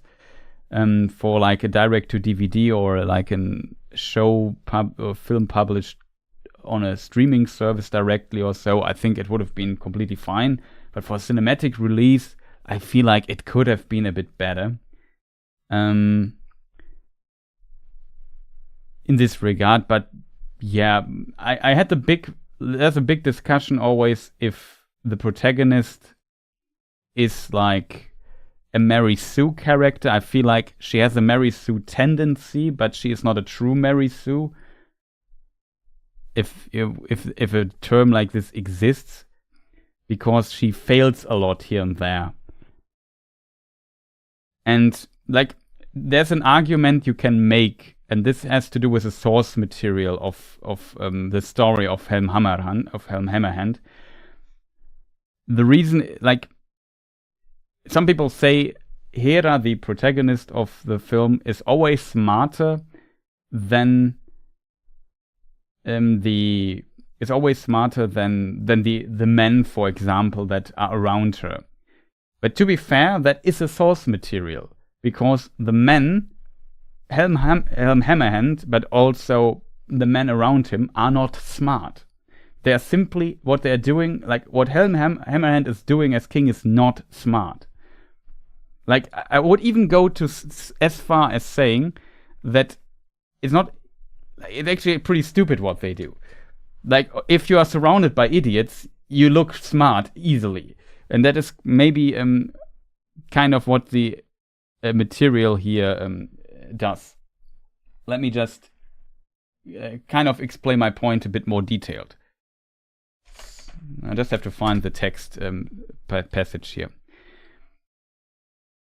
It's kind of an interesting take here. I liked some details in that movie. I also like definitely some of the details and ideas. I liked how they tried to explain the myth of Helm Hammerhand, that it's two different events that were combined into one and became then the legend among the Dune landings. I kind of found this very smartly and interestingly solved. I liked the reference of the poem that Sam quotes, the Hobbit poem of the Oliphants. That I think was a cool idea. But yeah, the reason why I think that Helm Hammerhand and his people are Hammerhand and his people are not that smart, and I would even say in the film Helm looks better than he actually looks in the, like, from what he's doing, from his wisdom, than in the actual story. So to one of these councils, Freka, that is a lord of the West, that people say his blood is mingled with the blood of the Dune landings, but doesn't matter, he's still a lord of Rohan. To one of these councils, Freka wrote with many men, and he asked the hand of Helm's daughter for his son, Wulf. But Helm said, "You have grown big since you were last here, but it's mostly fat, I guess." So Helm Hammerhand, it's not described if Wulf insults him, if he is not formal, if it is an audacity to ask for the hand of Helm's daughter or something. It's not clear if Wulf does anything wrong. The story, how the victor, by the way, tells it. This is the story how the victor tells the story. It basically says, Wulf comes there and asks for the hand, and then the first thing Helm does is insult him. Say, hey, you're really fat. In the film, it's a bit more subtle what Helm says. He says, "You have missed many meetings, but not many meals," something like that. Which is, I think, a kind of a cool quote.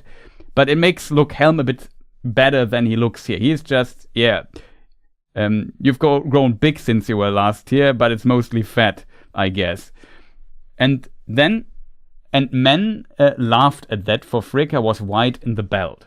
So it was not like the advisors of Helm Hammerhand were stopping and saying, "Hey, Helm, this is still a lord of Rohan. Maybe, we shouldn't insult him directly." They were all laughing and having fun. Nobody stopped him, to be fair. So this situation, even though it's just 2 sentences, if you interpret a little bit, they don't look very smart here, if I'm completely honest, or very diplomatic, to not be also insulting to Helm Hammerhand and his people there. Then Freka fell in rage, because he was insulted, and reviled the king and said at last, old kings that refuse to a prophet's staff may fall on their knees, something like that. And then he says, the marriage of your son is a trifle, let Helm and Freka deal with it later. Meanwhile, the king and his council have matters of moment to consider. When the council was over, Helm stood up and laid his great hand on Freka's shoulder, saying, the king does not permit brawls in his house, but men are freer outside. He then forced Freka to walk before him out of Edoras into the field. To Freka's men that came up, he said, be off, we need no hearers. We are going to speak of a private matter alone. Go and talk to my men. And they looked and saw that the king's men and his friends far outnumbered them, and they drew back. Now, Dunlending, said the king, potentially another insult, because he's also potentially from the line of the same line as Helm. You have only Helm to deal with, alone and unarmed. But you have said much already, and it is my turn to speak. Freka, your folly has grown with your belly, insults him again. You take off a staff. If Helm dislikes a crooked staff that is thrust on him, he breaks it. So, with that, he smote Freka such a blow with his fist that he fell back stunned and died soon after. So basically, he insulted him, then Freka understandably insulted back, and then he forced him outside, insulted him again, punched him in the face, killed him, and then he banned his son and his people from his land. That's what actually happened. All over just asking for the hand of the daughter. He could have just said no, and then the thing would be over. But, you know, Helm is a very flawed character, if you think about it. He's not very diplomatic, and this event turned into almost the downfall of Rohan, if you think about it. And, like, since Freka had good connections to the Dunlendings, and the Dunlendings were enemies of Gondor, but it would have been kind of smart to potentially put a potential feud to rest, or to not let it come over by having a strategical marriage with his daughter. It kind of could have worked. Like, diplomatically, this was not handled well by Helm and his people. So, of course, Freka, the daughter of Helm Hammerhand in the film looks smarter than them. But to be fair, the others are also not that smart. Yeah, he's a pagan Norseman. Like, I like Helm Hammerhand. He's a flawed character, but I think he's kind of metal in a way, if you want to call it like that. But but he's not very smart. He's potentially not an absolutely fantastic king here, and that makes a good story. But you can't blame then the writers of the film that the men in the story don't look great when they also don't look great or smart in the original writing, you know?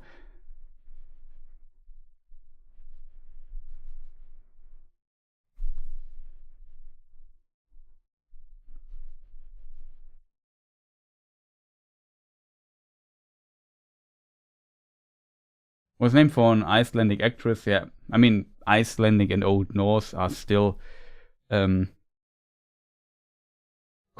considering the timely distance between both languages, relatively close still. I guess due to the isolated nature of Iceland.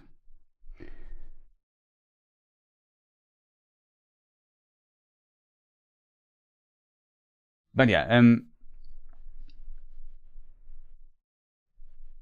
it's kind of it's interesting. I felt like there's one change I didn't like too much, but I understand it, is that in the story of the book, how it's described in the book, Wulf later is killed in Edoras by Freyalaf. That is different in the film.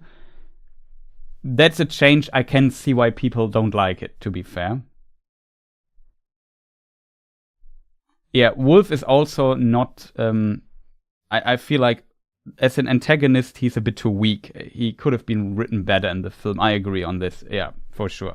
The film has its flaws. I'm not saying it's a masterpiece and a must-see film, but I felt like it was an okayish film actually, for me personally. I can kind of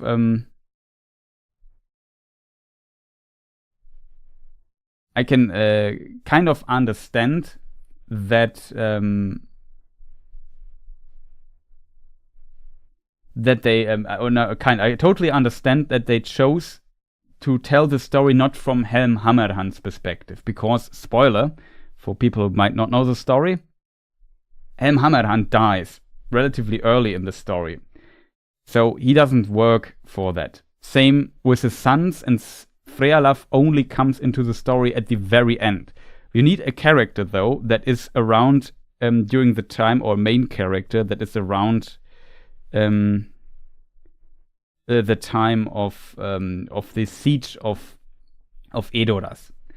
And there are not many characters that can fulfill this.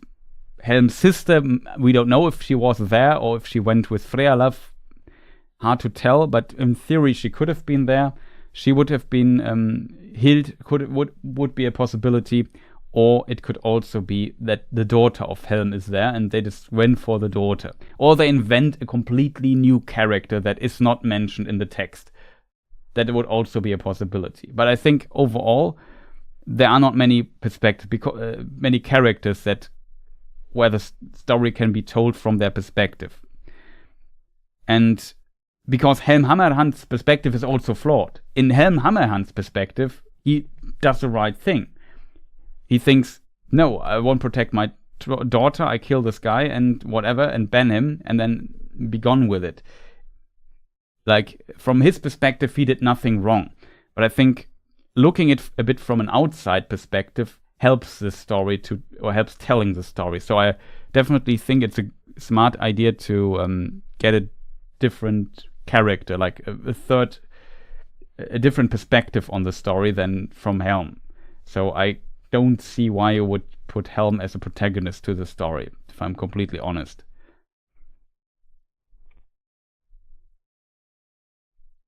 I want the siege tower debunked. Well, I think the siege tower does not need much debunking. It doesn't work. The siege tower was also stupid. I agree on that. Like I said, it's not a masterpiece, but it's an okay film. You can watch it. It's mostly relatively close to what is in the book, with some additions, some changes here and there, of course, but it's very, I don't know. I think overall it's very tame, the film. It's not much. It could have been better for sure. I agree on that. It's not a 10 out of 10 film. It's maybe a 6 or a 7 out of 10 or something like that. But who was made for is what I can't figure. I think they just made the film to keep the rights to make Lord of the Rings films, if I'm honest. That is, I think, the reason why it existed.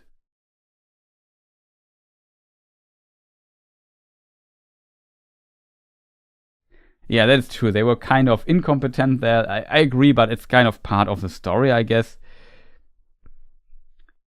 In a way. I don't know. Yeah, but I know what you mean.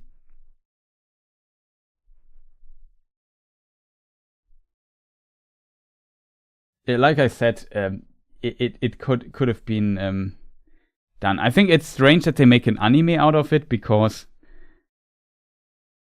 that is very niche. The story is already very niche. It's very similar to the story of the Two Towers and the Hornburg, because what Theoden later does is he does the same thing as Helm Hammerhand. He's potentially just mostly a smarter man than Helm, but still very similar in many ways, I think. And it works out for him. But yeah, he does the same thing. So because of that, by the nature of things, those stories are very similar. As a result, you also have similar shots, because it's also part of the Peter Jackson Lord of the Rings franchise universe thing.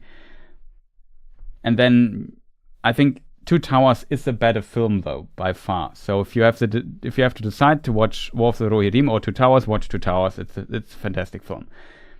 The other film's just okay. If you want to have more Lord of the Rings stuff and don't know what to do, and you don't mind the protagonist, then Hera is protagonist and it being an anime, go for it.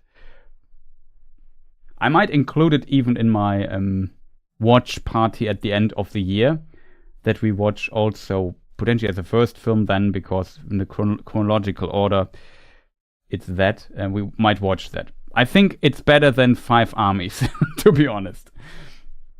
I would rewatch War of the Rohirrim. I mean, I also like watching Five Armies, but it's Five Armies had a lot of problems as a film. The third Hobbit film.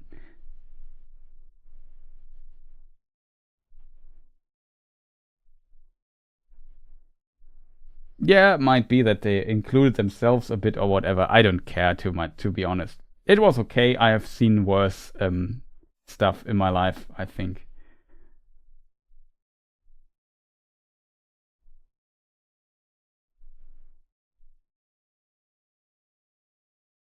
If I was Amazon, I would make a 10-hour video about the Battle of things here.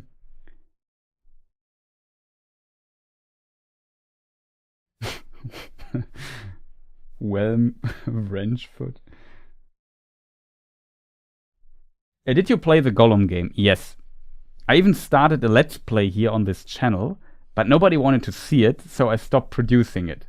But my playthrough is streamed somewhere. Like, I have a VOD of my playthrough. I played it on Twitch, and I have an YouTube archive Twitch thing where the playthrough should be. The Gollum game is not a great game, to be honest. Like, it is game design wise, or in many ways flawed. I feel like if you say it is not respectful to Tolkien's writings, I feel like no, that I wouldn't say. I would say it tries to be respectful to Tolkien's writings, but it's simply not a great game. It doesn't play well. Can link your Twitch so I can watch the playthrough. Let me think. I think links. The bot is maybe not active as always.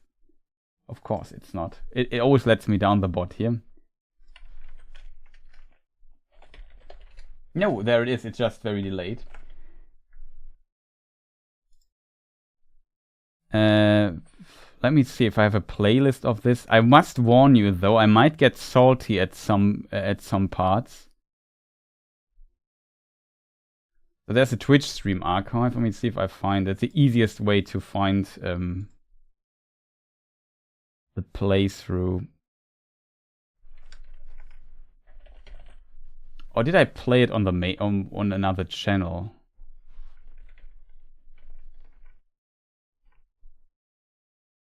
No, it's here. It's 3 parts.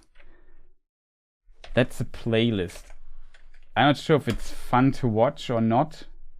I might be, like I said, there are some sections that are so frustrating that I kind of get angry. But yeah, just a warning. I can be a salty person sometimes. I'm not proud of it, to be honest, but yeah.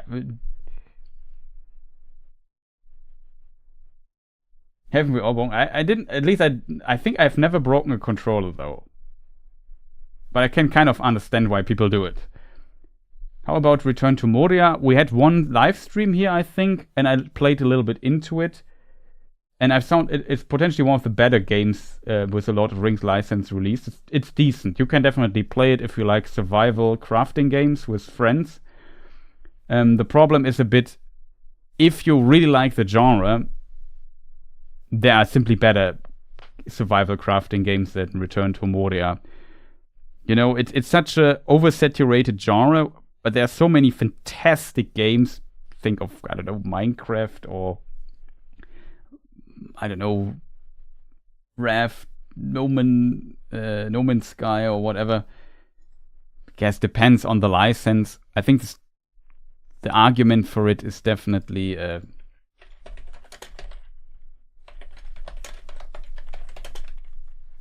me just see. I just need a list in my The Forest, Valheim. Oh, Valheim is so good. Reft, Rust, 7 Days to Die, Minecraft, Project Zomboid, Enshrouded is also really good. Stuff like that. Terraria is really good. Obviously, Don't Starve Together, really good game. Recently, I have not played Palworld, so I can't comment. Starbound I also liked. I guess RimWorld is a special connotation on this genre. Subnautica is really good. So if you like video games, there are better options. They don't have the Lord of the Rings license though. So if you want a game with a Lord of the Rings license, then maybe check out Return to Moria. It's pretty good. Was recently free on Epic Games Store. Half a year ago or something. Or maybe a few months. I forgot when it was. But you could pick it up for free on PC.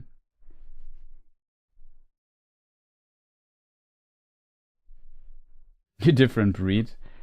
I mean, in this case for Consort Redan, I knew it was an unfair challenge. So in this regard, I also get salty at times, but if I would get angry, I couldn't do the challenge, you know, because anger never helps. There was also a lore question a moment ago, which I skipped. I'm a bit sorry about this. We come to this in a moment.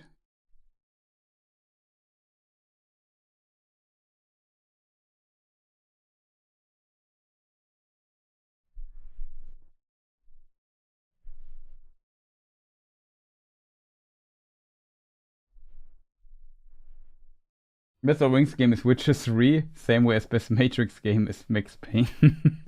It's an interesting way of looking at it. So yeah, it's kind of a mindset thing for me. So what was the lore question, chat? So yeah, that's the stream archive. My the Twitch thing is also there. So currently I stream a lot. Currently I stream a lot in German. So this is my English Twitch channel, and I have also a German Twitch channel.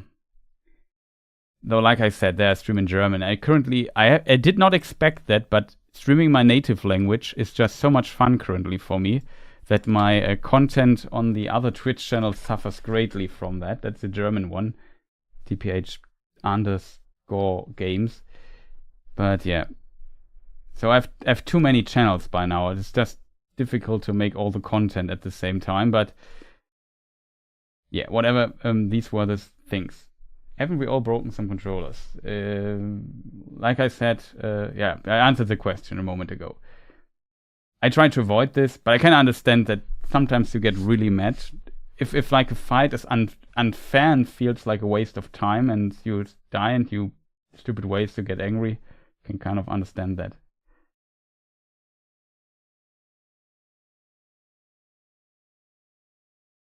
The Warner Brothers style Arkham game.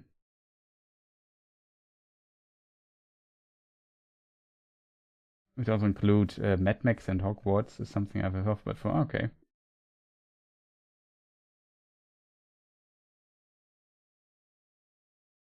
In common tongue. Halo 2 was eater of controllers. Yeah, I can see that. A competitive shooter stuff always is a good entrance deep into the salt mine. What was the lore question, chat? I'm a bit sorry that I skipped over it, but there were now so many questions. Yeah. He said, lore question, why did Sauron's spirit flee after Isildur cut his finger off? Lack of the One Ring didn't seem to hinder him that much during Lord of the Rings.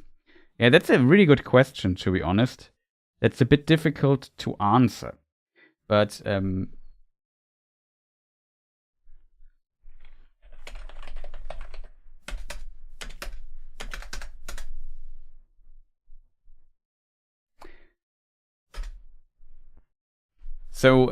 Tolkien used the term overthrown when it comes to this particular thing, just to answer a lore question really quick before we maybe skip too far into other territories, coming back to the actual topic.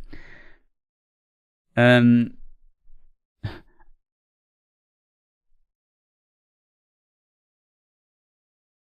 think, is it Elrond that I was the herald of Gil-galad, says Elrond. I even have the quote by now, chat. Not sure if I should play it.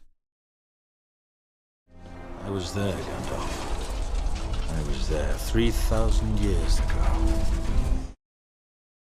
And when I talk about the distant past... I was there. Chat. I was there 3,000 years ago. Kind of like the quote. But fun things aside. In this quote, Elrond tells a story here. I was there, I was the herald of Gil-galad and marched with his host. I was at the battle of Dol-gulad before the Black Gate of Mordor, where we had the mastery. Of the spear of Gil-galad and the sword of Elendil, Aiglos and Narsil none could withstand. I beheld the last combat on the slopes of Orodurin, where Gil-galad died and Elendil fell, and Narsil broke beneath him. But Sauron himself was overthrown. And Isildur cut the ring from his hand with the hilt shard of his father's sword and took it for his own. That's how Elrond describes it in the book. We notice that it's somewhat similar. Copyright channel. Banned, I hope not. We only had the sound. I'm very curious. How the sound kind of works. Who knows if I get a claim here or not. Usually you don't get banned, you just get a claim if you have a snippet. I hope we don't get a claim. Else we just cut it out here and you hear nothing in the VOD later. But that's a different topic. It is like Sauron fought Elendil and Gil-galad, but he was, in the process, he was overthrown himself. So he was already defeated. And then Isildur just cut the ring from his finger, which is also kind of part of his, like the ring is part of his being. And as a result, Sauron was kind of dead or defeated. Not dead, but his body was defeated at this point already. And due to this, I think his spirit had to leave this place. And Sauron actually thought he would be defeated forever, because the One Ring would be potentially destroyed, but it was not.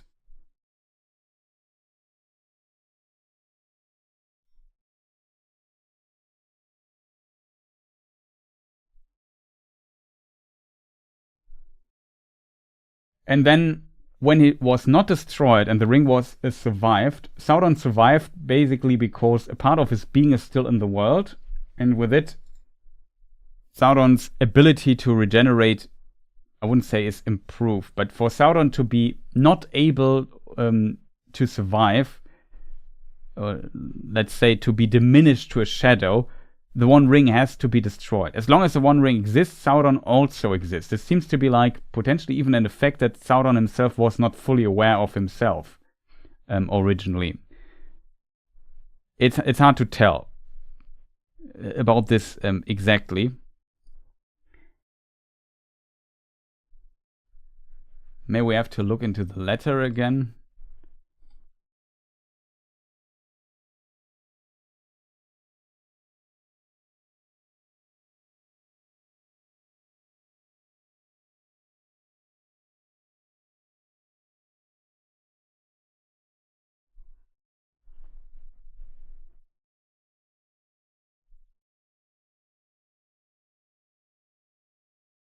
Let us see. Unless some other seized it and became possessed of it.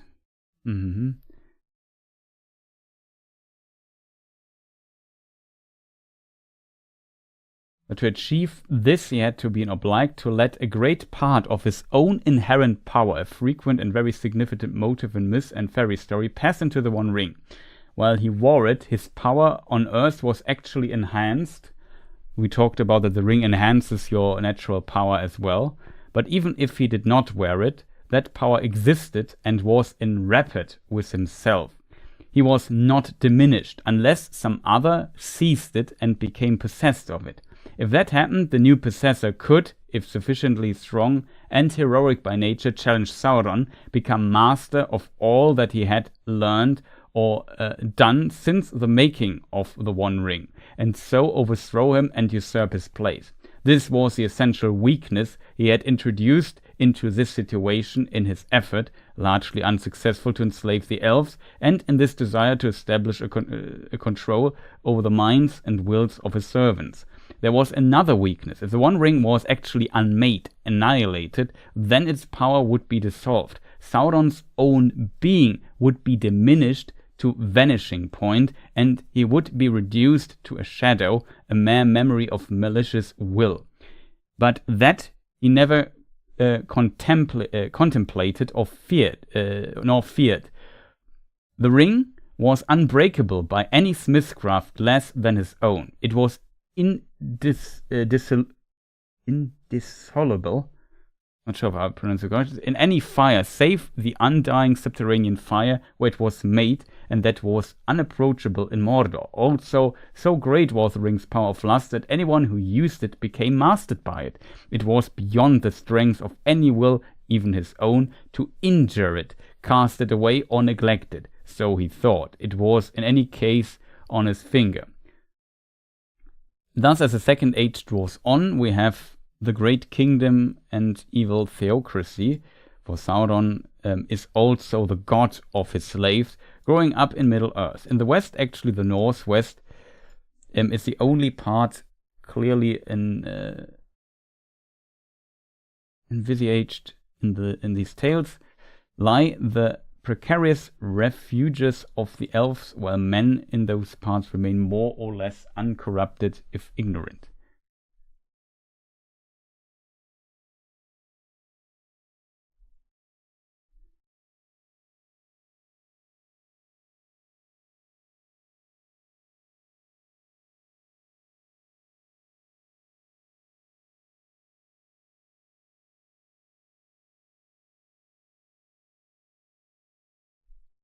I have to skip a bit because I'm searching the destruction of the ring.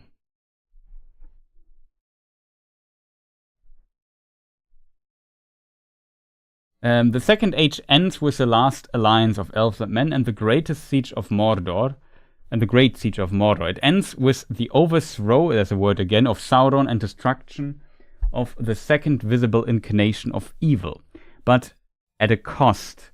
And with one disastrous mistake. Gil-galad and Elendil are slain in the act of slaying Sauron. So this is what overthrow means. Basically, Gil-galad and Elendil also slay Sauron. Isildur, Elendil's son, cuts the ring from Sauron's hand, and his power departs, and his spirit flees into the shadows. But the evil begins to work. Isildur claims the ring as his own and as the war guild of his father, and refuses to cast it into the fire nearby.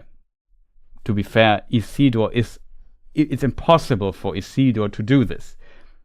It sounds like, oh no, Isildur is so bad. Isildur did so many things right in his life, and then at the very end of his life he gets one task that is impossible for any man to accomplish. And he fails at this task, as everybody would have failed. He marches away, but is drowned in the great river, and the ring is lost, passing out of knowledge, but it is not unmade, and the Dark Tower built with its aid still stands, empty but not destroyed. So ends the Second Age with the coming of the Numenorean realms and the passing of the last kings of the High Elves. The Dark Lord is no longer on his throne, but his monsters are not wholly destroyed, and his dreadful servants, slaves of the ring, endure as shadows among the shadows. Mordor is empty and the Dark Tower void.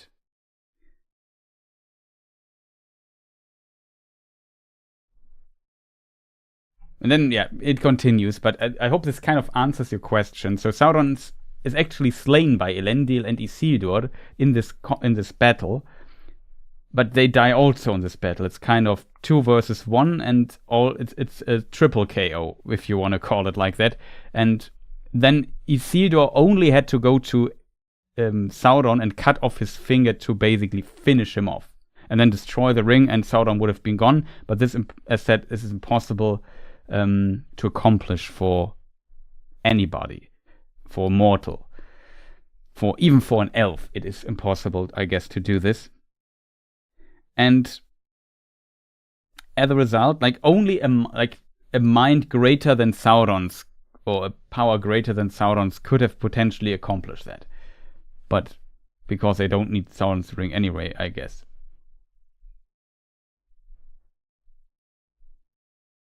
Sealshrift gets a prime, doesn't get good.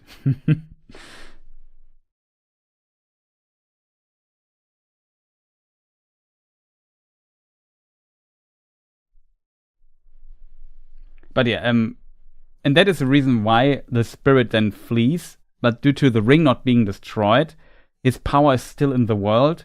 And even though the ring is separated from Sauron, can still survive and over time heal, regenerate, get a new physical form, then take a new physical form.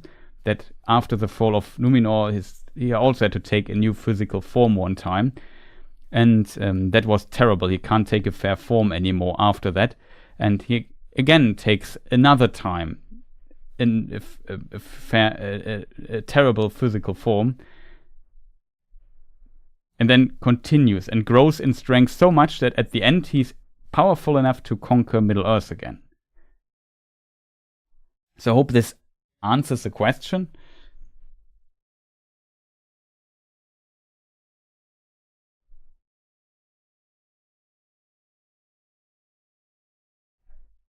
Yeah, that is true. English is, I guess, the common tongue for at least the Western world for sure. I mean, in Asian countries, English speakers are not that common suddenly anymore, but like in the Western world, it's pretty common to find those. I mean, I'm also not native speaker in English and can communicate with you because I learned English at school and so on. And then, I guess, improved over time.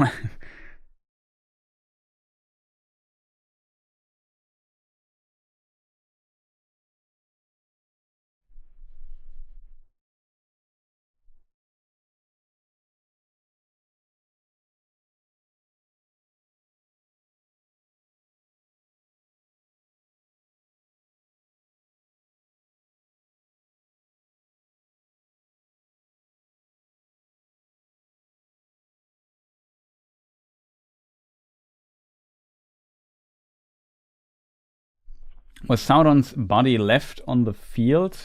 I think that is not described what happened to Sauron's body, to be honest. Hard to tell. Maybe it dissolved. That I think, to my knowledge, Joe, that is never explicitly said in the books what happened with Sauron's body. Do you think we will ever find out where the other two missing other two missing wizards? We welcome Sid. Nice to see you here. We talked about this a moment ago. There was also the question, what happens with the two blue wizards after, or the other wizards after the fall of Sauron? Dissolved into a goo. Let's not start that topic. Though it kind of makes sense, potentially. So that Tolkien wrote or mentioned them in different texts he wrote. I would say there are different versions. In two mentions, they are not successful at the end. But what we know is, we don't know exactly where, but let me just switch to the map here really quick. Let's take the third age map because that helps a bit. So what we know about these wizards is that they went to the east. Hrun is Elvish for east, so that means potentially in this somewhere here are the blue wizards in Tolkien's ideas. And in letter 211, I think it is, they also go to the south, interestingly. So potentially somewhere here. But in the other letters, the mention of the south kind of vanishes. There's one text that could be interpreted, that's also from the 70s, that they might have went south anyway. But like I said, it's a complicated topic. Let's say because one of them is literally named Romestamo, which means East Helper. So it seems they go to help in the East, where the Easterlings live and so on. So in this particular region. So this is where the blue wizards are. While the other wizards are more here in Eriador and Rohan, Gondor, in this particular area. Gandalf is reported to never went to the east, but he went to the far south, and so on. And Saruman actually left also for the east at some point, potentially to meet with the Blue Wizards. So I hope this kind of...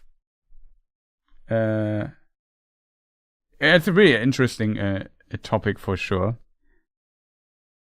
That's the story. In the 1950 version... This did help. Okay, awesome. There's a text from 1954 that Tolkien invented the Blue Wizards in and called them Palando and LotR, I think. And then there's a letter from 1958, and depending on your interpretation, I would say Tolkien isn't 100% sure if it's really the Blue Wizards, if they are successful or not. At this time, he suggests that they fail. However, in the 1970 to 72, very late, he died 73, shortly before he died, basically. He wrote another short text, and there they are successful. They search for, after the last Alliance incident, where Sauron fled and his body left in Mordor in front of Barad-dûr, somewhere here. Sauron's spirit left the field and fled into the east. We can read that the Blue Wizard started to try to find his spirit and basically finish him off, or contain him or whatever, but they failed in this task. However, they later did not fail in making that the East would not outnumber the forces of the East that was allied with Sauron, would not outnumber the forces of the West, so that the West had a chance, and they were successful in this task, which is different in the other versions where they failed. And in the letter 211, Tolkien even says they failed and start magic traditions or magic cults and magic traditions that outlasted potentially even the fall of Sauron. So, like I said, depending on which version you think is canon, the answer might vary if they are successful or not, but it seems very common that they go into the east in all the versions. If they go south as well, that's kind of debatable, but yeah, that's kind of the picture of information we have about this. I've read about Saruman went east for a minute. I honestly believe he took a time out secretly, potentially. But I think he might went east to meet with the Blue Wizard, because he's the leader of the Istari, and the Blue Wizards are also part of this group of the Istari. So why should he not maybe meet and connect, exchange information or whatever from time to time, see if they're still doing the right things.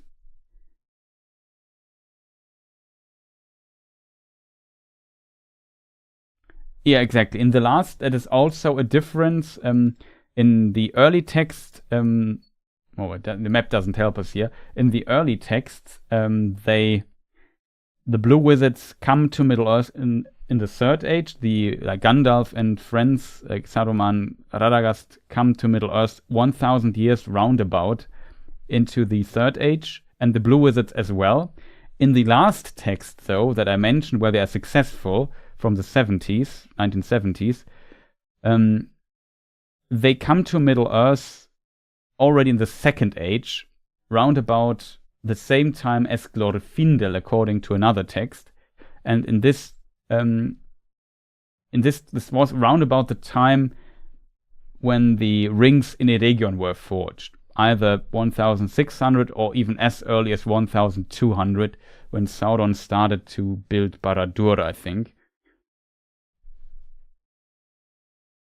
Let me just double check the Barad-dûr building date, because I'm not sure if it's when he starts building it 1200 Second Age, 1200 Second Age, or if it's finished 2000. No, it's finished when it must be starting point, because it's finished to 1600. 1200. Yeah, Sauron endeavors to secure to seduce the Eldar. Gil-galad refuses to treat with him. No, I remember this wrong then. But it's when you make first context. Round about Second Age 1000, Sauron, alarmed by the growing power of the Númenóreans, chooses Mordor as a land to make his into a stronghold, he begins the building of Barad-dûr, round about 1,000 years into the Second Age. 1,200 was when he started making contact with the elves, and this is when potentially the Blue Wizards arrive in the east, and Glorfindel also appears. Glorfindel has some cameos in the film, but his role is mostly replaced by Arwen. So, yeah.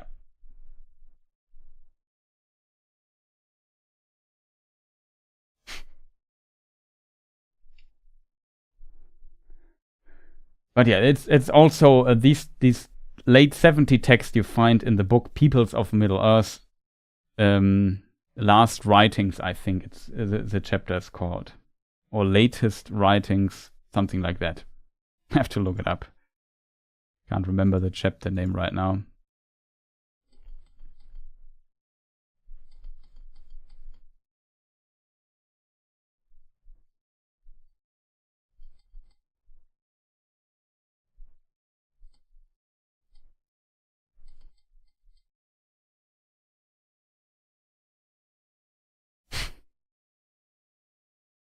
Okay, I must have skipped it because I'm already in the shibboleth.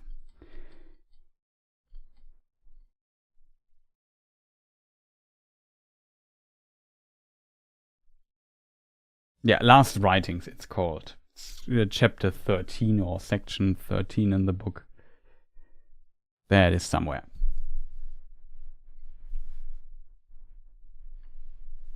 Peter Jackson's Meet the Feebles seems to be free on YouTube. Watch party. Well, not right now. Recently I was asked if I want to do a Pirates of the Caribbean watch party, which I thought, well, I would watch the first film again.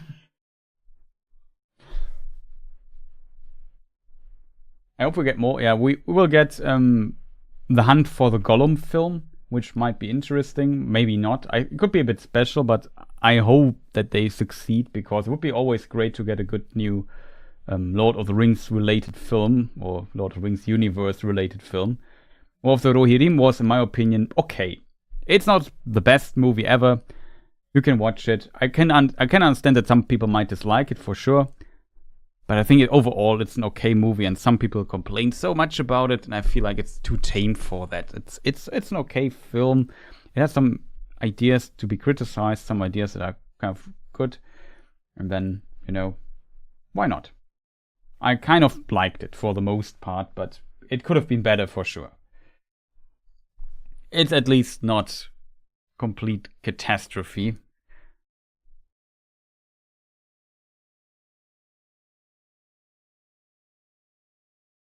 Honor Among Thieves watch party. Yeah, that would actually also be interesting.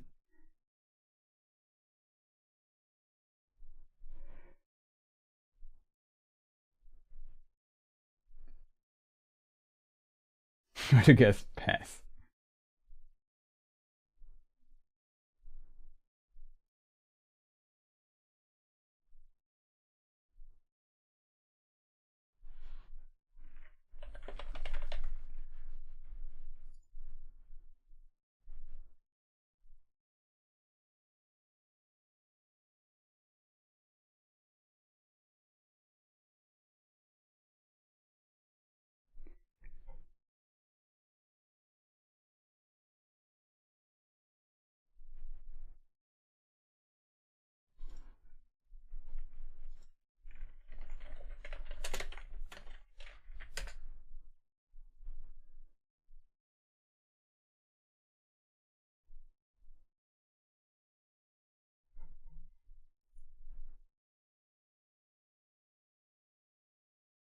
Yeah, there's also a fan film, right? But yeah, Peter Jackson and Andy Serkis and friends are also working on a new film for 2026, I think, next year. If a mainstream studio would make a film on Fëanor's rebellion, would they vilify him or glorify him? Tough to be true to the story, they have to vilify him, kind of. It's again a character that you can't. It's, in my opinion, difficult to make him the protagonist again, because he's such a flawed character. You need like an outside perspective to fully understand him.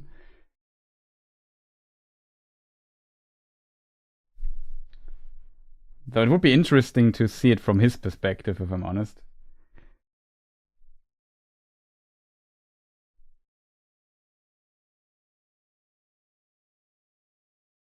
What about a Dungeons and Dragons 2000 watch party or this film?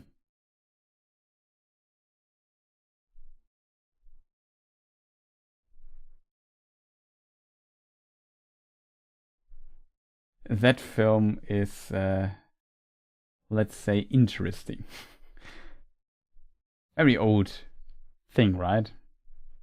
I've seen it like once on, I don't know, by some means, let's put it that way.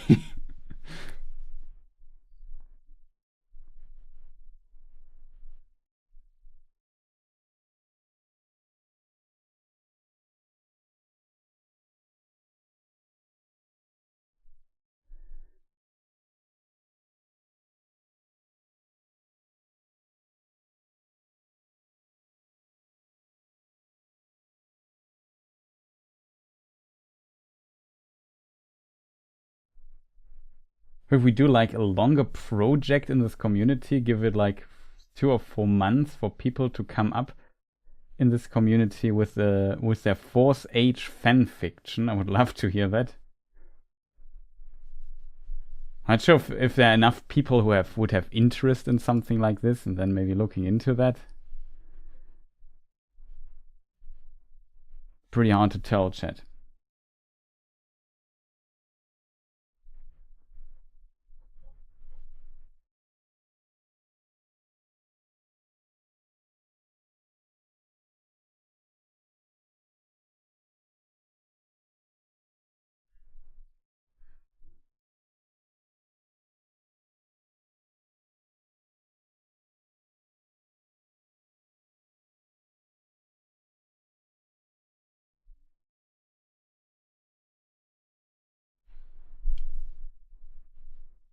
No, I don't really write fan fiction, so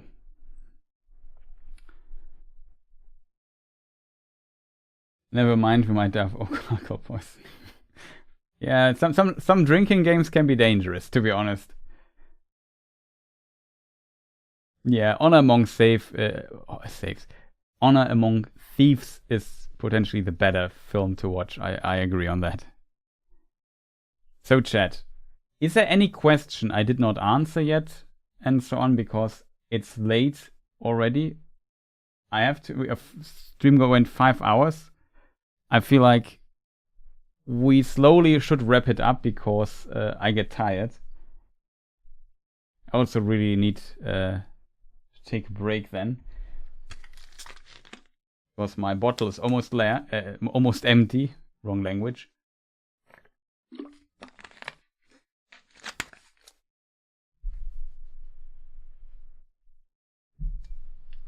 My tea is also empty, so I would also like to shut up for a moment after talking for 5 hours straight.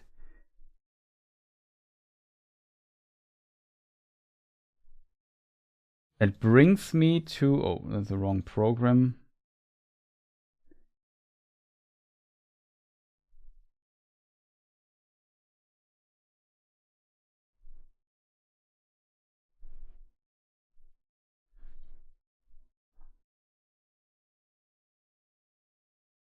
That brings me also to the credits, since we got a few new members here today. Again, thank you for the support. I might be able to re-render my thing here really quick and add your names to it. I know one name, one member did not want to be mentioned in the credits, so I of course respect that. But the other did not tell me.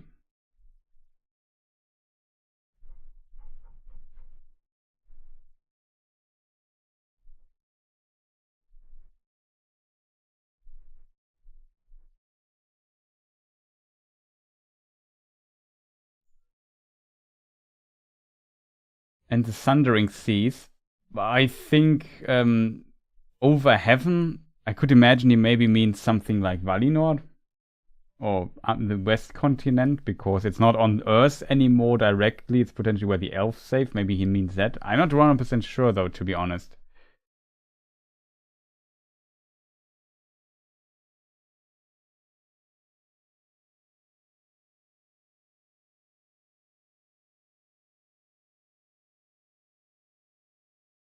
Tree? I'm not a tree. I'm an ant. Was that meant as a joke? By the way, my name is Treebeard.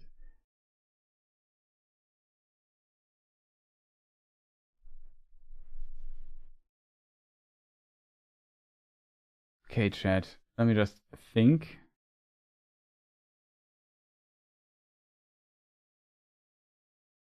Pumpkin Rick is also in the list. Ah, yeah, that's what I wanted to do, chat.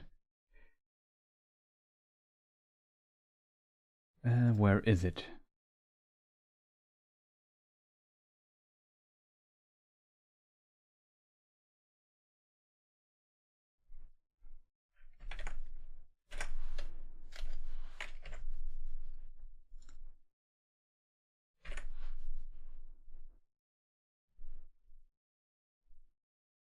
One moment, chat.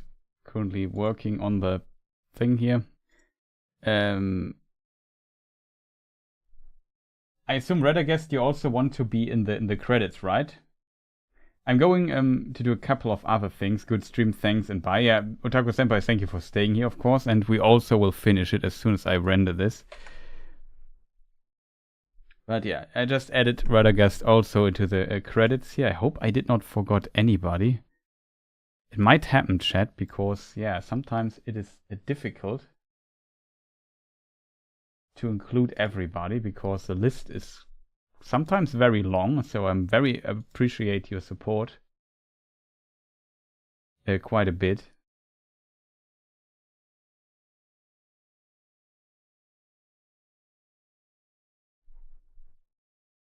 I think I should have everybody. I hope nobody's missing. All I need to do now is render it again.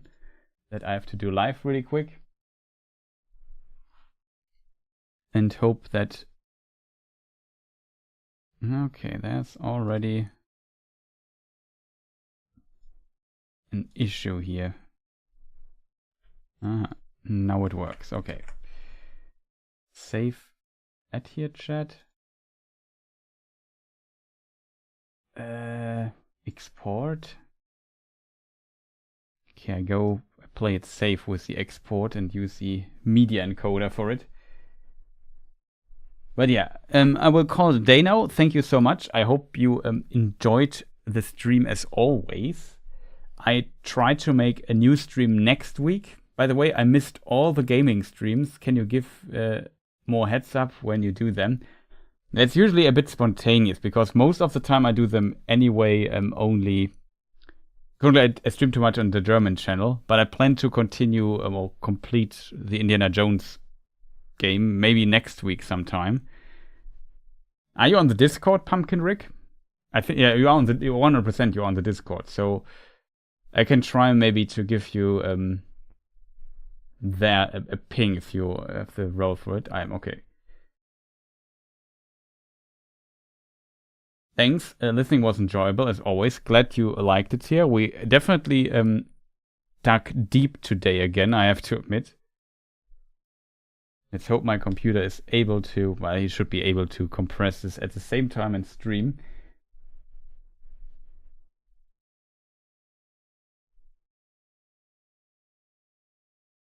So far things looking good.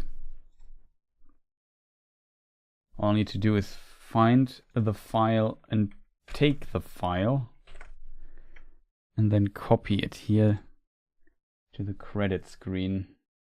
Or replace the URL for it, media source. Let's hope it plays, chat. Then we should have the credits with also the new membership people here and super chat people and so on here on the screen. Thank you again so much. Shout outs to the artists, of course. It's always so nice that they gave me permission to use their artworks. We had Kimberly 80 today in this an artwork of her and of Ted Naismith, of course. So thank you so much for all the support. If you don't want to be listed in the credits, you have to kind of contact me in a way. Write it in a comment or on Discord or whatever. That's the easiest way. And thank you people for watching. I hope I could answer most of your questions. Sorry to those people if I skipped your question by accident or forgot to answer it. It's always like complicated to answer a question for half an hour and then come back to another question and you overlook something easily. But like I said, I always try to get everything not in line, but you know, everything answered in detail. Find the book quotes, you know, that always helps in my opinion to just read the section what Tolkien actually wrote, so it becomes clear, you know what I mean. It's also a lot of fun talking with you. People always enjoy these streams immensely, I have to admit. So they're also definitely it takes a bit of, you know, concentration by my side to go through all the works, do this in English, do production and so on. So it's also a bit of work to get this doing, and after stream I'm a bit exhausted, but still was a lot of fun. And I try to have these streams frequently. So next week, maybe next Sunday or so, we might have another one if nothing gets in the way. See you then here. There might be also some gaming streams under the week, especially on the German channel, but I'll try also to get some English Indiana Jones video game play sessions in at the evening or so. So if you like seeing those, check those out. The links are in the description, or ! links in chat here on the Twitch chat, works as well there. Thank you so much for joining me, and if you like this here, feel free to press the like button and subscribe if you haven't yet. Also further, if you watch this as a VOD or we'll watch this later in some way, feel free to write a comment, always much appreciated. About comments, or also check my other stuff on this channel. There is good stuff. Take care everyone, good night, exactly, take care everyone. Have a fantastic year 2025. Hopefully it gets a good year, but who knows. World is sometimes a crazy place, so I hope it's not getting too crazy, if I'm completely honest. And I would say have a good one, and good night, good evening, good morning, whenever you watch this, and see you people next time. Goodbye.